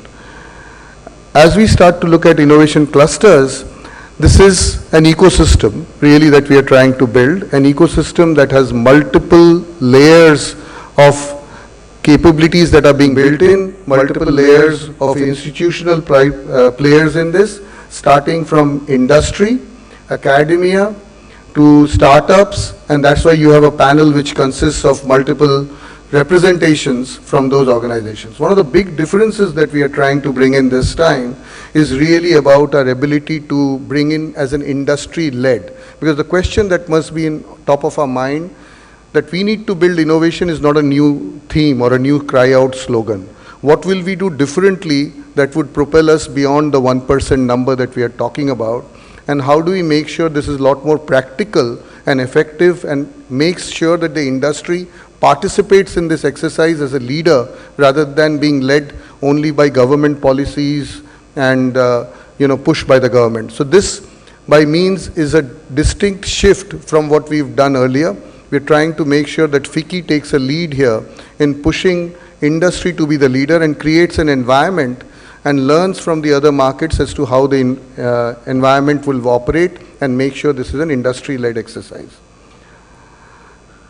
We chose a few things, as you see here, in 3 phases, phase 1, phase 2, and phase 3. And these 3 activities were chosen with 2 critical principal ideas. One principal idea being it's relevant for India, but it's also relevant for global. So when you create an innovation cluster or when you create an innovative product or you connect an innovative service, it's got to be not just be relevant for, first be relevant for India, but there is no innovation that we have seen successfully globally unless it's relevant globally. So the topics that you see here are all being picked on the basis of those 2 clear agenda items that some of us in FICCI's STNI committee and McKinsey have worked on based on the research that we see as important for India. So the first phase will cover these topics of primarily clean energy, smart mobility, and water adequacy. And then the next phase and the next phase will carry on. And we'll talk about what the design principles that we've applied in order to look at what the approach should look at. So if you look at the design principles that we've applied on each of them, it's primarily focused on making sure that this is a multiple stakeholder discussion. We've got industry-driven innovation. We've got customized approach primarily to look at each of these areas, that it is applied research, prototyping and translation, and taking pilot and scale up. So the idea is to not just leave it at a research and academia level in labs, but actually create a cluster environment, and we'll discuss how we can learn from some of the successes that we've had in India with some of the other industry sectors on how to create this and make this a more practical environment. Why should the industry fund it? What would make sure that the industry is being able to build this together? That's the basis of the design principles that we've tried to apply here.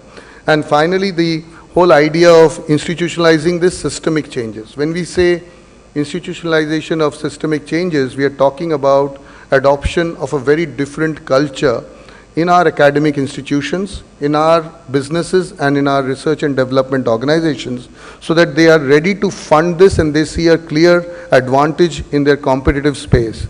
If you see around in India, this is typically today largely a very multinational driven approach, where though you can see that a large amount of the Indian companies who have MNC headquarters focus a lot more on R&D, and the Indian organizations don't do as much. That's increasing, but it's not doing as much.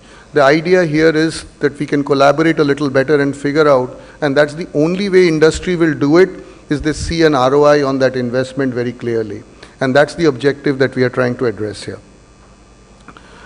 So what has happened since the time the term has taken over, this term has taken over as focusing on this, we wanted to focus on some real tangible changes.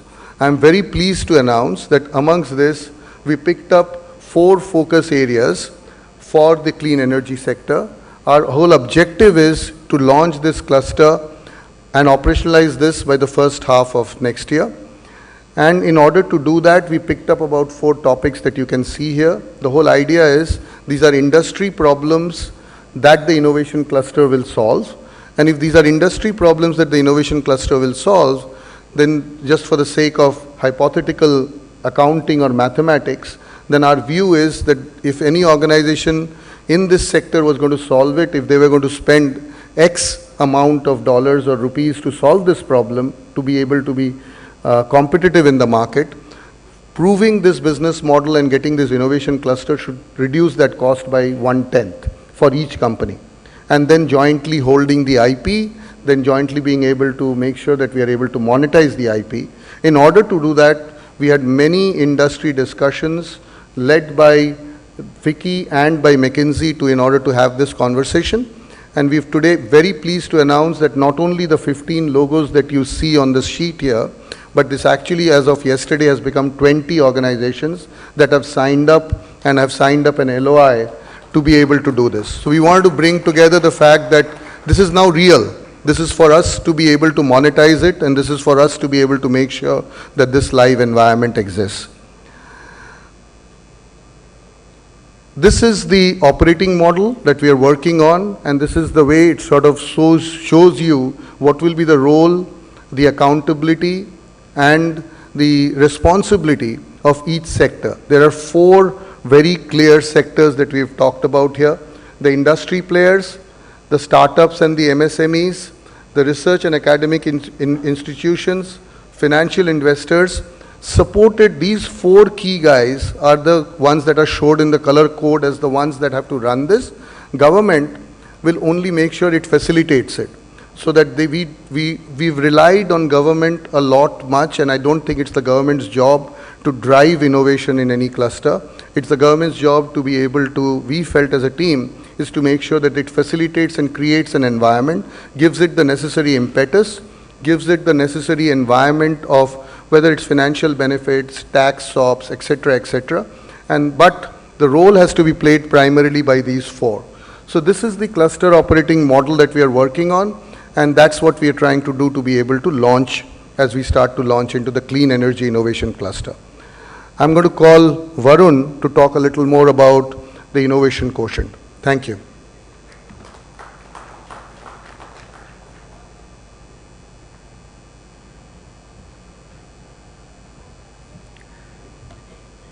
Yeah, thank you to Jagdish and to the entire team that actually worked on mobilizing this idea of innovation clusters. I think it's exciting what the kinds of themes that we're working on.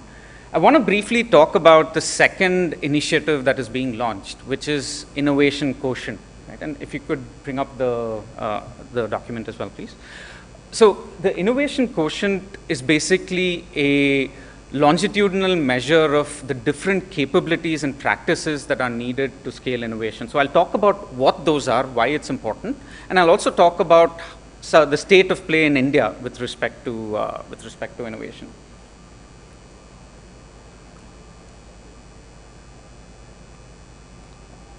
All right, it works. So let's talk first about what is really Innovation Quotient. There are 8 dimensions that it measures across 4 different themes. Right? And these dimensions basically talk about, 1, do we have the vision, which is, are companies aspiring for innovation-led growth, and are they putting active investments behind it? The second is there a way for them to source and work on new ideas? Are they uncovering new ideas from the market and then building propositions on the back of it? Third is, are they effective in scaling up these new ideas? So once you've proved it, can you scale it up and build a business around it? And finally, are you building the organization and the ecosystem that is needed for you to structurally do this time and time again so that you can continue to innovate on an ongoing basis? So this is a little bit of what the innovation quotient is. We're happy to say that we've launched this with more than 50 FICCI member companies signing on, taking the survey and providing insights, perspectives on the state of innovation in India. And I'm going to talk about some of what came through. But before we do that, let's first talk about why this is important, right? Why is the innovation quotient important? The chart you see, basically the x-axis tells you how many of those 8 dimensions that were there in the previous page are companies mastering, and the y-axis tells you a little bit about the TSR performance of those companies, right? The shareholder returns that they're delivering. And you'll see that companies that master all 8 dimensions are 3 times as successful from a shareholder returns point of view as compared to companies that are not doing much. So this is a very important agenda to get right. It's not easy to measure, but it's very, very important to get right because it does talk about the future economic performance of companies. With that underway, let's talk about what we learned from India. And I don't want to talk about the numbers and the measures, right? What basically it says there are a few areas that we can work on when we look at global best, some of the best innovators that we see globally. But I want to speak a little bit more about the underlying practices that determine what we are doing well and some of the areas that we should continue to strengthen moving forward. So let's start with what we are doing well. And you'll see 3 dimensions that are green, which is discovering new ideas, evolving them into business models, and then scaling them up. And I want to talk about what practices determine that. And there are 4 or 5 things that came through when we did the survey across the companies. Number 1, Indian companies are fantastic in terms of customer centricity. They spend a lot of their time understanding customer needs, what their pain points are, and translating them into business models and business ideas. So that's the first thing that we're doing very, very well. The second is Indian companies spend a lot of time encouraging internal idea generation. So they allow and are very pragmatic about failures, and they encourage companies to source, come up with new ideas, and spend time working on it. Third is Indian companies are very, very good at evolving ideas as well. And the reason they do that is because the marketing functions, the sales functions work closely with the product delivery and operations functions. And as a result of that, you get market signals early, you build ideas well, you build good ideas on the back of it. And the final piece is we're starting to see many of the large organizations in particular building mechanisms to fund innovation so that you can trigger innovation within the company. So there's a lot of good work that's gone in, and that reflected in the first page that Jagdish showed, which was that our innovation ranking for what it's worth is improving, and it's improving dramatically, and the number of patents that we are launching is also improving dramatically. But what can we work on as we think about the future? How do we build on the foundations and continue to grow from strength to strength? And there are 6 practices that we think in the near term that we should focus on. Number 1 is diversifying the innovation portfolio. A lot of the focus of companies that we were seeing is on product improvements and diversifying to new product lines. There is an opportunity for us to also start thinking about Horizon 3 breakthrough IP. And when we look at some of the global players, they spend 20% of their R&D funding on Horizon 3 breakthrough IPs. Right? So that's the first thing. And to take an example, Nike, the shoemaker, has a dedicated idea engine that only focuses on ideas that are 5 to 10 years out. And an example of what they've done with that is they've sold about $200 million worth of NFTs, right? Non-fungible tokens. This is the highest by any enterprise. So new ideas, breakthrough ideas, focusing on that. That's number 1. Number 2 is engaging with the broader ecosystem, which is you don't just innovate internally, but you work closely with your suppliers, with research institutions, academicians, technology platforms in order to build new ideas and business model. In fact, we recently did a piece of research with NASSCOM where we uncovered that 40% of the revenue of tech services companies is going to be influenced by alliances and partnerships. So this is a hugely important capability to build out, both from an org muscle point of view and from an operating model point of view. So that's number 2. Number 3 is creating granular accountability. And what I mean by that is having clear targets and cascading these targets to the operational level, to the managers. So to take an example, 3M has something called a New Product Vitality Index, which is they believe that 30% of their revenue needs to come from innovations that came through in the last 5 years, right? And then this becomes a target for their operational managers, not just for a standalone R&D function. So that's how you evangelize the entire innovation agenda across the broader organization.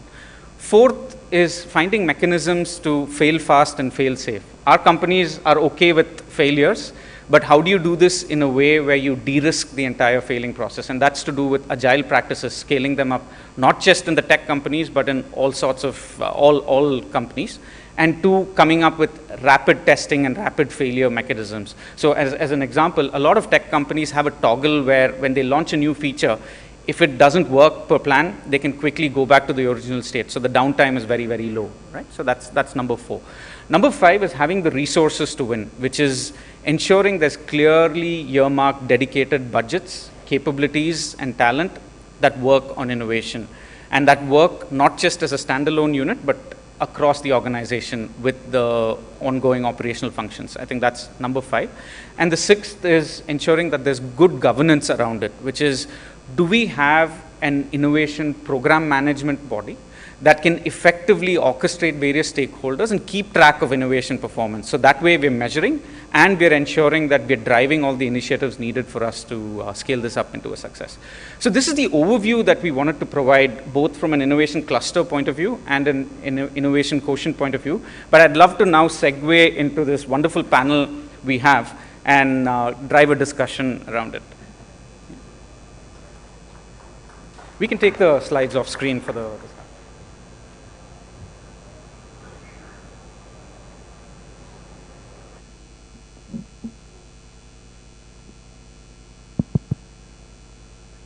I'll start off with you, Anurag. Your reflections, having seen this in different parts of the world, in terms of what does it take to scale up innovation, and how have you seen innovation clusters around the world? What would it take to get this successful?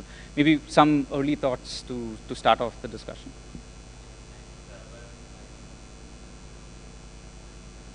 Hello.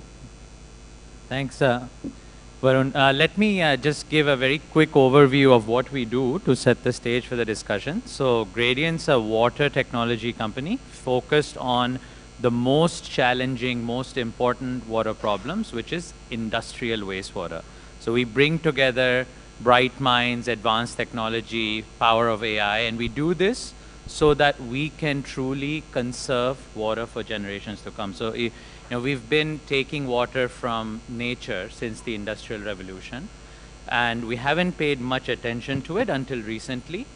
And by treating and recycling industrial wastewater for industries that are essential actually to support the standard of living that will actually take, in this context, India from where we are over the next 25 years to being a leading global economy.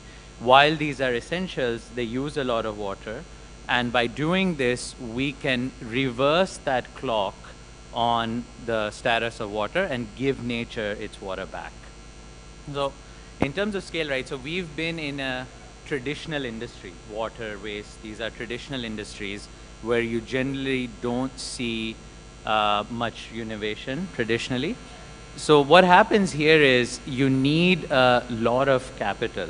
You need obviously the motivation, which is what I just explained, but you need a lot of risk-taking capital to be able to bring these technologies, to prove them out, to be able to, you said, fail and then recover and fail and then recover until you get there. But the good thing is, if in these sorts of industries, you do get there, you are able to prove the tech, you are able to get to a critical mass, it's relatively easy to scale because of the lack of competition and because of the humongous size of the market. In the Indian context, these industries are actually rather important. Again, water, food, energy infrastructure, there's a huge domestic market for it in India. There's a lot of things that need to be fixed, and it provides the opportunity to innovate in these markets and scale. And once you can scale in a traditional industry, especially in a place like India, you can scale globally. So I think we have a unique opportunity here. What we've benefited from, starting this company in the US is that access to the mindset of risk-taking capital. And we've been able to do some of it, still a long way to go. But if we can focus on some of these sectors which allow massive scaling potential and attract, make it easier to attract risk, high risk-taking capital to those, then I think we can replicate some of that here. See, change is afoot. Cultural change has happened, where 20 years ago starting companies wasn't the in thing to do. Now it is. But if we can focus on these critical sectors and bring risk-taking capital to it, I think there's a lot that can be done. Maybe just building on that theme of risk-taking capital, right? And if I can bring you in, Dr. Garg, you've shared perspectives on funding in India and funding for research, TRL3 type undertakings. Would love to hear your perspectives on what you're seeing in this space. Hello. Yeah, thanks, Varun. R&D in universities is, of course, very important, and this R&D is what gives rise to innovation, startups, new technologies. This is something which has evolved quite strongly over past 20 years, and all of this requires a lot of resources. In fact, at many IITs, including IIT Kanpur, we have Startup Incubation Center, and in these Startup Incubation Centers, we promote, we basically give access to our facilities as well as our resources ecosystem to all the aspirants, not only from IIT system, but also from elsewhere. The funding for most of these startups in India comes mainly from government sources like Department of Science and Technology, Department of Information Technology, and so on and so forth. There is also increased access to corporate funds from CSR funding, mainly from PSUs, but nowadays there is increasingly more funds coming from private sector. However, the funding that is, for example, if you look at West, there is a lot of venture capitalistic VC funding that is available in large chunks with massive risk-taking ability. In India, VC funding for such startups in university system is rather little, and even the government funding that is available is not significantly large enough. Some of the blue sky ideas which in universities we generally kill research at TRL 3 or 4 because of lack of translation to the next level, which requires significant amount of funding to develop that idea into a product. And that is where challenges lie in this country. If we can have this strong ecosystem of nurturing startups by providing them good seed funding for, let's say, next 3-4 years, that will work. Just like Mr. Bajpayee mentioned about the support with a lot of risk-taking ability in the US especially. If that happens in India, I think we'll do very well in innovation because we have a lot of potential. And universities are slowly ramping up, including IITs. And it is this funding part, if that is taken care of, I think we'll be able to do very well in this sphere. Shifting to Vibhav, you've been involved in the making of this whole innovation cluster idea, right? So I'd love to hear your perspectives from an enterprise who's been doing a fair amount of R&D in this space already on what a cluster like this needs to do to be successful, to help scale up innovation. Yeah, thanks. So for those who are not aware, HUL has 3 R&D centers based in India, in Bangalore, in Mumbai, and in Gurgaon. So we employ about 800 odd scientists, and we are part of a large global network of Unilever R&D as well. But as a very wise man sitting in this audience once told me, and you can guess who that is, that if your ambition can be completely met by your internal resources, then your ambition isn't big enough. And that's one of the reasons why we've always felt the need to really go out and look for ecosystems.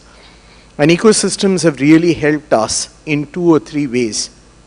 The first one is that what it really helps us in terms of getting access to very new technologies Because when you start looking at some of the problems that we are trying to solve, many of these technologies are at a very early stage of development. And therefore, having the necessary backing, the sort of support that is needed to drive the startups, as well as to drive the scale-ups and move very rapidly from a TRL 3.4 to a TRL 8.9, this is really one of the biggest things that we need to do. And that's why a concerted effort is needed. The second one is that when you start to look at these kind of innovation clusters, one of the questions you can ask is, why is HUL a part of a clean energy cluster? What's really our sort of USP that we bring to it? And one, of course, is that we are an end consumer of that clean energy. And we will use that clean energy in our manufacturing process, in our logistics, in every single aspect of what we do. But there are some very interesting things that we also do with what we call waste to value. For example, we partner with industries to actually do carbon capture and convert that carbon into chemicals that we actually use in our products. And therefore, there is an opportunity to start looking at this cluster, not just from a point of view of generating the energy, but more importantly, also generating a circularity within it. And therefore, that is the second big idea that we think innovation clusters give us, because we can bring in very, very diverse industries that can bring in this kind of technology continuum all the way for the circularity bit of it. And the third bit of it is that we find that, when you go into these clusters, you're able to invite people and bring in a tremendous amount of scale. Just to give you a context, we recently set up one of our largest factories in Sumerpur in Uttar Pradesh. And what we've been able to do out there is we've been able to actually get the people who manufacture the packaging for us. They are the ones who have now set up their manufacturing centers, including people from outside of India. What we are also doing, because they're setting up this thing, is that we now have the infrastructure for really collecting and disposing of a lot of plastic waste. And we now have the ability to bring in other industries which will benefit from an ecosystem like this. It's also creating tremendous employment opportunities. It's creating social development. We are the first ones who can actually have women working in all 3 shifts in our factories, and you can just understand the kind of larger positive impact that something like this can actually have for the cluster that you're operating in. So therefore, all of these 3 things are really the ways we look at this innovation cluster. We think this is the only way in which we can really sort of collaborate, and I think this is the most important point. I think the innovation cluster needs to be a collaboration cluster and not a co-location cluster. Because it's very easy to basically be located in the same location and then operate in individual silos. And therefore, that's the big part of this entire thing. And jumping to you, Perumal, your company does something that's fairly unique in the sense that you were probably the first of its kind in the market, right? I'd love for you to reflect a little bit on the journey and what enabled you to really build a net new product and scale this up. For sure, Varun. So for the folks that don't know us, I'm one of the co-founders of Perfect Day. And Perfect Day is a company that's invented a new way to make animal protein without any animal involved in the process. We use microbial fermentation instead. And fermentation is a decades-old technology that we've been using to make everything from medicine to enzymes to food. We were just the first ones to come and ask, can we use this to make animal protein at scale, sustainably and affordably?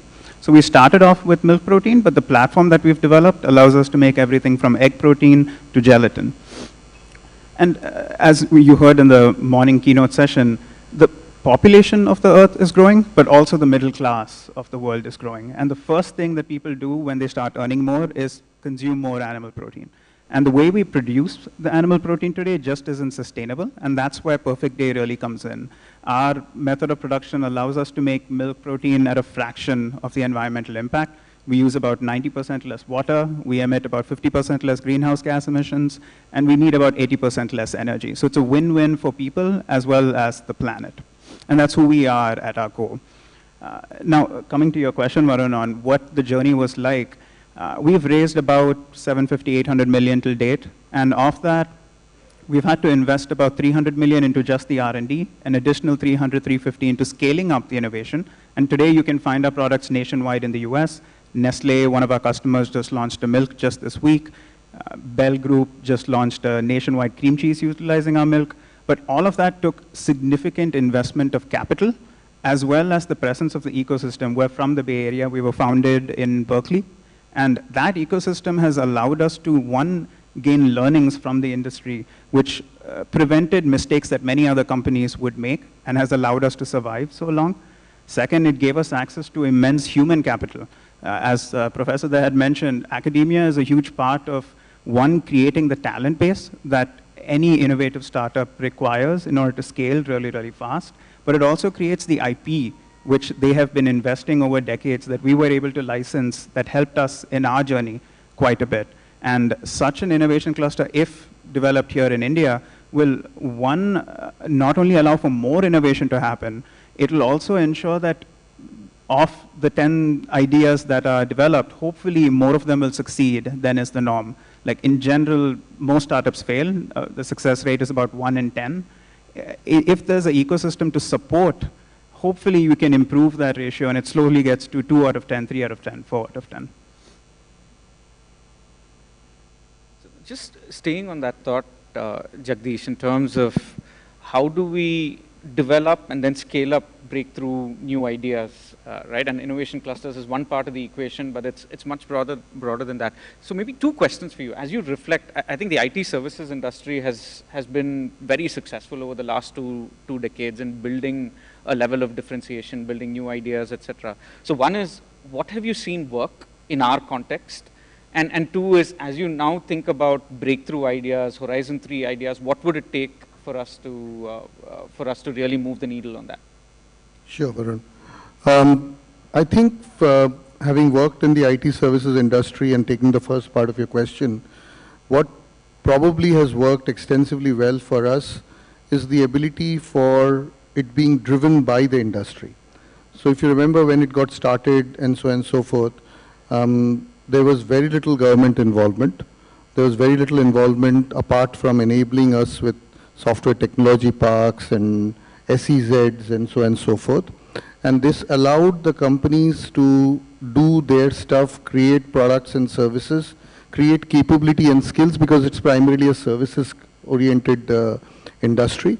But I just want to make sure people understand that at the back end of it, though there's a lot of conversation about Indian companies or tech companies not creating products but primarily being services-oriented, there's a huge amount of work that goes behind creating those services, because you're understanding an industry, a domain, whether it's banking or telecom or financial services or healthcare. It takes a huge amount of investment to create that capability for you to be able to run global best practices, and that's the reason today the Indian IT services companies probably run upwards of multiple trillion-dollar market cap companies from India and now globally. The learning from that, as I said, is to create an environment where the government did a very good job and stayed away from it, is all these SEZs, STPIs. So I think we need to learn from that and deploy it. I think what we haven't done very well is the point that Vibhav meant. That Vibhav talked about this whole collaboration aspect of it, which we as competitors, whether it is Tech Mahindra or Wipro or TCS or Infosys or any of these large companies, we always worked and took advantage of the ecosystem around us, but I don't think it fostered collaboration to create something jointly as a product or an IP that we could, or a framework on which IP can be built on. That is the difference between what Silicon Valley could do well and what we haven't done very well, as I would accept in this. That's the first part of it. But the learning is tremendous about what we've been able to do well. The second part of your question about creating that innovation quotient or creating that scale-up opportunity or solving that big, audacious, hairy goal, you talked about Nike's example in your talk. I think slowly each of these companies are recognizing that. In Mahindra's today, just for the last whole year, we created an environment called the BOLD Initiative, which basically meant that each of the group companies work towards driving one or two bold ideas, which can be 10x in 3 years, or which can be really seek, and to, I think, again, to the conversation, two things. If your idea is not seeking collaboration, like we just talked about, and if your idea is not seeking significant capital outlay for it to be able to scale up at 10x, 20x, then that idea is not big, bold, and new. And if that big, bold, and new idea has to be created, every organization, and I'm hoping that with the initiative that FICCI and we are taking, it will create those 6 charters that you talked about in your presentation inside every organization. Can we create that funding capability inside? And it will vary from size, but it would not vary from a methodology and a principle. And if each organization of here sitting as business leaders in this hall can put together that thought process of saying, what are those 4 bold ideas that we're going to support, and make sure that we put, and it should impact. My personal view is, I think that's the only way it works. If it's a side conversation which is like, it'll good to do and it'll be very cool to do, it'll never succeed. It'll only succeed if the business ideas and the bold ideas either make you a star or sink you. If they don't happen like that, then likely to not impact innovation in your organization. So I like the idea of collaboration being a critical part of innovation, and maybe both Anurag, Perumal, I'll loop you in for this. Both of you run companies which are IP driven, right? So how do you see and balance the need to keep your own IP versus working collaboratively with an ecosystem in order to move a domain forward? Yeah, that's a good point, Varun. We think a lot about that. There's aspects of competition, obviously, as Jagdish pointed out. We've licensed technology from universities. The ones that we invented initially, Prakash and myself, but then as we grew, we looked at what other universities were doing. Of course, universities are not our competitors, and we started working with other universities. We started licensing technologies from other universities. And see, in these traditional industries, even in the US, there hasn't been much innovation. So there actually hasn't been a whole lot of opportunity to collaborate on IP development with our competitors. But there are other small companies who we talk to, who we engage with, and we find that sharing at least ideas and thoughts is mutually beneficial. Of course, there are some times when someone will come and, take your business away, but that's part of the game. You have to be ready for that. Mostly interacting in a healthy way, even with your competition, actually benefits. You may find things where you're able to work together. You may find companies that you may be able to acquire. You would never do that if you don't engage with what may seem like at some level your competition. Now, of course, in these more traditional industries, there aren't that many peer companies. There are either very large companies which are not innovating, or there are very small companies who have just started innovating. So we do engage with the smaller companies. And even when it comes to sharing tech, sharing ideas with our larger seeming competitors, we haven't seemed to lose anything. We always seem to gain, because they come to us and they say, look, we want to do this. We don't have the product. Why don't you help us do this? And we'll bring you customer access, or we'll bring you scale. And I'm not able to speak as much to the kind of experience that Jagdish alluded to, because in that space there was a lot of growing, in fact, large companies who were competing with each other and innovating at the same time. But in our experience, our ability and desire to collaborate with the younger companies as well as the larger companies has actually been beneficial. It's a fair question that you asked, Varun, and at least the way we view it at Perfect Day is we'd always prefer to stand on the shoulders of giants and save time, which is the biggest thing that can kill a startup. And it's also one of, speed is key to success. And if we can license an IP and that allows us to speed things up, we do it. And that's a big part of why we are where we are. And we're the only company that has achieved any real commercial scale because we went and licensed an IP from a lot of universities in the early days, rather than inventing it all by ourselves. And the way we structured it, things were, rather than giving royalty or anything, we just gave them stock options in the company itself, just to align incentives and make sure that they're truly partnering with us. And on the other end, we license our IP freely, including to competitors, because these markets are pretty big and massive, and we need more competition out there. And if we can help them get to scale faster, it's a win-win. It's a rising tide lifts all type of mentality for us. And big companies we work with on a collaboration model where if we're able to get their funding and we execute on the research for them, we leverage the IP for our needs, but we give it back to them for areas that they are far better than us. Because if you don't apply the innovation and scale it, what really is the point of holding on to that IP?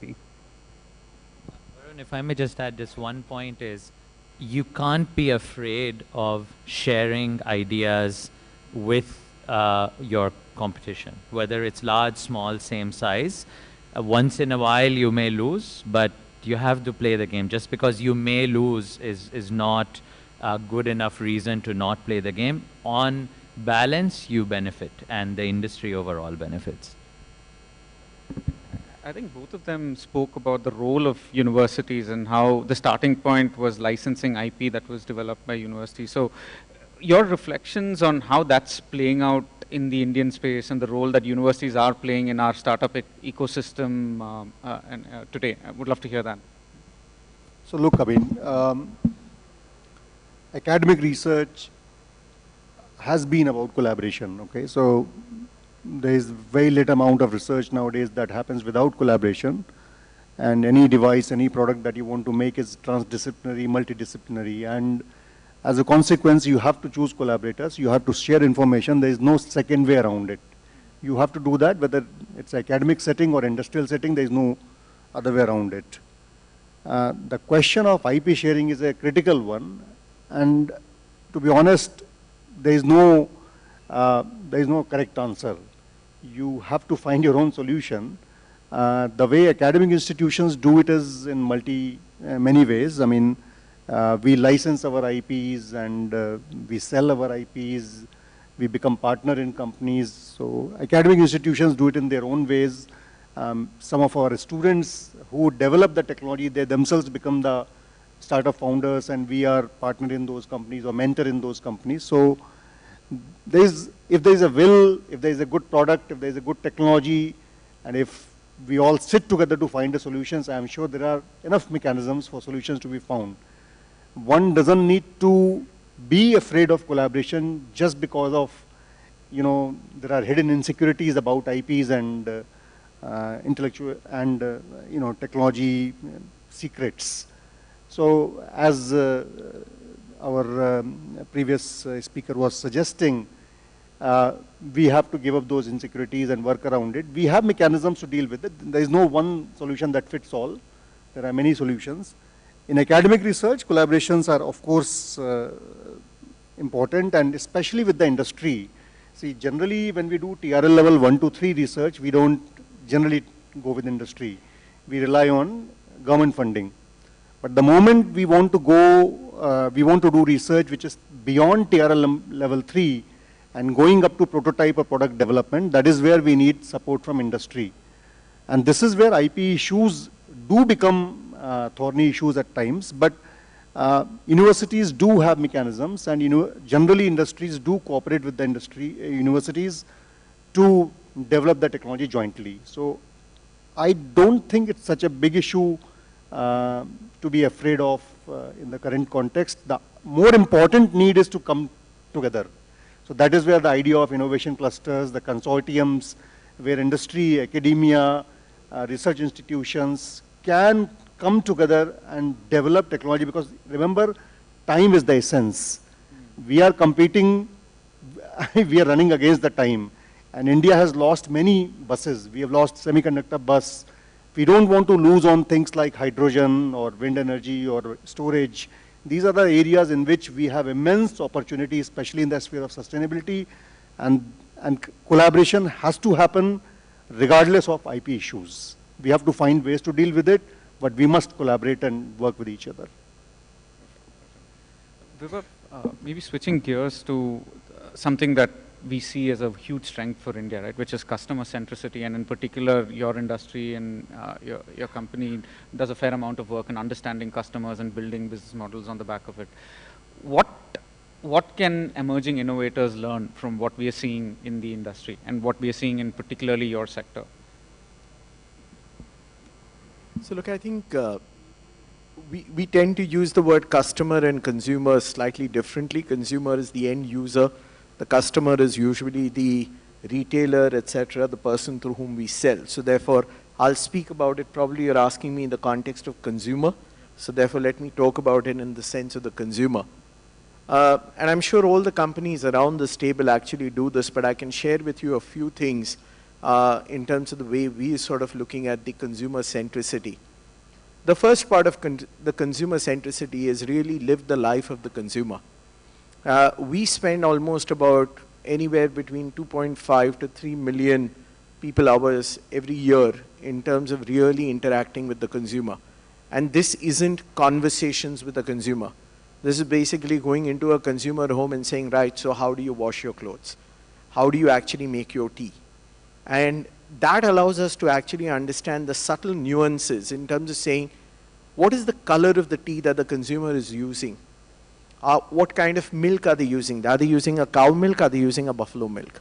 What's the purpose of the milk? Is it to cut the bitterness of the tea? Is it to make it look milky? Is it to make it look white? Or what is the time that they boil the tea for? And this kind of insights helps us to create what we call WIMI, which is winning in many Indias. There isn't a single homogeneous product that we have that we sell across India.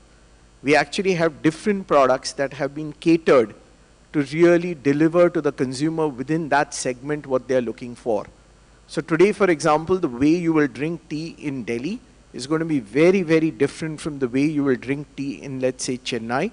And therefore, the mix that we sell out there is actually very different. So that's the first bit of it, which is really the entire living the life of the consumer. The second bit of it is that there is a lot of things consumers can tell you, but there's a lot of things that consumers can't express. And that's where a lot of new technology comes in, whether it is things like eye tracking, whether it is things like neurosignaling. And therefore, we have invested a lot of these capabilities now in terms of saying, what is it that the consumer is feeling? What is the consumer looking at? What is it that catches her attention?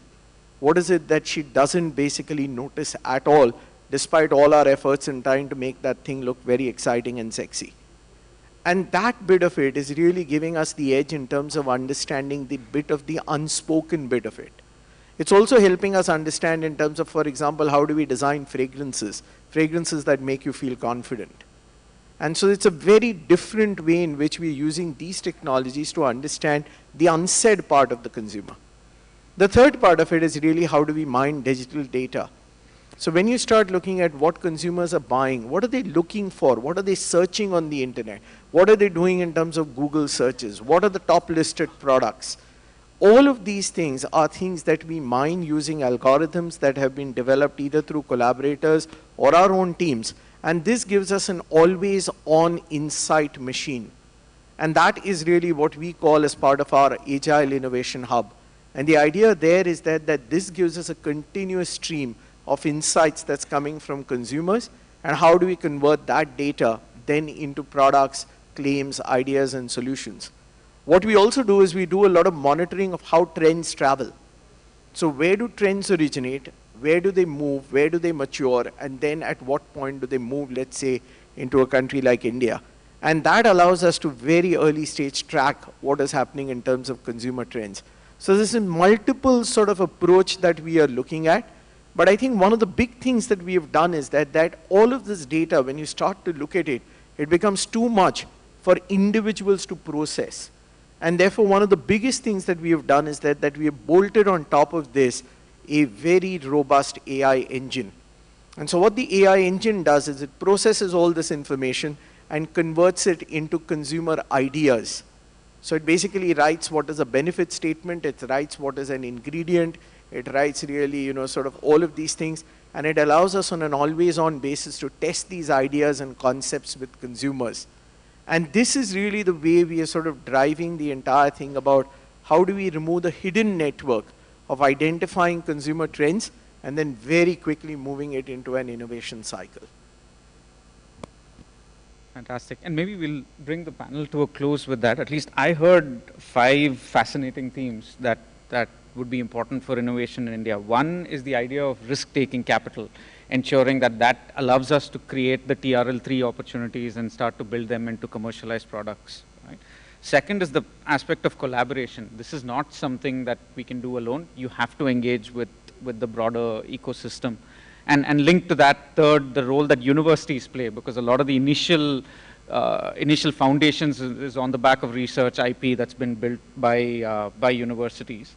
Fourth, how do you take a consumer, customer-centric lens, live their life, and then build products, because it allows you to scale to different geographies and build something that's customized. And finally, cracking traditional universities with innovation, right? How do you incubate, grow in partnership with traditional universities? So I think all of these have been really fascinating to hear from you. I want to thank all of you for coming down and sharing your thoughts for today's discussion.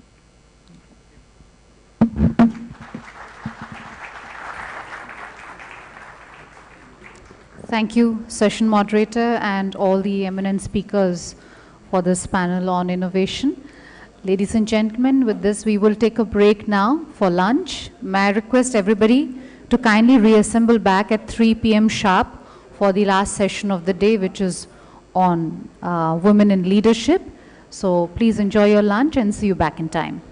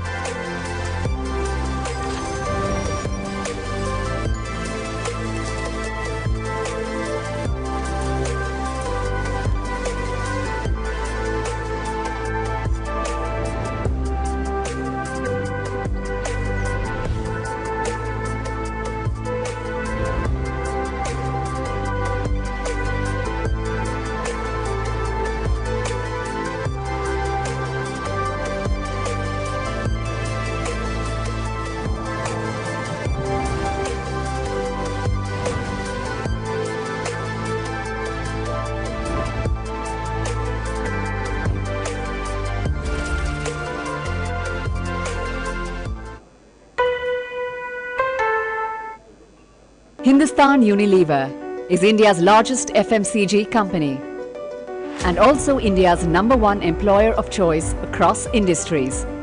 India's rich potential has encouraged us to not just build India's biggest brands, but brands with purpose and innovation. Brands that cut across categories for Indians in every part of the country. The new India is inspiring us to reimagine Hindustan Unilever and create India's most intelligent, tech-powered and purpose-led FMCG company, powered by data, technology and analytics. We are creating water potential of trillions of liters and also creating a circular economy for plastic. We are strengthening our healthcare infrastructure and are even going beyond to enable women entrepreneurs and empower communities. This is how we are creating a truly future-fit Hindustan Unilever for the new India.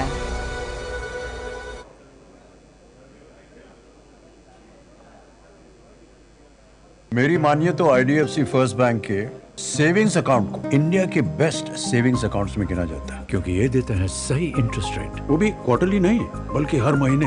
IMPS, debit card और cheque book पे है लो charges. यही तो है इनकी always you first वाली सोच। IDFC first bank, always you first.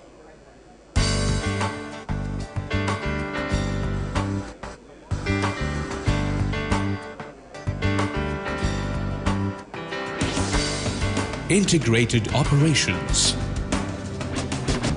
global outreach, dedicated workforce, empowering communities. Infa, where excellence and innovation converge.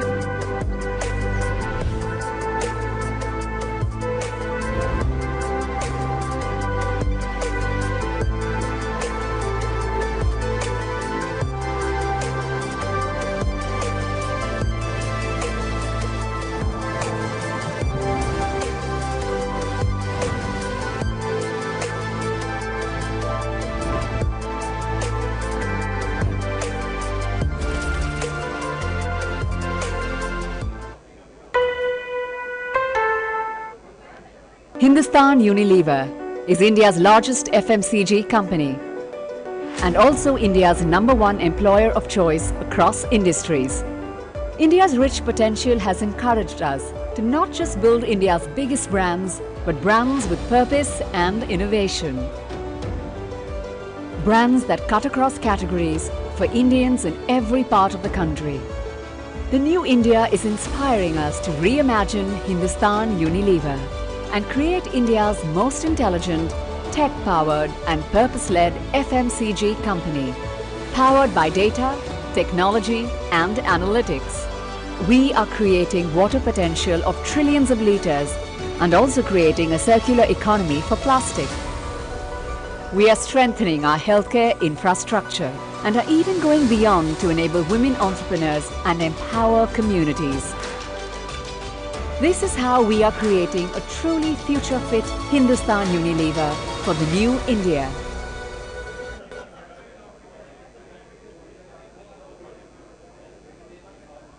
मेरी मानिए तो IDFC फर्स्ट बैंक के सेविंग्स अकाउंट को इंडिया के बेस्ट सेविंग्स अकाउंट्स में गिना जाता है क्योंकि ये देता है सही इंटरेस्ट रेट, वो भी क्वार्टरली नहीं बल्कि हर महीने। IMPS, डेबिट कार्ड और चेक बुक पे है लो चार्जेस। यही तो है इनकी ऑलवेज यू फर्स्ट वाली सोच। IDFC first bank, always you first.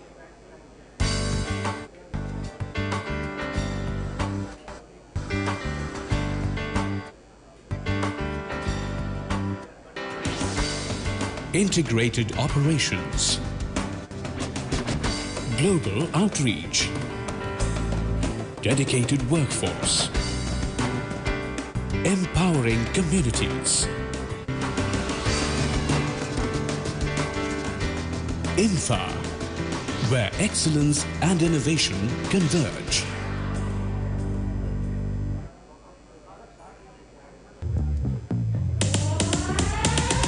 We running on the streets, we going for the race. We the best, let's cut to the chase. We go for electric is the craze. Live big, just feel the space. Jump in on the base. We go for we fly. We go for we fly. We go for we electric. We go.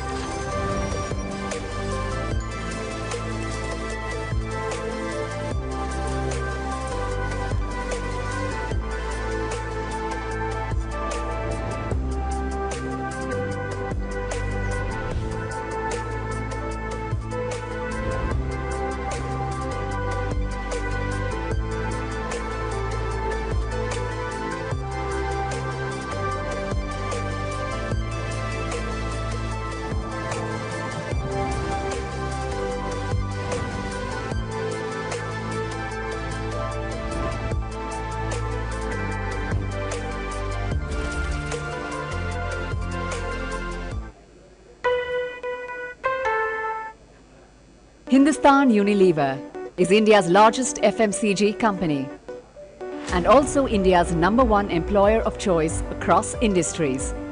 India's rich potential has encouraged us to not just build India's biggest brands, but brands with purpose and innovation. Brands that cut across categories for Indians in every part of the country. The new India is inspiring us to reimagine Hindustan Unilever and create India's most intelligent, tech-powered and purpose-led FMCG company, powered by data, technology and analytics. We are creating water potential of trillions of liters and also creating a circular economy for plastic. We are strengthening our healthcare infrastructure and are even going beyond to enable women entrepreneurs and empower communities. This is how we are creating a truly future-fit Hindustan Unilever for the new India.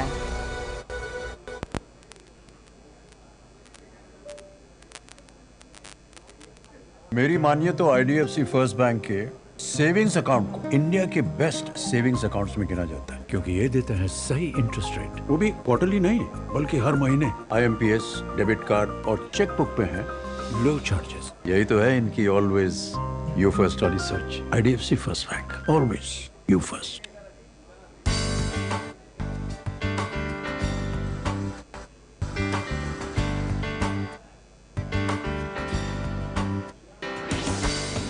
Integrated operations, global outreach, dedicated workforce, empowering communities, Infa, where excellence and innovation converge.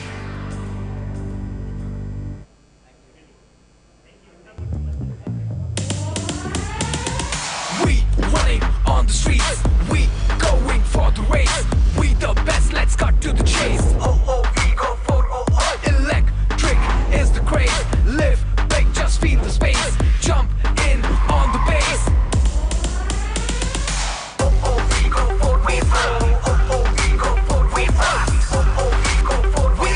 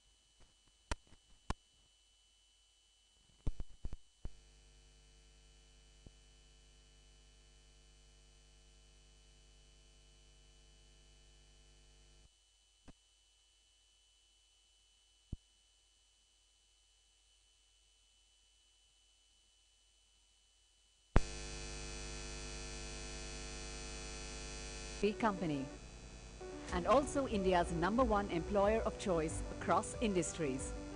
India's rich potential has encouraged us to not just build India's biggest brands, but brands with purpose and innovation. Brands that cut across categories for Indians in every part of the country. The new India is inspiring us to reimagine Hindustan Unilever and create India's most intelligent, tech-powered and purpose-led FMCG company, powered by data, technology and analytics. We are creating water potential of trillions of liters and also creating a circular economy for plastic. We are strengthening our healthcare infrastructure and are even going beyond to enable women entrepreneurs and empower communities. This is how we are creating a truly future-fit Hindustan Unilever for the new India.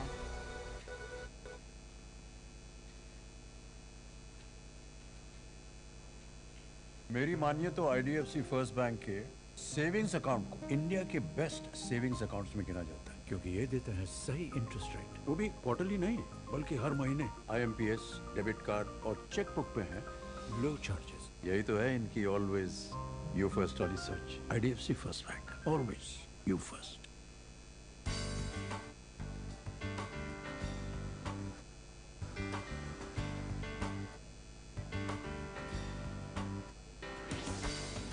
Integrated operations, global outreach, dedicated workforce, empowering communities. Infa, where excellence and innovation converge.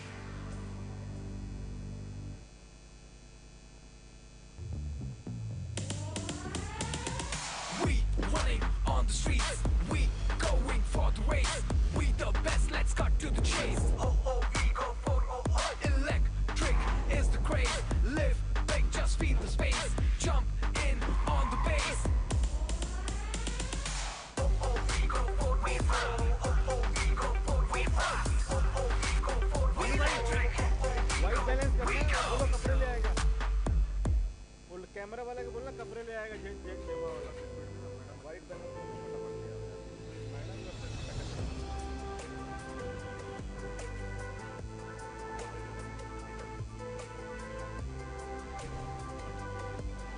पूरा खोल देना भाई। Focus they they, focus. Of कर, और of कर।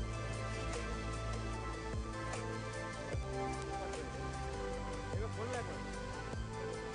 आज elite कर रहा है।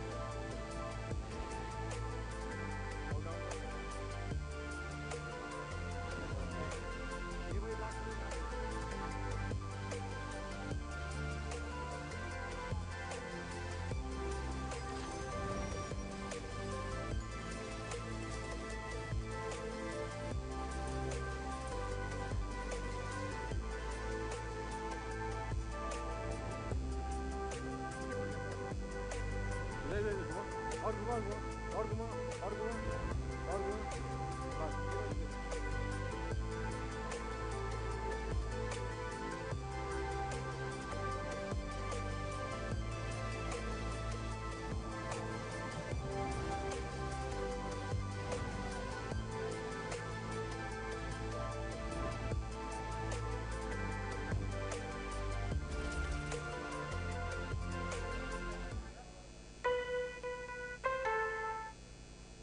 Hindustan Unilever.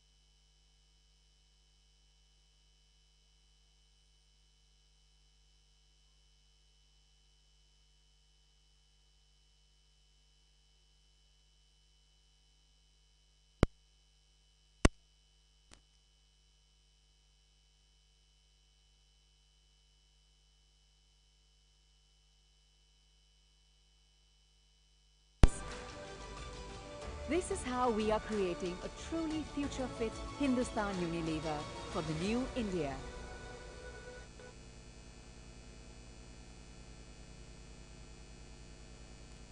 मेरी मानिए तो आईडीएफसी फर्स्ट बैंक के सेविंग्स अकाउंट को इंडिया के बेस्ट सेविंग्स अकाउंट्स में गिना जाता है, क्योंकि ये देते हैं सही इंटरेस्ट रेट, वो भी क्वार्टरली नहीं बल्कि हर महीने। आईएमपीएस, डेबिट कार्ड और चेकबुक पे है लो चार्जेस। यही तो है इनकी ऑलवेज यू फर्स्ट वाली search. IDFC first bank, always you first.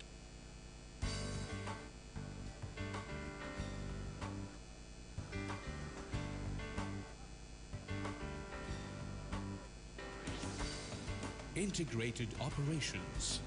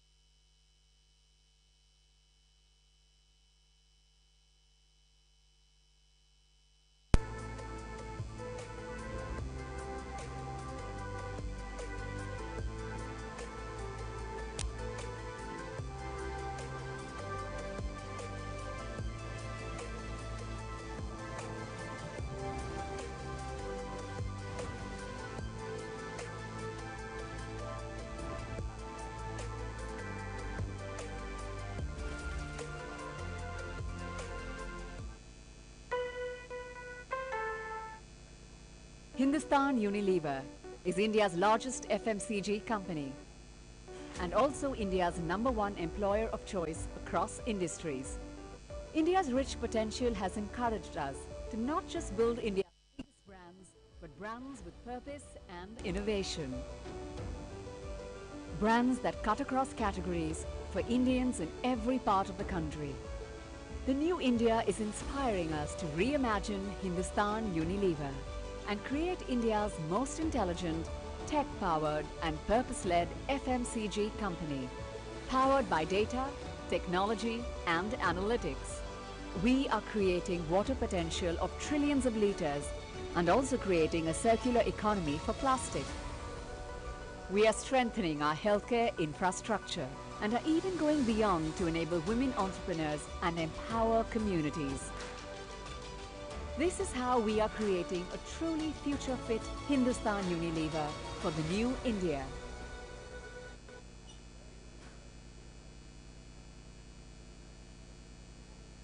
मेरी मानिए तो आईडीएफसी फर्स्ट बैंक के सेविंग्स अकाउंट को इंडिया के बेस्ट सेविंग्स अकाउंट्स में गिना जाता है, क्योंकि ये देते हैं सही इंटरेस्ट रेट, वो भी क्वार्टरली नहीं बल्कि हर महीने। आईएमपीएस, डेबिट कार्ड और चेकबुक पे है लो चार्जेस। यही तो है इनकी ऑलवेज यू फर्स्ट वाली search. IDFC first bank, always you first.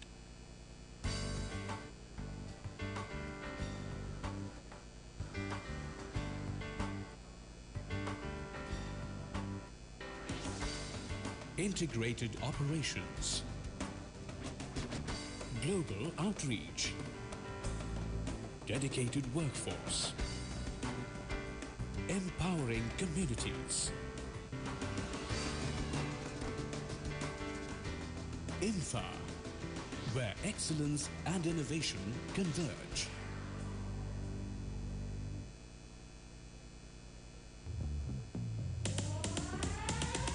We running on the streets, we going for the race. We the best, let's cut to the chase. Oh, we go for electric is the craze. Live big, just feel the space. Jump in on the base. We go for we fly. We go for we fly. We go for we electric. We go. Hello. Check, hello.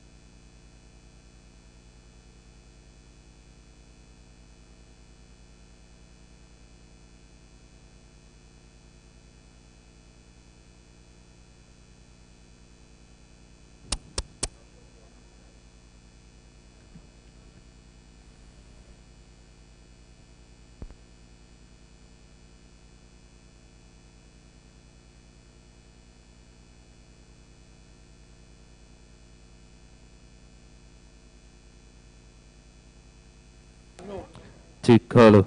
Test. Hello.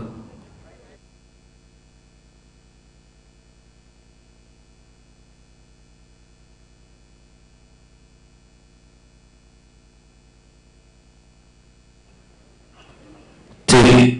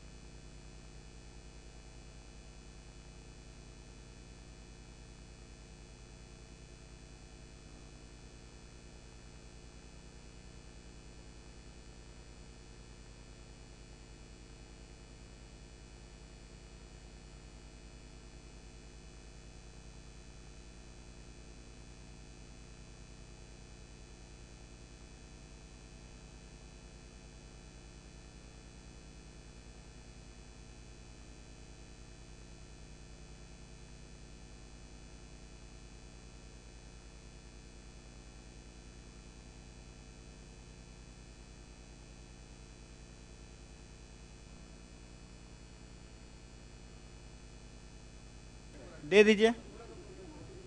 Hello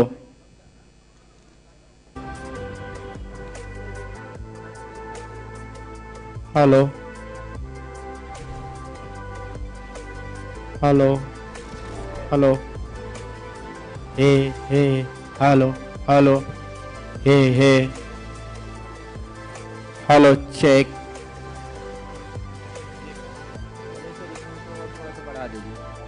hello hey hello hey hello hello hey 1 2 1 2 hey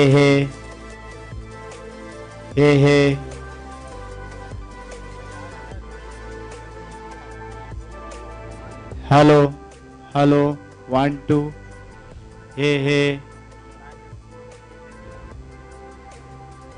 hello hey 1 2 बढ़ा दिया। Hello hey 1 2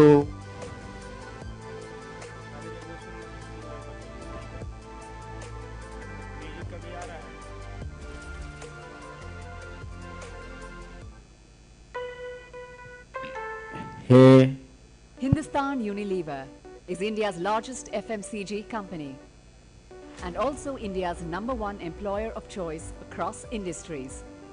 India's rich potential has encouraged us to not just build India's biggest brands, but brands with purpose and innovation.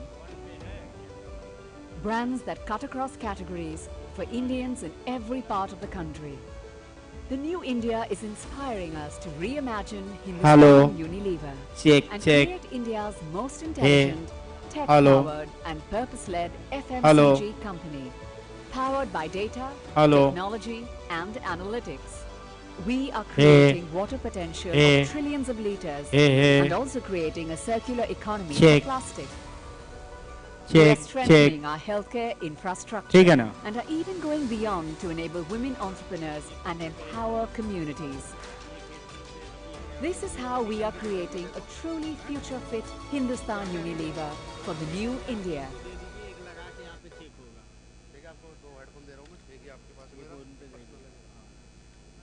मेरी मानिए तो IDFC first bank के savings account को India के best savings accounts में गिना जाता है क्योंकि ये देता है सही इंटरेस्ट रेट, वो भी क्वार्टरली नहीं बल्कि हर महीने। आईएमपीएस, डेबिट कार्ड और चेकबुक पे है लो चार्जेस। यही तो है इनकी ऑलवेज यू फर्स्ट वाली सोच। IDFC first bank, always you first.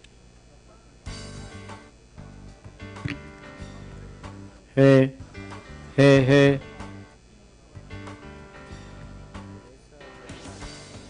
Integrated operations.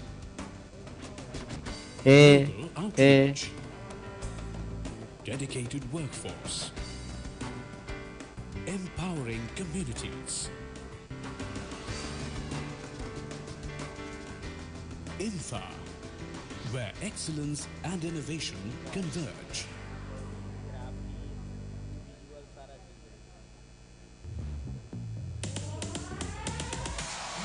Running on the streets, we going for the race. We the best, let's cut to the chase. Electric is the craze. Live big, just feel the space. Jump in on the base. We go for we fast. We go for we fast. We go for we electric. We go. Hey.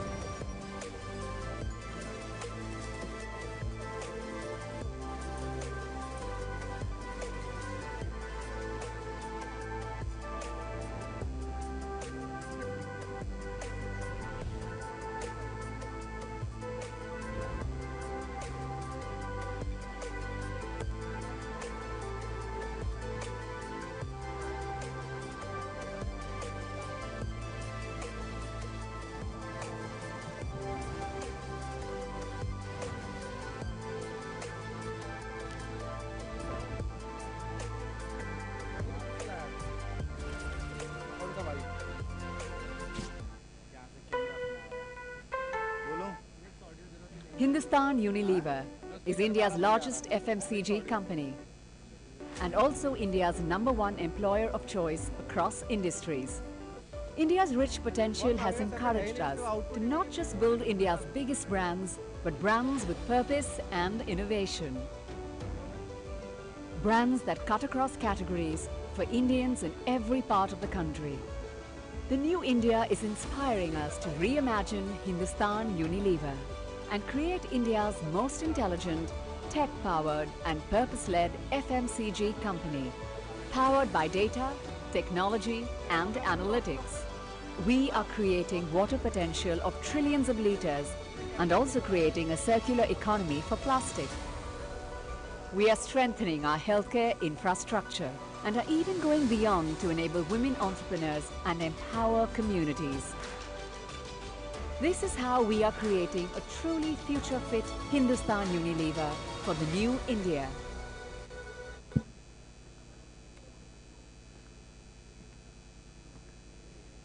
मेरी मानिए तो IDFC first bank के savings account को India के best savings accounts में गिना जाता है क्योंकि ये देते हैं सही इंटरेस्ट रेट, वो भी क्वार्टरली नहीं बल्कि हर महीने। आईएमपीएस, डेबिट कार्ड और चेकबुक पे हैं लो चार्जेस। यही तो है इनकी ऑलवेज यू फर्स्ट वाली search. IDFC first bank, always you first.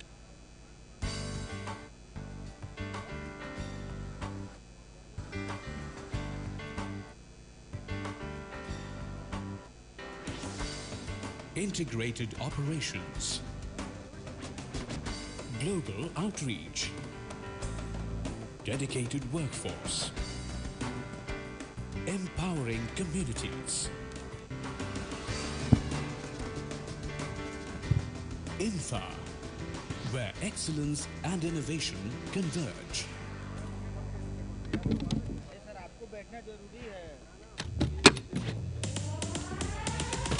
We running on the streets, we going for the race. We the best, let's cut to the chase. We go for electric is the craze. Live big, just feel the space. Jump in on the base. We go for we fly. We go for we fly. We go for we electric. We go.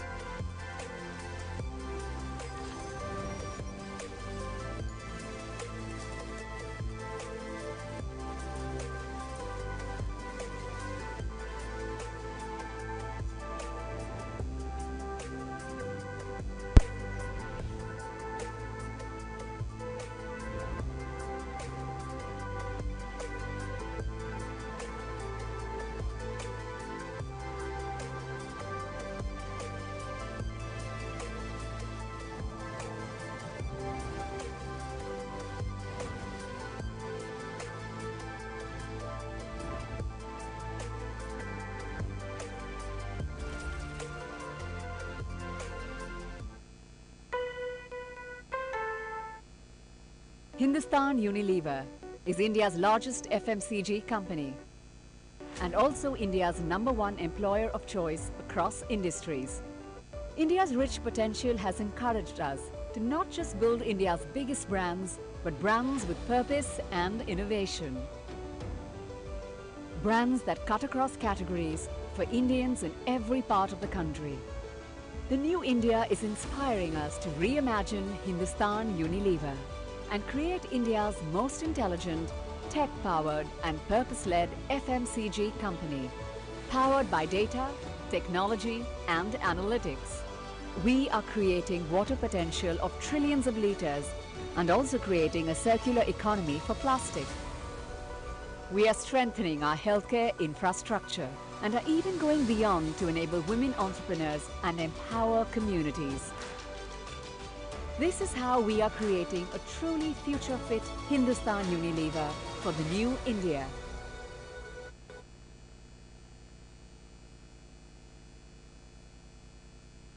मेरी मानिए तो IDFC first bank के savings account को India के best savings accounts में गिना जाता है क्योंकि ये देते हैं सही इंटरेस्ट रेट, वो भी क्वार्टरली नहीं बल्कि हर महीने। आईएमपीएस, डेबिट कार्ड और चेकबुक पे हैं लो चार्जेस। यही तो है इनकी ऑलवेज यू फर्स्ट वाली search. IDFC first bank, always you first.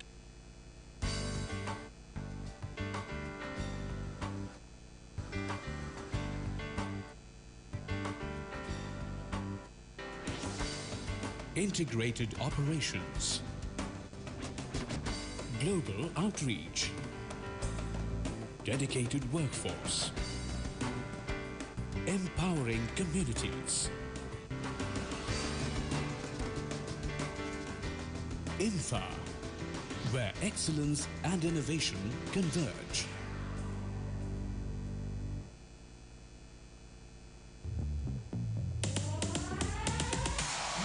Running on the streets, we going for the race.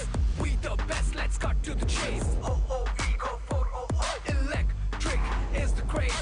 Live big, just feel the space. Jump in on the base. We go for we fly.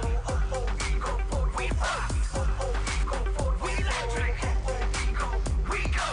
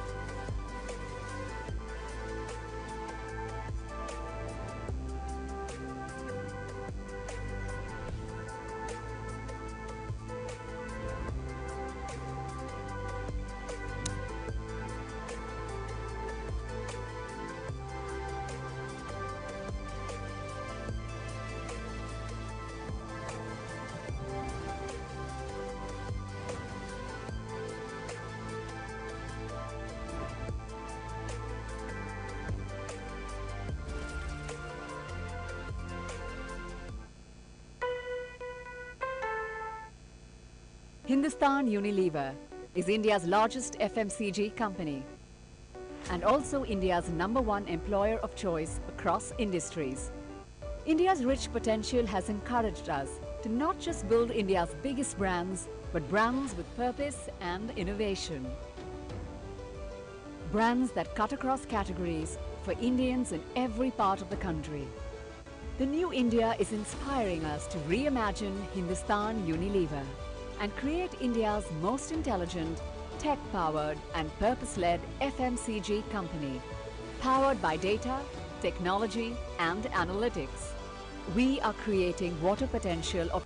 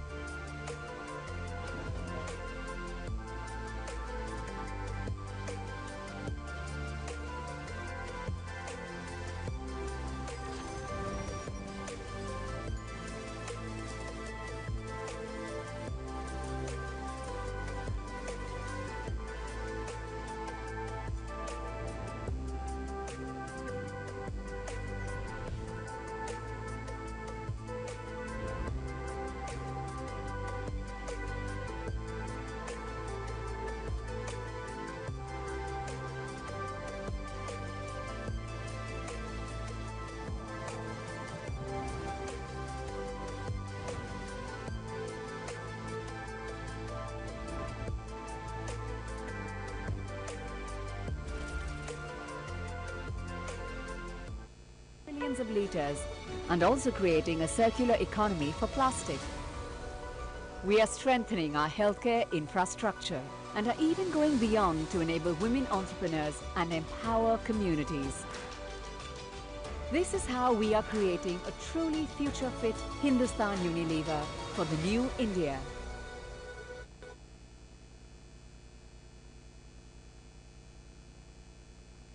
मेरी मानिए तो IDFC first bank के savings account को India के best savings accounts में गिना जाता है क्योंकि ये देते हैं सही इंटरेस्ट रेट, वो भी क्वार्टरली नहीं बल्कि हर महीने। आईएमपीएस, डेबिट कार्ड और चेकबुक पे हैं लो चार्जेस। यही तो है इनकी ऑलवेज यू फर्स्ट वाली search. IDFC first bank, always you first.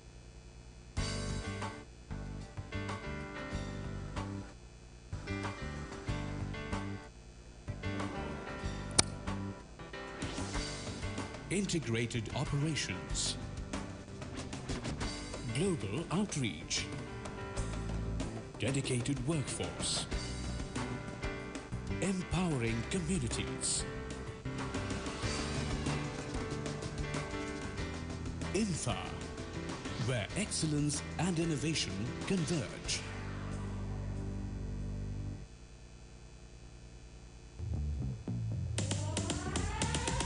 We running on the streets, we going for the race.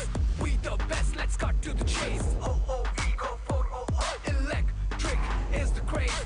Live big, just feel the space. Jump in on the base. Oh, we go for we fly. Oh, we go for we fast. Oh, we go for we electric. Oh, we go.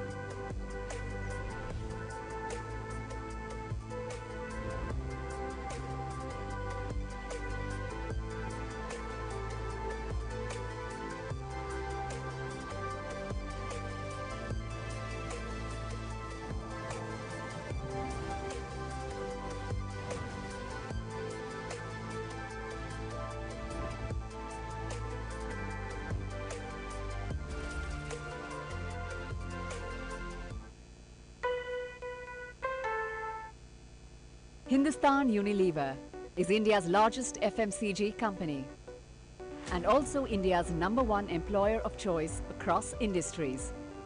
India's rich potential has encouraged us to not just build India's biggest brands, but brands with purpose and innovation. Brands that cut across categories for Indians in every part of the country. The new India is inspiring us to reimagine Hindustan Unilever and create India's most intelligent, tech-powered and purpose-led FMCG company, powered by data, technology and analytics. We are creating water potential of trillions of litres and also creating a circular economy for plastic. We are strengthening our healthcare infrastructure and are even going beyond to enable women entrepreneurs and empower communities. This is how we are creating a truly future-fit Hindustan Unilever for the new India.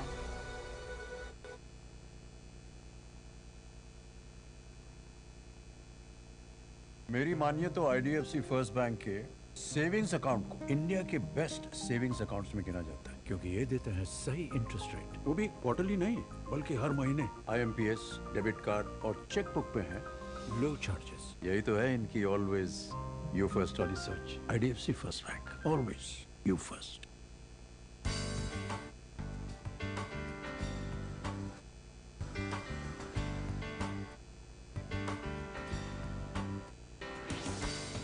integrated operations, global outreach, dedicated workforce, empowering communities. Infa, where excellence and innovation converge.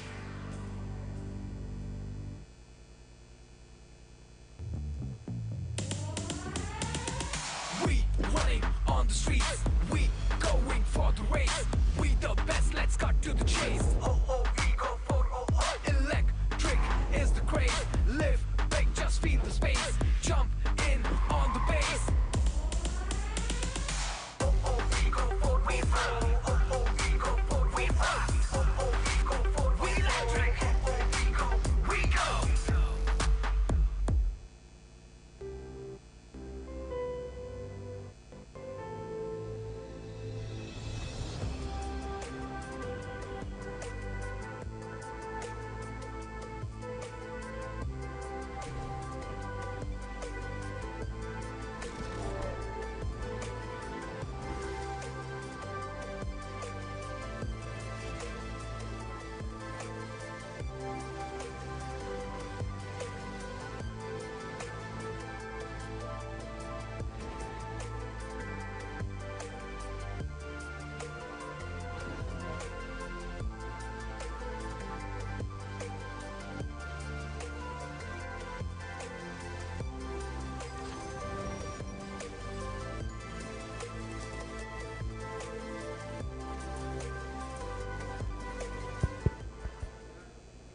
Very good afternoon, ladies and gentlemen. Welcome back. I hope you've all had a nice and relaxing lunch.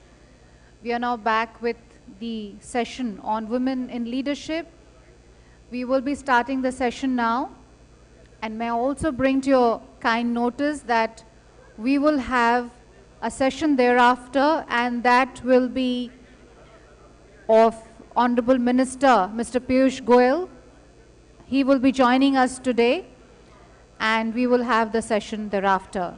So if I may request everybody to please take your seats and settle down as quickly as possible, we will start the session on women in leadership immediately now. Thank you.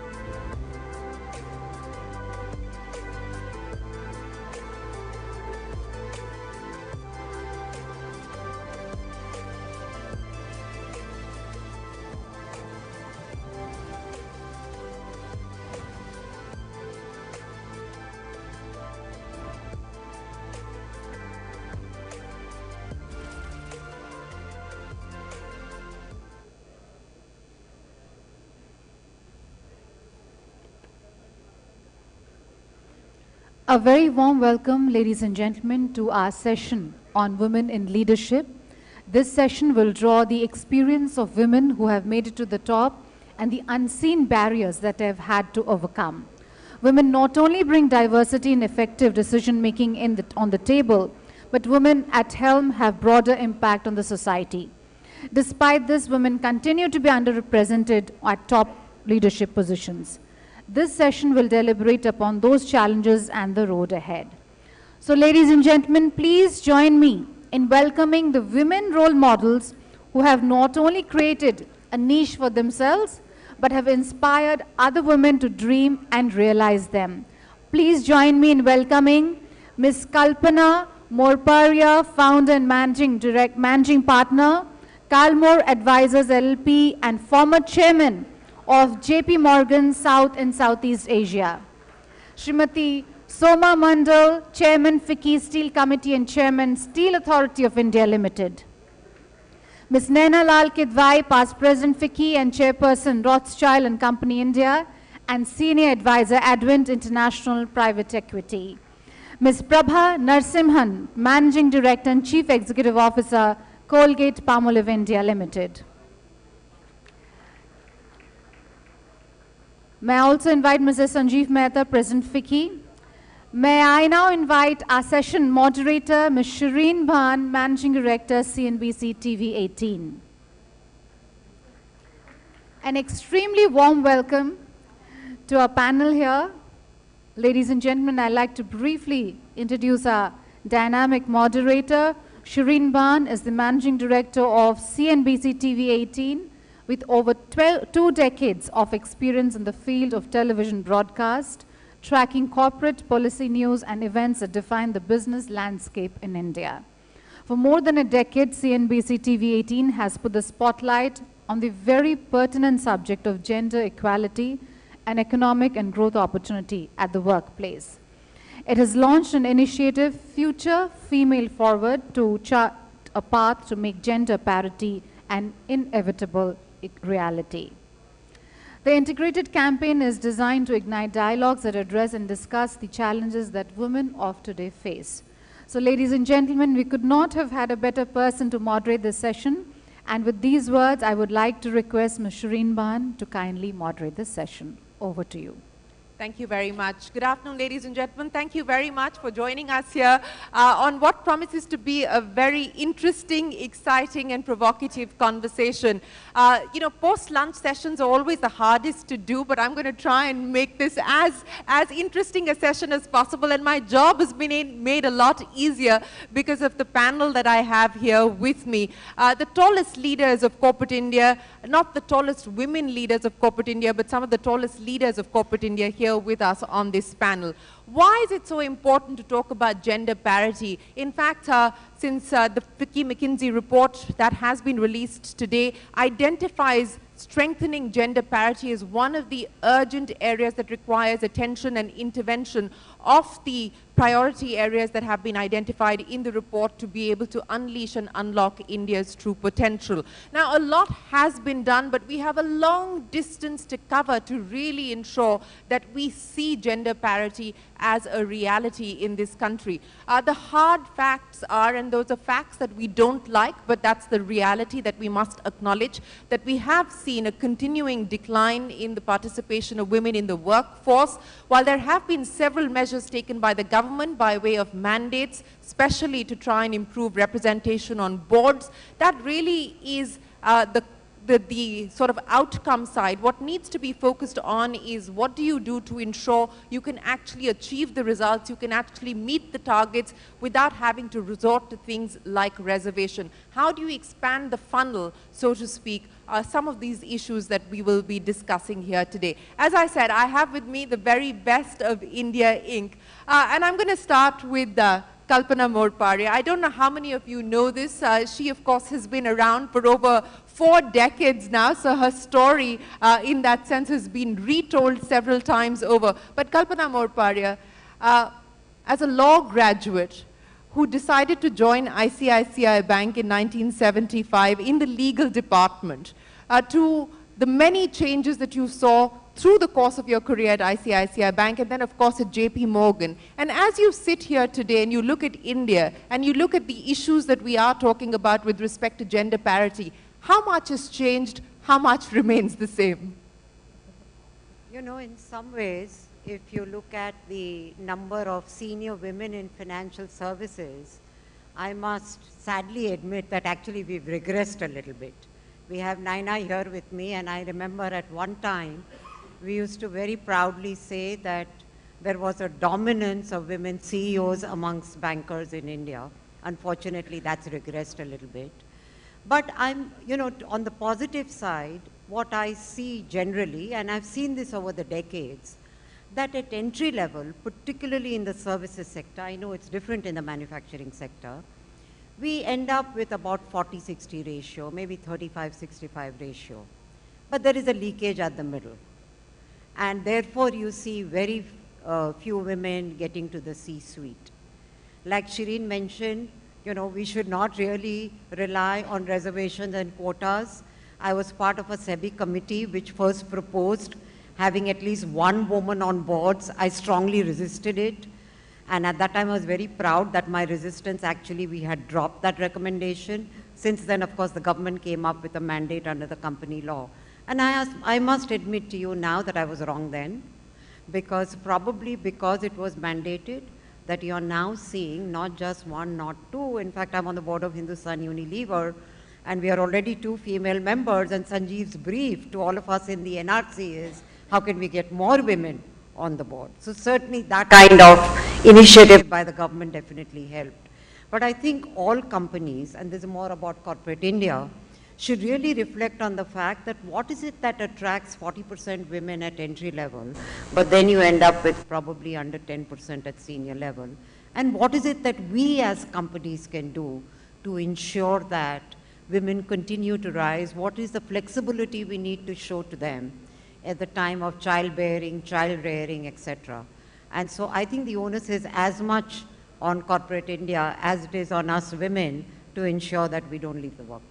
Well, yes, you're absolutely right in pointing out that the onus has to be on the corporate sector to try and ensure that there are policies that are designed to ensure that women don't opt out and don't make it easy for the women to opt out. But Kalpana Morparia raised a very interesting comment there, Naina, and I want you to comment on that. But once again, for the benefit of our audience here, you know, another one of those leaders whose shoulders women like me stand on, Kalpana Morparia, Naina Lal Kidwai, many firsts attributed to Naina as well, and of course was the first woman president of an industry chamber, something that CII took time to get to. So Naina, my first question to you, you know, why have we seen this regression in the financial services space where at one point there were so many women at the top and we don't see that today? Why do you believe that's the case? Is it just, you know, a matter of sort of timing, or do you think that there is something that we need to look into, something we need to review? And to Kalpana's point about corporate India taking the lead, stepping up to ensure that we fix the leakages. How much work has actually been done there, and where do you believe the gaps continue to lie? So I think, you know, just on the financial services sector, it was providence that many women were at the lead at the same time. I think when you look at that next layer, there are women in the system, and I have no reason to believe they would not come up through the system. I think that battle has been won. It's been shown to work. It's done in the financial services sector, and one that may not need too much priming, because I would like to believe that pipeline is there, and it will continue to throw up the best candidates. And they come up through the system because they're the best, not because they're men or women. In terms of the leaky pipeline, I think many corporates have moved ahead, but not everyone has. There's no doubt that that women fall away at certain stages, you know, maternity and young children are standard issues. And increasingly, dual career marriages are a given, and one or the other has to give way. And I'm happy to say that there are men who are following their wives around, at least a lot of the successful women I know, some of whom worked with me, have seen their husbands move with them as well. So those decisions have to happen. But until society changes, and every one of you guys out there changes, this leaky pipeline is not going to change. I was interested to see a study that was done which said 75% of the younger males today were very happy to have a wife that was working. However, when the question was asked as to what is the role you see for your wife, it was looking after the children, looking after the family, etc., etc.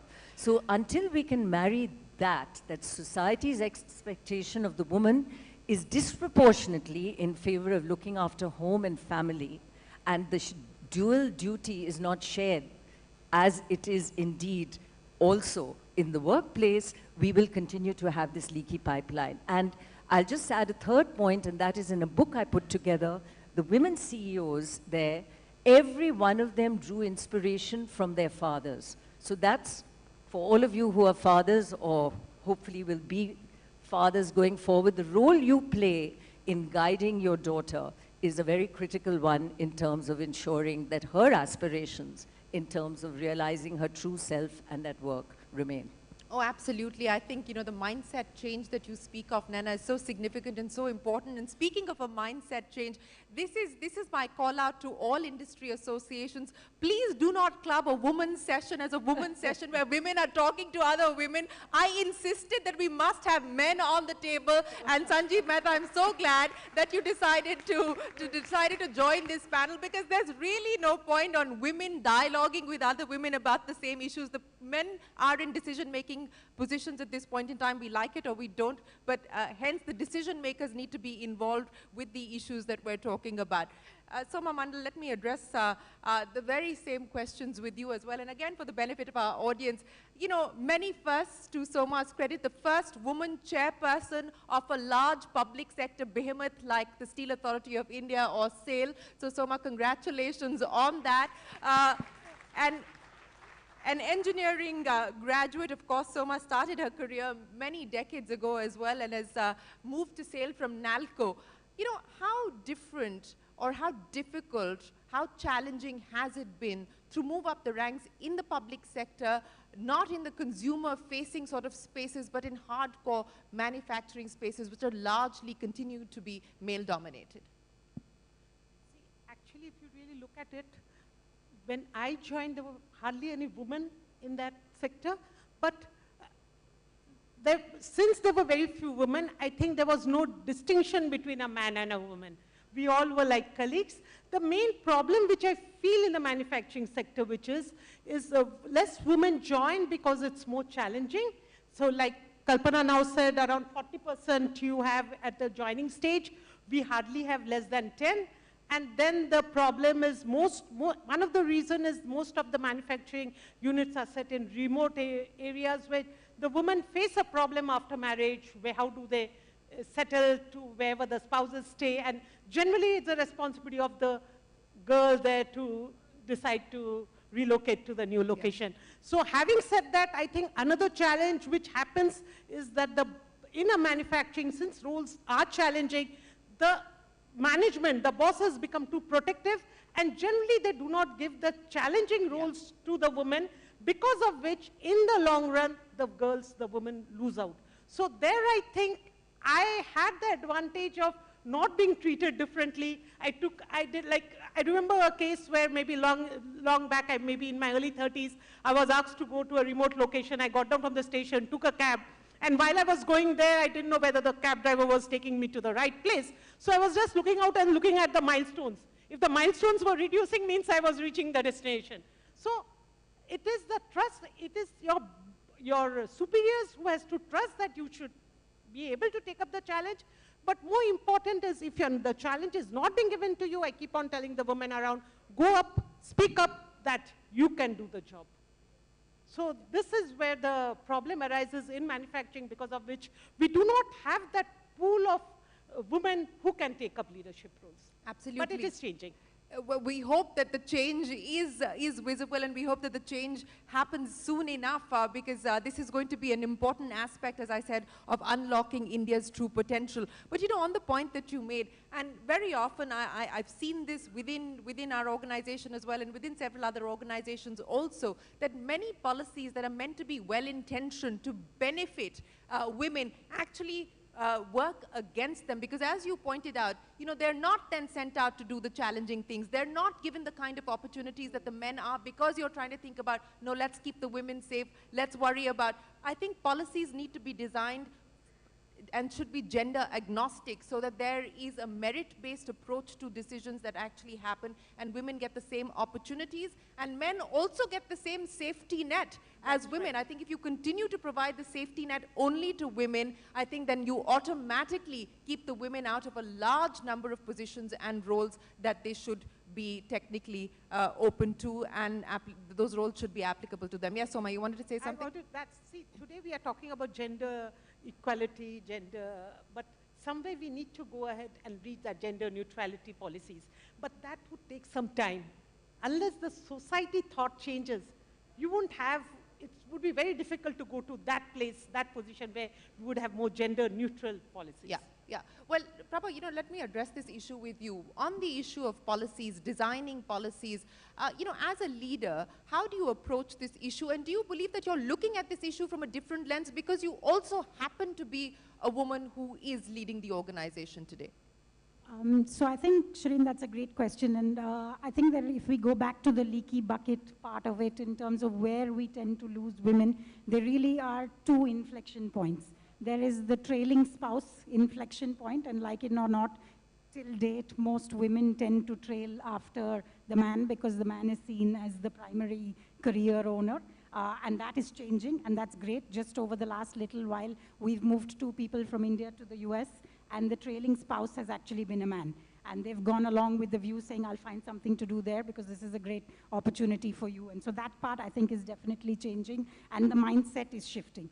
The second part where we tend to lose a lot of women is, of course, during this maternity break and the leave. And obviously, physiologically, only women can have children, but parenting is obviously a dual responsibility. And I think the more we call this parental leave, and we make it gender agnostic, because I know enough men who really, really would love to have more time with their children, and a lot of regrets in terms of how much time they manage to spend, especially in the formative years of their children. I think that's an area where we can make a real difference, that instead of making paternity leave a 2-week thing and maternity leave a 6-week thing, I know there's a physiology to it, but can we start looking at parental leave that is a little bit more gender agnostic? And depending on who is able to do it at what point, I think that becomes a great option to fix certainly one part of that leaky bucket.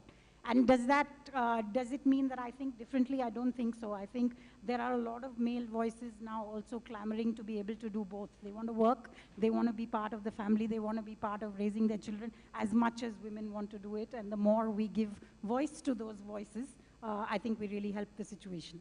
Well, we're going to give voice to one of those voices here, Sanjeev Mehta.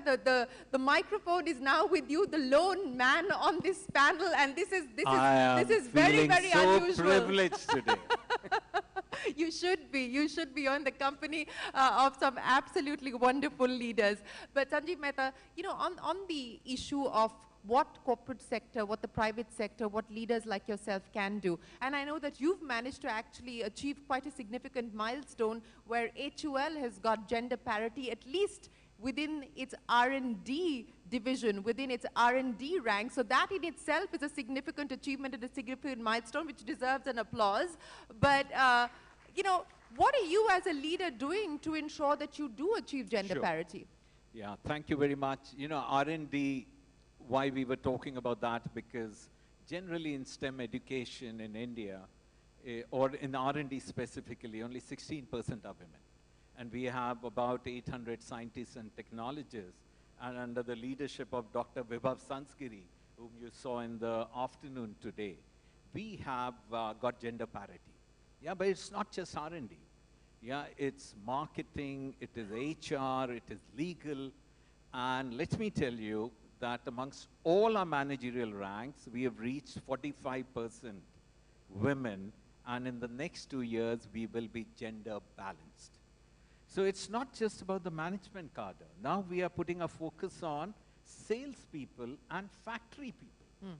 Yeah, we have set up a factory in Sumerpur where it is going to be gender balanced at the blue collar level. So it can be done. You have to first start with the belief that women can do most jobs, if not all, which men can do. That's the starting position. The second is, you must believe in the business case. Now look at us. 70% of people who consume the products of Hindustan Unilever, the decision makers are women. And in our company, we should represent our consumer base. Now, if we aren't doing gender balanced, or if we aren't bringing in equity, then we are doing disservice to the business. So there is a very strong business case. Now, then what we have to do is, first is the culture, which is behavior at scale.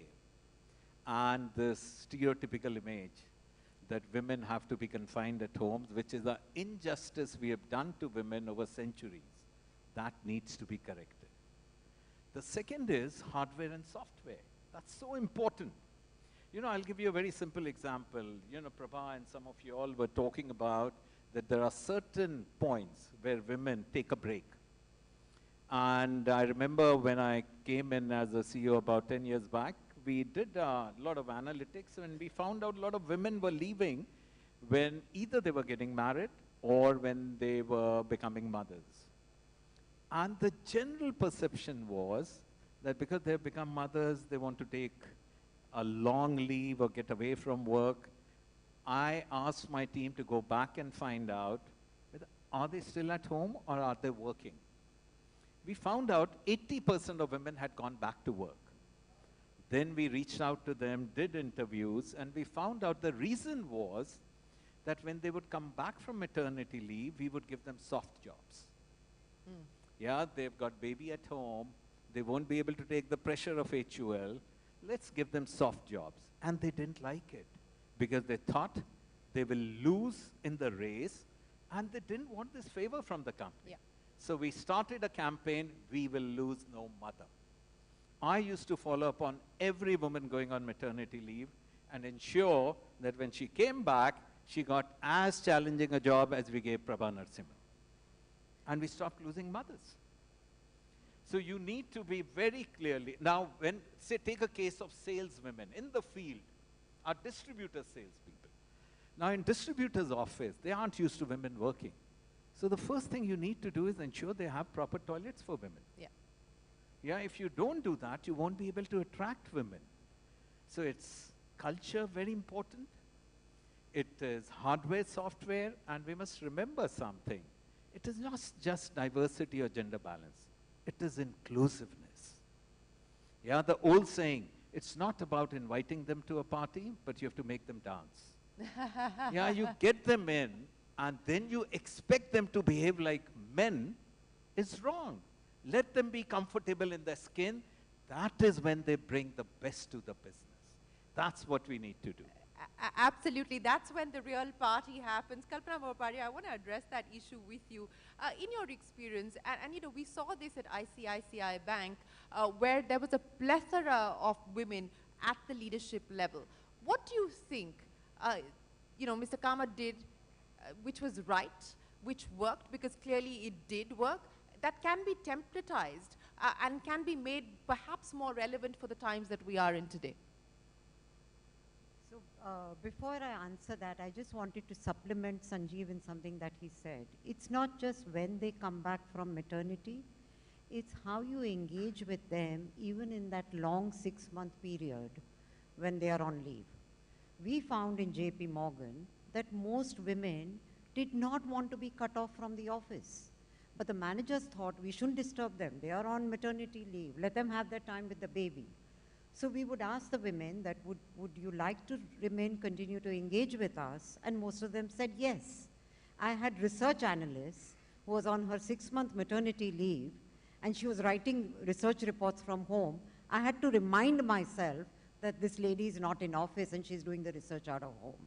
So, and this was way before COVID trend of working from home. So Shireen, you're going to be disappointed with my answer on ICICI, but ICICI was truly one of those really, really bizarre coincidences where so many women thrive, because frankly, we did nothing. We did not track hiring, we did not track attrition on gender basis, we did not track career progression, compensation, none of it. And that's why we believed that a gender agnostic organization will just happen. And when I went to JP Morgan and they told me, please address a women's network session, I said, no, women don't like to be singled out, I'm not going to do it. JP Morgan, of course, forced me into doing it. And I realized the true merit of doing this, because ICICI was an island, the world is not an island, and therefore we as companies, and we put in a whole lot of practices, including the one that I just now described to you, in terms of staying engaged with these women, even when they were on maternity leave. So I think cut to where we are today, I would put a lot of emphasis on creating women's network group. Men are welcome, but we women are just as happy being by ourselves, because men tend to bond over a a bottle of beer or their sporting event, women always want to run home as soon as the work is done. But when they are invited to an office function, they feel obligated to show up there. They meet other women, hear similar challenges that they faced, and actually create a phenomenal network of bonding. I'm not going to talk about more. I'm sure my other colleagues have more, but there are a few other practices. If time permits, I'll talk to you. I'll come back to you on that. But, you know, Nana, let me address this issue with you. Since we are talking about what needs to be done and we're charting out a roadmap to 2047, what do you think the private sector can do to ensure that we not just attract talent, but we create merit-based organizations? And as Kalpana was saying, and I've always sort of felt hesitant about this, I mean, should we address the women? Should we not address the women? You know, but I think the fact of the matter is that affirmative action does have its merits. I was of the same belief that there should be no reservation for women at the board level, but I have also come around to your point of view that if it hadn't happened, we perhaps would not have seen more women on boards. But, you know, where on this journey now, in terms of the unfinished tasks, what would you put down? So I was actually grinning when Sanjeev mentioned toilets, and that may be partly because I'm obsessed with sanitation, an area I work in now. And the one good change that's happened is I had to walk up 4 floors to go to a women's loo, and today at least we can boast a bank of toilets not stuck behind a copier and indeed available. So that's progress, that there's recognition that women's toilets should be on the same floor that women work on. And I think these changes, and I call these even the hygiene level changes, don't come naturally to organizations. They have to be understood, felt, and women have to ask for it when it doesn't exist. We shouldn't be shy of making those demands or pointing out what is wrong. And I feel that often we are shy. We don't want to stand out. We don't want to be seen as if we are asking for special things. But these are not special things. These are required things. And I think Kalpana is so right in suggesting that the cohort that you actually hire needs to be one which is representative at a minimum. So I would say if you're hiring at an IIM and if it's 30% women there, at least make sure that 30% of the people you're interviewing are women. Ideally 40, but at least go by the grouping that you are going into to ensure that you are meeting them. Then the panel that interviews, can you make sure that there is at least a senior woman there? Because women like to see that there are senior women in an organization before you put your hand up to join it. You want to know what the culture of that organization is. And the policies, many and maybe even every company today boasts about the tick box exercise. But what is the true culture of that organization? Is it truly gender agnostic? And it has to be gender agnostic. I don't think it should be one that favors women. Women don't want favors. I did a study at a time when I was CEO of HSBC, and it was largely women, and I put as head of it the guys who were reporting to me, so they could hear it from the women. Some of the most amazing policy changes came from that. We switched to a 5-day week because the women highlighted that that was something that would be helpful. But hey, men and women benefited from a 5-day week. The bank benefited because we moved to a roster where the branch remained open on the 6th day, but it didn't require everybody to be in office 6 days a week. Costs went down in terms of electricity. We became the favored bank for people to join, men and women. And I had many in the competition that scoffed at what we were doing and said, even RBI called up and said, what do you think you're doing? As 6 months later, everyone moved to a 5-day week. Some took 2 years to move, but people moved. So sometimes it's just about understanding and hearing what is wrong in order to actually do what is right for the organization, not right for women alone. Yeah, Prabha, you know, you give me tangible things that have happened at Colgate, and of course in your previous stint with HUL as well, which Sanjeev has been talking to us about things that actually work on the ground, things that this audience can take away as possible ideas that can be replicated. So I think certainly speaking from personal experience, the first thing that has absolutely worked is you come back to work after a break and you're taken seriously. And you're taken seriously by being given a job that matters to the organization. And frankly, everybody can tell what matters and what doesn't matter. So you can't cloak it in it's really, really important project kind of thing. You have to give a job that absolutely matters. Having said that, I think along with the job, you also need to be able to give the flexibility to say there are moments where you can be 110% at office, and there are moments where you step back, even in a pre-COVID world, where you need a little bit of space. You know, your child is unwell, there are situations at home that you need to manage, and you do need the flexibility to be able to manage that space. And as long as the job is getting done, because you will find that most women actually are quite capable of getting the job done despite that flexibility. I think this combination of being taken seriously, getting work that matters, along with the flexibility, really, really important. And I do think that even if you talk gender balance, affirmative action, etc., the underlying core principle of merit over everything else really needs to be upheld. Because the minute you start wavering on that principle even marginally, I don't think the men feel good, and certainly the women don't feel No, good. absolutely. I completely agree with you there. I think that has to be upheld. But Soma, you know, from the manufacturing sector's perspective specifically, you know, regulations also often come in the way. And again, I mean, well-intentioned regulations from a safety perspective, women cannot work at a certain hour, women have to go back at a certain hour, and so on and so forth. And that also constrains organizations from bringing women onto the workforce. In your assessment, you know, call out some of these so-called well-intentioned policies that are actually holding back women from the workforce. See, a very right question. Here, what happens, we have nowadays, most of our plants have, the manufacturing units also have the women in the work floor, shop floors. In certain states, you do not allow night duty. Generally, these shift duties are rotational. Like if you have a A shift, then you have a B shift, then you have a C shift. So when the C shift, if the woman cannot do, a man has to necessarily do double C shifts. Yeah. So these are where generally the supervisor would avoid putting a woman on a shift duty because of this. But there are people are adjusting to it. There are states where C shift also is allowed.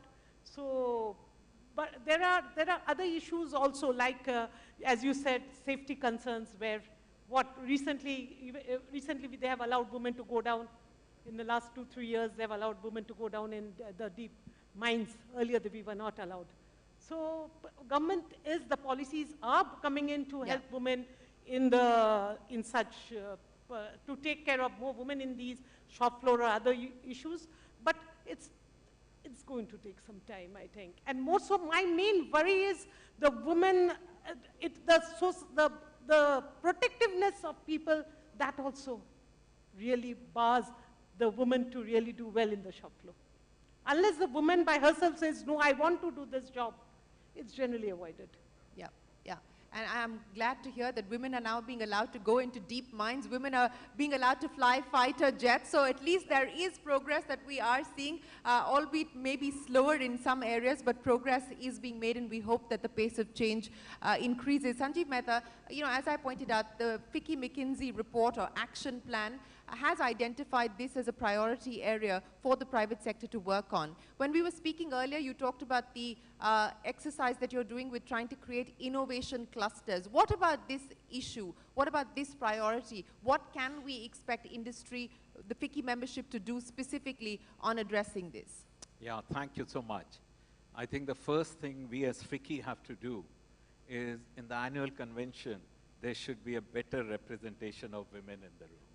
Yeah, I think in the next couple of years, I'm certain that this would change. I'll just come to that question, but I'll also talk about कि देश में बदलाव कैसे आ रहा है. You know, we were setting up a factory in Sumerpur, in UP, Bundelkhand mein.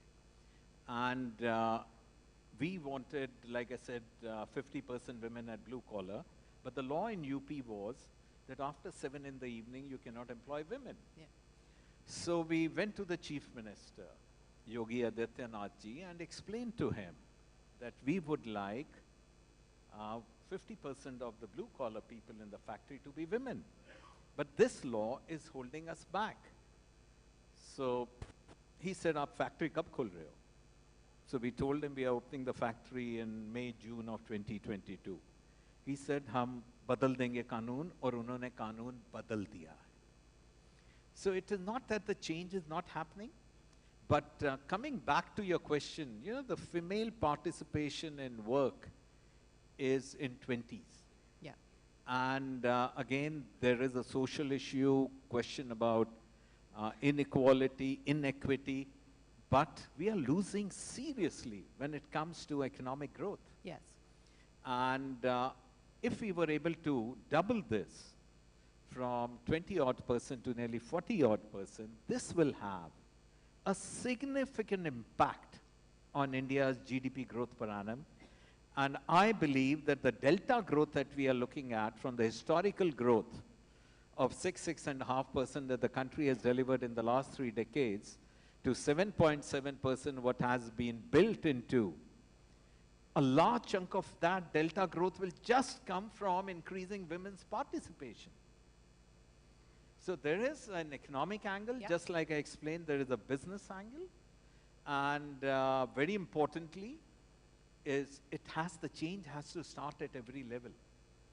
The women have to get more of self-belief. The onus is on men to ensure that we create an enabling environment where women can blossom, and that would contribute not only to the household income, but they would contribute significantly to the progress of the country. You know, and I want to get Prabha and you both to comment on this.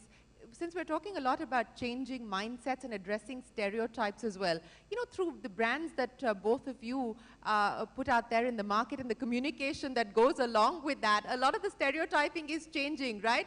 Share the load to start with. But what about Vim Black? Yeah, you know, the entire Vim story started when Prabha was heading a home care. So while the Vim spoof black ad came recently, let me give Prabha the chance to explain what Vim is all about. Vim, you know, isn't it fabulous? A competitor explaining my brand, why it's such a great brand. This is a milestone moment. Prabha, go ahead. So I think the genesis of the idea actually came about during COVID because we had a conversation about how women were talking to us saying, it's fantastic that my husband and my children are at home and I love them to bits, but I am finding myself cooking many more meals and washing many more dishes. And that was something that came throughout. And actually then when the question was asked that you have your husband at home, do they not contribute to the washing of dishes since they're now at home? The answer was usually not, and if I have to get him to wash the dishes, I have to hear for half an hour how utterly fantastic he has been to wash those dishes.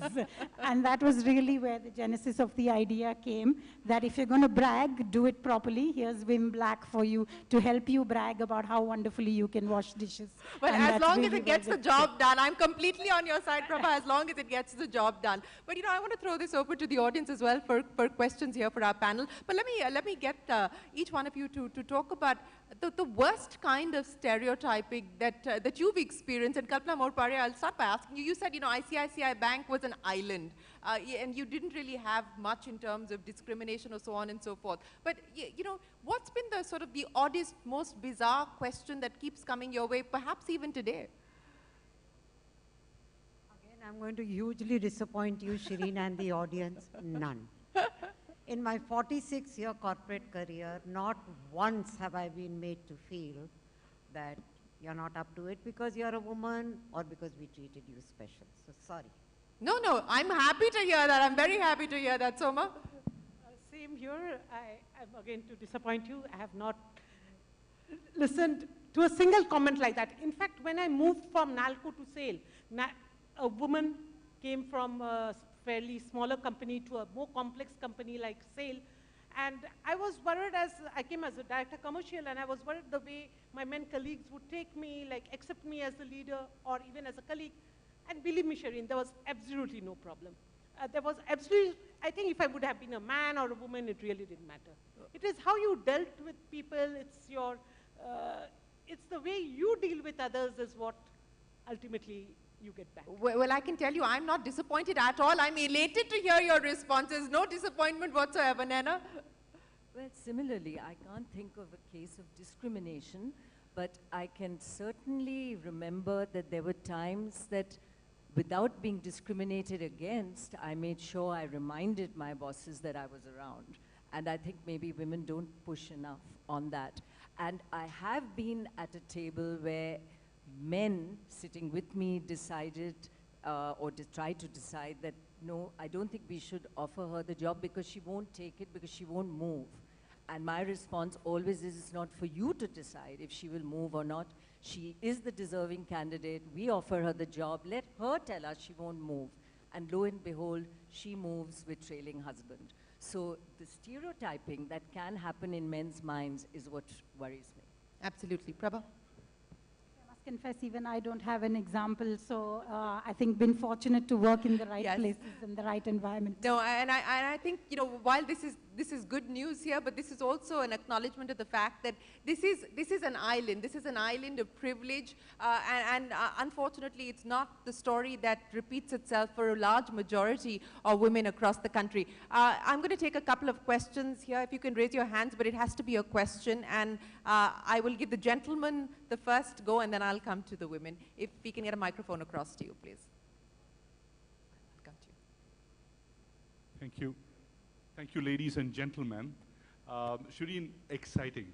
Let me just share with you, Sanjeev, we as a company have 50% board between female and male, okay?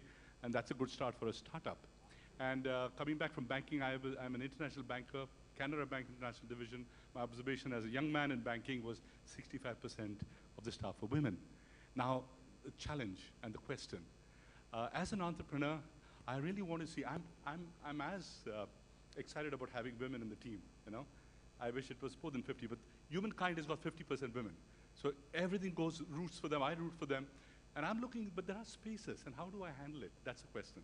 There are spaces like sales. Tough, even I'm talking about, I'm from Mumbai, I wouldn't find it a problem in Mumbai, but in Delhi I find it a problem. How do you get women in sales or positions like that? That's a challenge. As an entrepreneur, how could I ask for five great ladies the solution to this problem? How do we encourage people in recruitment? I've asked placement agencies, why can't there be equal representation among the candidates you send me for interviews? Why are there 99% men? How do we handle such a situation? I just given an example in sales, but it could be in any area. Sanjeev Mehta, you want to take a stab at that? Yeah. You know, the best way would be that, again, I'll bring it back to Prabha here. Prabha is a marketeer by training. And she has led two big branches, North India and South India. Yeah? The turnover in these two branches would be running into 30,000 crores, say. And Prabha, just give an idea what enticed you to move to sales and how you did a great job in sales. I'm absolutely loving this, by the way. This. Yes, absolutely. Go ahead, Prabha. Yeah, I think, thank you, Sanjeev. I'm now struggling a little bit. I think the job itself, just super exciting. And as we've all been discussing, that if you throw women or you throw anybody a challenge that seems exciting, they are going to accept it. It's not about gender that women are going to shy away from it. We potentially maybe don't give women the challenge often enough, and if one is lucky enough to have these challenges thrown, then we'll surely take them. But to your question, I think the second thing that I'd love to add is that if you start having a cohort of women, one woman, it's really quite hard. You start having a cohort of them, and I think that was mentioned as well by Naina, it starts making life a lot easier. So if you are looking to recruit in a place, maybe a Mumbai, and you look to get 3, 4, 5 of them, it does become easier, and we have seen examples of that working better than trying to get one woman across, 10 locations. Thank you very much, Prabha. Yes, ma'am, you had a question. Go ahead. I'll come to you in just a second. Yes, go ahead. Thank you. I'm Uma Reddy. I run an SME. I manufacture electronic components in Bangalore. I come wearing a woman entrepreneur hat. And it was really nice to hear, kind of share similar notes. All of us struggle in the same manner. But as corporate, do you also look at supplier diversity? You're talking about diversity at the workplace, and we do it at the SME level. We try to employ more women, but would also like to understand if there is a thought process on supplier diversity also from from any of the panelists. Thank you. Actually, you would know that the government informed that, like, since the sale is a government sector, the government does have a policy for MSMEs, for MSEs, where 25, I think 15% is for the MSEs, but 4% has to be from, or 25 total has to be from women. So women entrepreneurs, we find it problem to get women entrepreneurs. So I think somewhere you need to, you would be able to, because we keep on, we fail at that. Most of the CPSEs are failing at achieving that target. Achieving the target of MSEs is not difficult. So here the government has supportive policies. Thank you. Yeah, thank you, ma'am. We do have an organization by the name Ubuntu Consortium, where we're trying to get all the women entrepreneurs across India onto one platform. So we'd be happy to share with you also. Thank you. Thank you very much, ma'am. Yes, if you can give the microphone to, ma'am, if you can stand up. There's a mic right behind you. Right behind you. Very short question to all the panelists. I'd like the views of all the panelists. What is your opinion about reservation for women? Is that the right solution? Is that a viable solution? Reservation. Nena, you want to start? I can take that, and I think Kalpana alluded to the reservation on boards, and I'm, you know, of the view that I don't like reservation, and women don't like reservation because they want it to be known that they've made it on merit, not because there was a reservation. However, given what slow progress, pathetic progress we were making on the board issue, the progress that has happened from where we were to now the 18–19% on boards has only happened because of the reservation at board level. So I think this needs to come, but it comes at a point of time and it needs to go away, because as organizations then begin to compete, well, hey, by the way, I have 2 and I have 3, and foreign investors are beginning to insist on this. We are seeing some of the best managed companies in the country now. You heard Levers now has 2 women on the board, maybe hopefully aspiring to 3. Most of the boards I join on condition that we should see at least 30% women on the board, and I don't have to fight for it. So the fact is that well-listed companies that understand the significance of gender diversity, because it makes good business sense, already have embraced this idea. And it's absolute nonsense when people say, where are the women? Yes. Because for every woman who becomes a board member for the first time, there was also a guy who became a board member for the first time. So why are we only looking for women that have board experience? Yeah. Yeah. Yes, Kalpana. Can I say something? I think the one area where we really need reservation is in the legislature and the parliament. Because there the door is shut. And the only way you can bang that door open is by insisting on reservation. No, but I think, you know, the other aspect, and that is often brought into the conversation around reservation on boards as well, is that does it merely then become a tick box? Is it really, again, which is the apprehension even with reservation for parliament, is that does it open up the club only for family and friends, or is it really in the spirit of larger inclusion? And I think that's a concern that has been raised. Shireen, except that I would be in favor of reservation in parliament, because we did it at panchayats, and we have seen how the guys put their wives up, but studies have shown, and I think no less than Abhijit, who's won a Nobel Prize now, has pointed this out, that by the 3rd time, the woman is standing there in her own capacity. Right. So it is about change, and there may be this dressing up initially, but it achieves what it set out to achieve in the longer run. Yeah. Yes, ma'am, go ahead. Thank you for giving me that freshness, because I went through all that as a French in the 70s. I was recruited by a group, a large group, Schlumberger, who told me, when I asked what am I going to do, they said first is 2 years of training like everyone, and second, you will tell us how you want to see your job, because normally we don't recruit women. I hope everyone will do that to a woman, it's lucky. So instead, then I'm an entrepreneur here. I've put in place 2 factories in Gujarat as a woman. So everything is possible. And with whom? With the support of men, of course. Yes. So the other thing we did instead of reservation in France, and in the company I started with in 70, it was to make sure that I will train women to be able to take the job, to take even my place. I was training people to the one who's going to replace me. 2 questions about India. So I wish you will, and you will do it, because we have done it, you will do it. It's true that we had toilets at all traveling to Gujarat without toilets. I mean, it's a little bit difficult for a French, but I was managing. Now, yes, 2 questions I have, because here I did the same. When I start my business, then I recruited a woman, and 2 problems I face. First, one that I have handled well, yes, sending a woman for traveling when you know that it's secure nowhere. And in a different way in India than in France and so on. And for me, a woman, after 6 o'clock, it's dark. She needs to be driven by somebody that's secure. She needs. No way. I did that for a girl. I remember, really, I even gave her French class and so on. I thought she would be a manager one day. But the family, when I start taking her for traveling with me, protected in a guest house and so on, family decided to marry her. Can you believe for me the tragedy? Because they really organized, saying, no, we don't want you to go to business. So see also that part, how we train the parents, that a woman can have a job, and okay.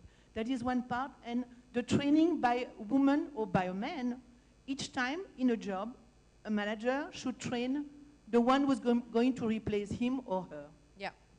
Thank you very much, and I think you raise a very valid point. I don't know how much more we can contribute to that, but that's part of the mindset change that everyone's been talking about. Yes, sir. If you can just stand up there, they'll give you the microphone. Yeah. Good afternoon, Shireen. Welcome to Delhi. 20 years back relationship from Ilikrama, if you remember, Bibi Tiwari. Okay. First, I congratulate all the 5 diamonds here. And my humble request to all of them is that, don't you think with the past that you've learned over a point of time in these performances in the corporate area, why don't you give a little bit of this, to the women on the end of the country? Like, if you recollect, 61, 62, the Chipko Andolan started from today's Uttarakhand. So you can imagine that how evolved are those women, above the Mooladhara Chakra. So if all these diamonds contributed, 1/3 of their potential, we won't have this dhoklam and tamang and whatever else you get onto the idiot box.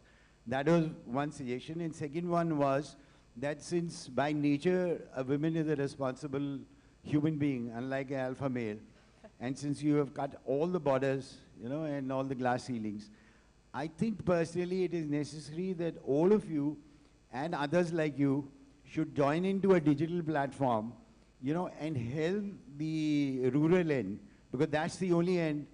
If you remember in CCP virus came in FY19, we gave 3.8% of GDP. That was my humble submission. Thank you. Thank you very much, sir.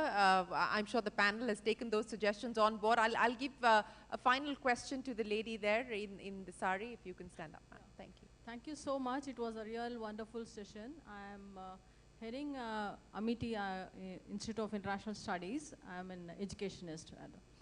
Here, one point I just wanted to bring to your knowledge is, like, I've also worked on women empowerment. I've worked in rural areas. The problem that we see here in urban area, it's still better compared to the rural area. Though what you were mentioning about the panchayat and other things. Yes, the ladies are just given the, on the roll call they are there, but on actual ground level, they are not there in that. So how do you think that we can improve upon it? I worked there for almost 3 years, working on this woman empowerment, and then I also worked on this entrepreneurial activity, giving them the skill enhancement. In spite of it, they couldn't come up. Very hardly out of, say, around 1,500, 2 of them could come. So how do you think that we can improve upon this? What is your take? Thank you so much. Yeah, Nana, you want to take that?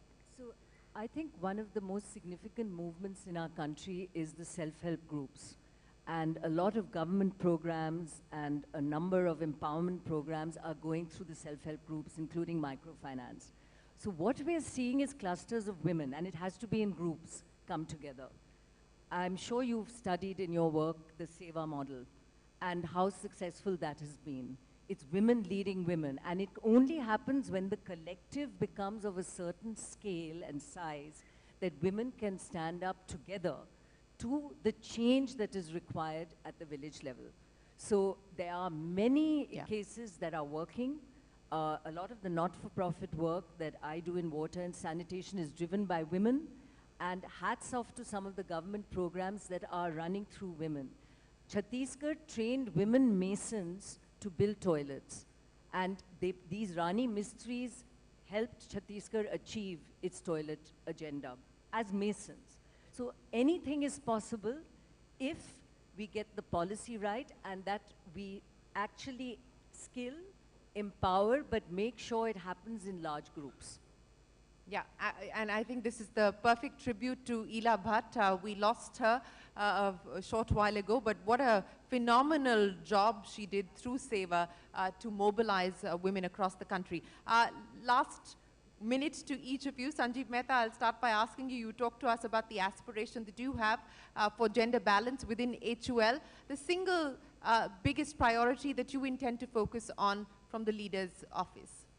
Yeah, you know, while we can always debate whether you need reservations, but we must remember that businesses run on targets and analytics.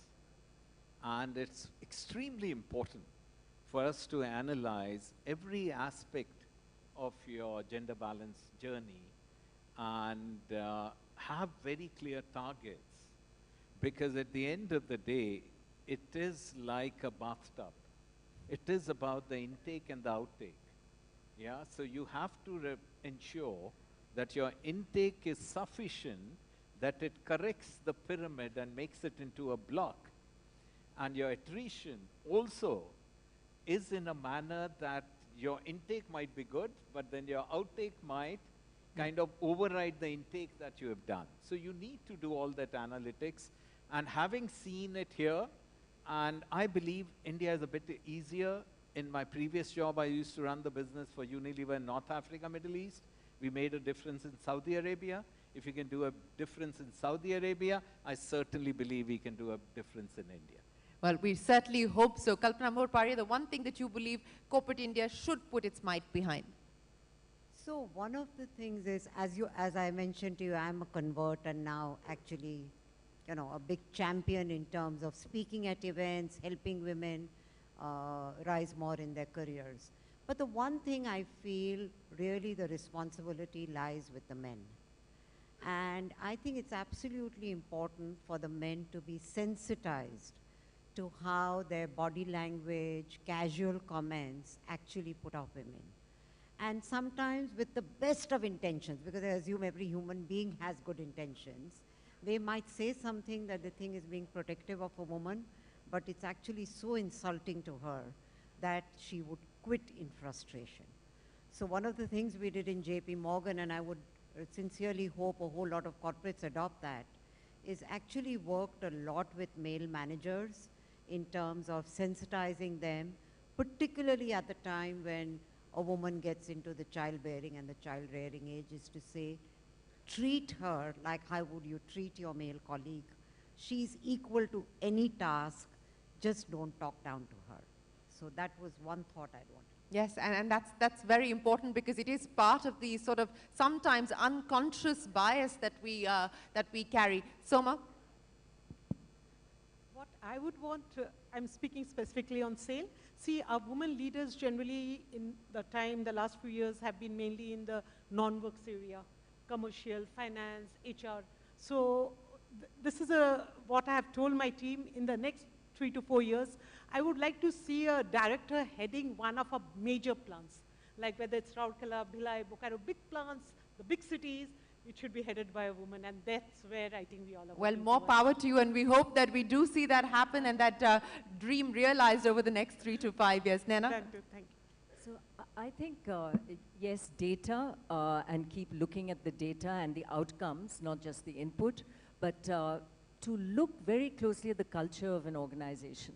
And is that culture one that treats everyone as equal and gives everyone an equal opportunity?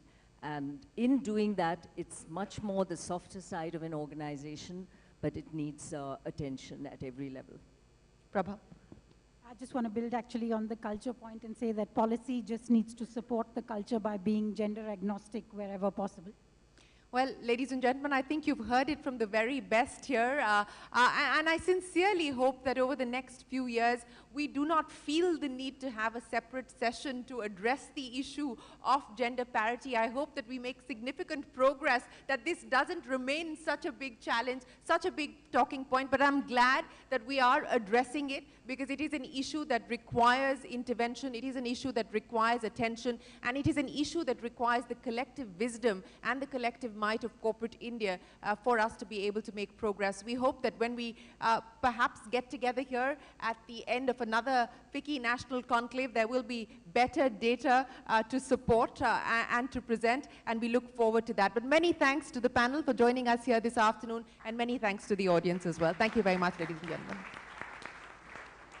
Well, ladies and gentlemen, it has indeed been a very overwhelming session. And seeing the camaraderie, the support and the spirit and leadership qualities of our panel here, we can definitely say that behind every successful woman is a woman. So a very big thank you to our dynamic panel here. Let's have a big round of applause for them. Ladies and gentlemen, as announced earlier, we will not be having the session with Honorable Minister Mr. Piyush Goyal. He had to suddenly cancel due to some very important work commitments. We will now break for tea, coffee, and it's the end of the day for most of us, but for the National Executive members, they are requested to kindly join here at 4:45 p.m. in this hall for the National Executive Committee meeting. Thank you, ladies and gentlemen, and have a great evening. We will see you tomorrow for our session, which begins at 10 a.m., but we'll request everybody to reassemble here at 9:30 a.m. Namaskar, and have a great evening.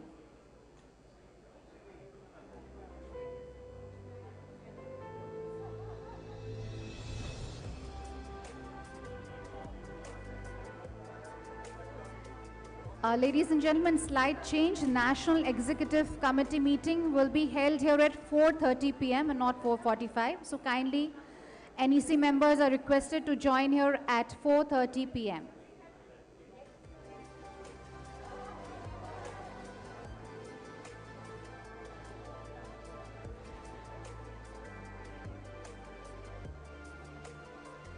NEC members are requested to join here for the meeting at 4:30 p.m. Thank you.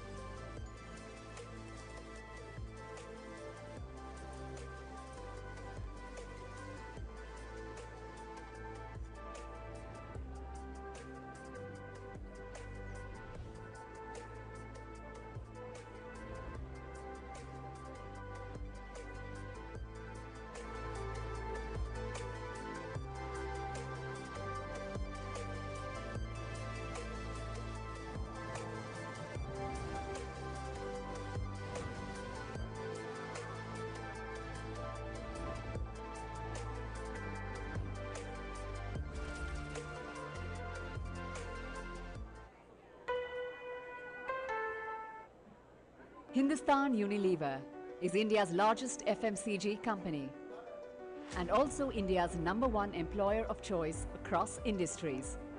India's rich potential has encouraged us to not just build India's biggest brands, but brands with purpose and innovation. Brands that cut across categories for Indians in every part of the country. The new India is inspiring us to reimagine Hindustan Unilever and create India's most intelligent, tech-powered and purpose-led FMCG company, powered by data, technology and analytics. We are creating water potential of trillions of liters and also creating a circular economy for plastic. We are strengthening our healthcare infrastructure and are even going beyond to enable women entrepreneurs and empower communities. This is how we are creating a truly future-fit Hindustan Unilever for the new India.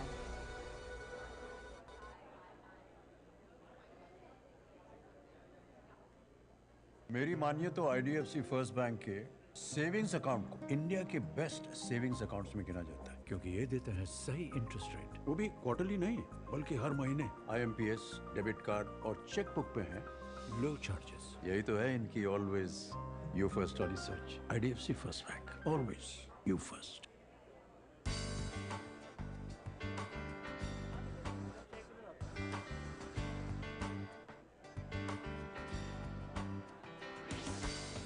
Integrated operations, global outreach, dedicated workforce, empowering communities. INFA, where excellence and innovation converge.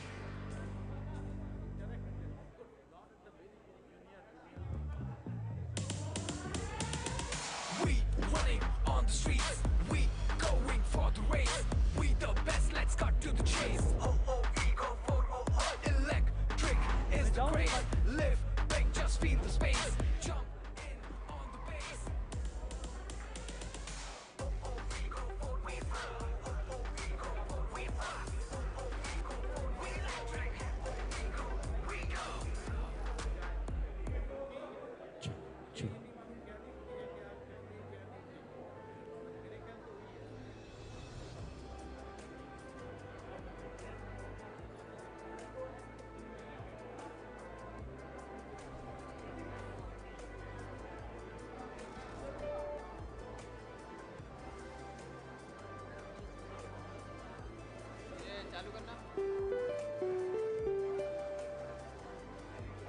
Hello.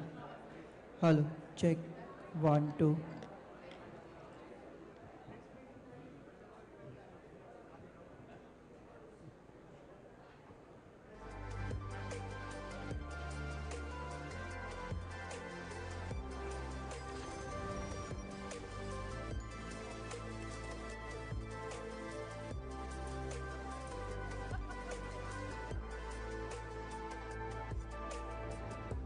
Hello.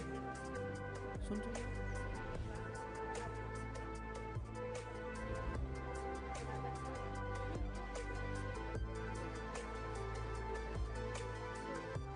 Hello. Check. 1, 2. Check.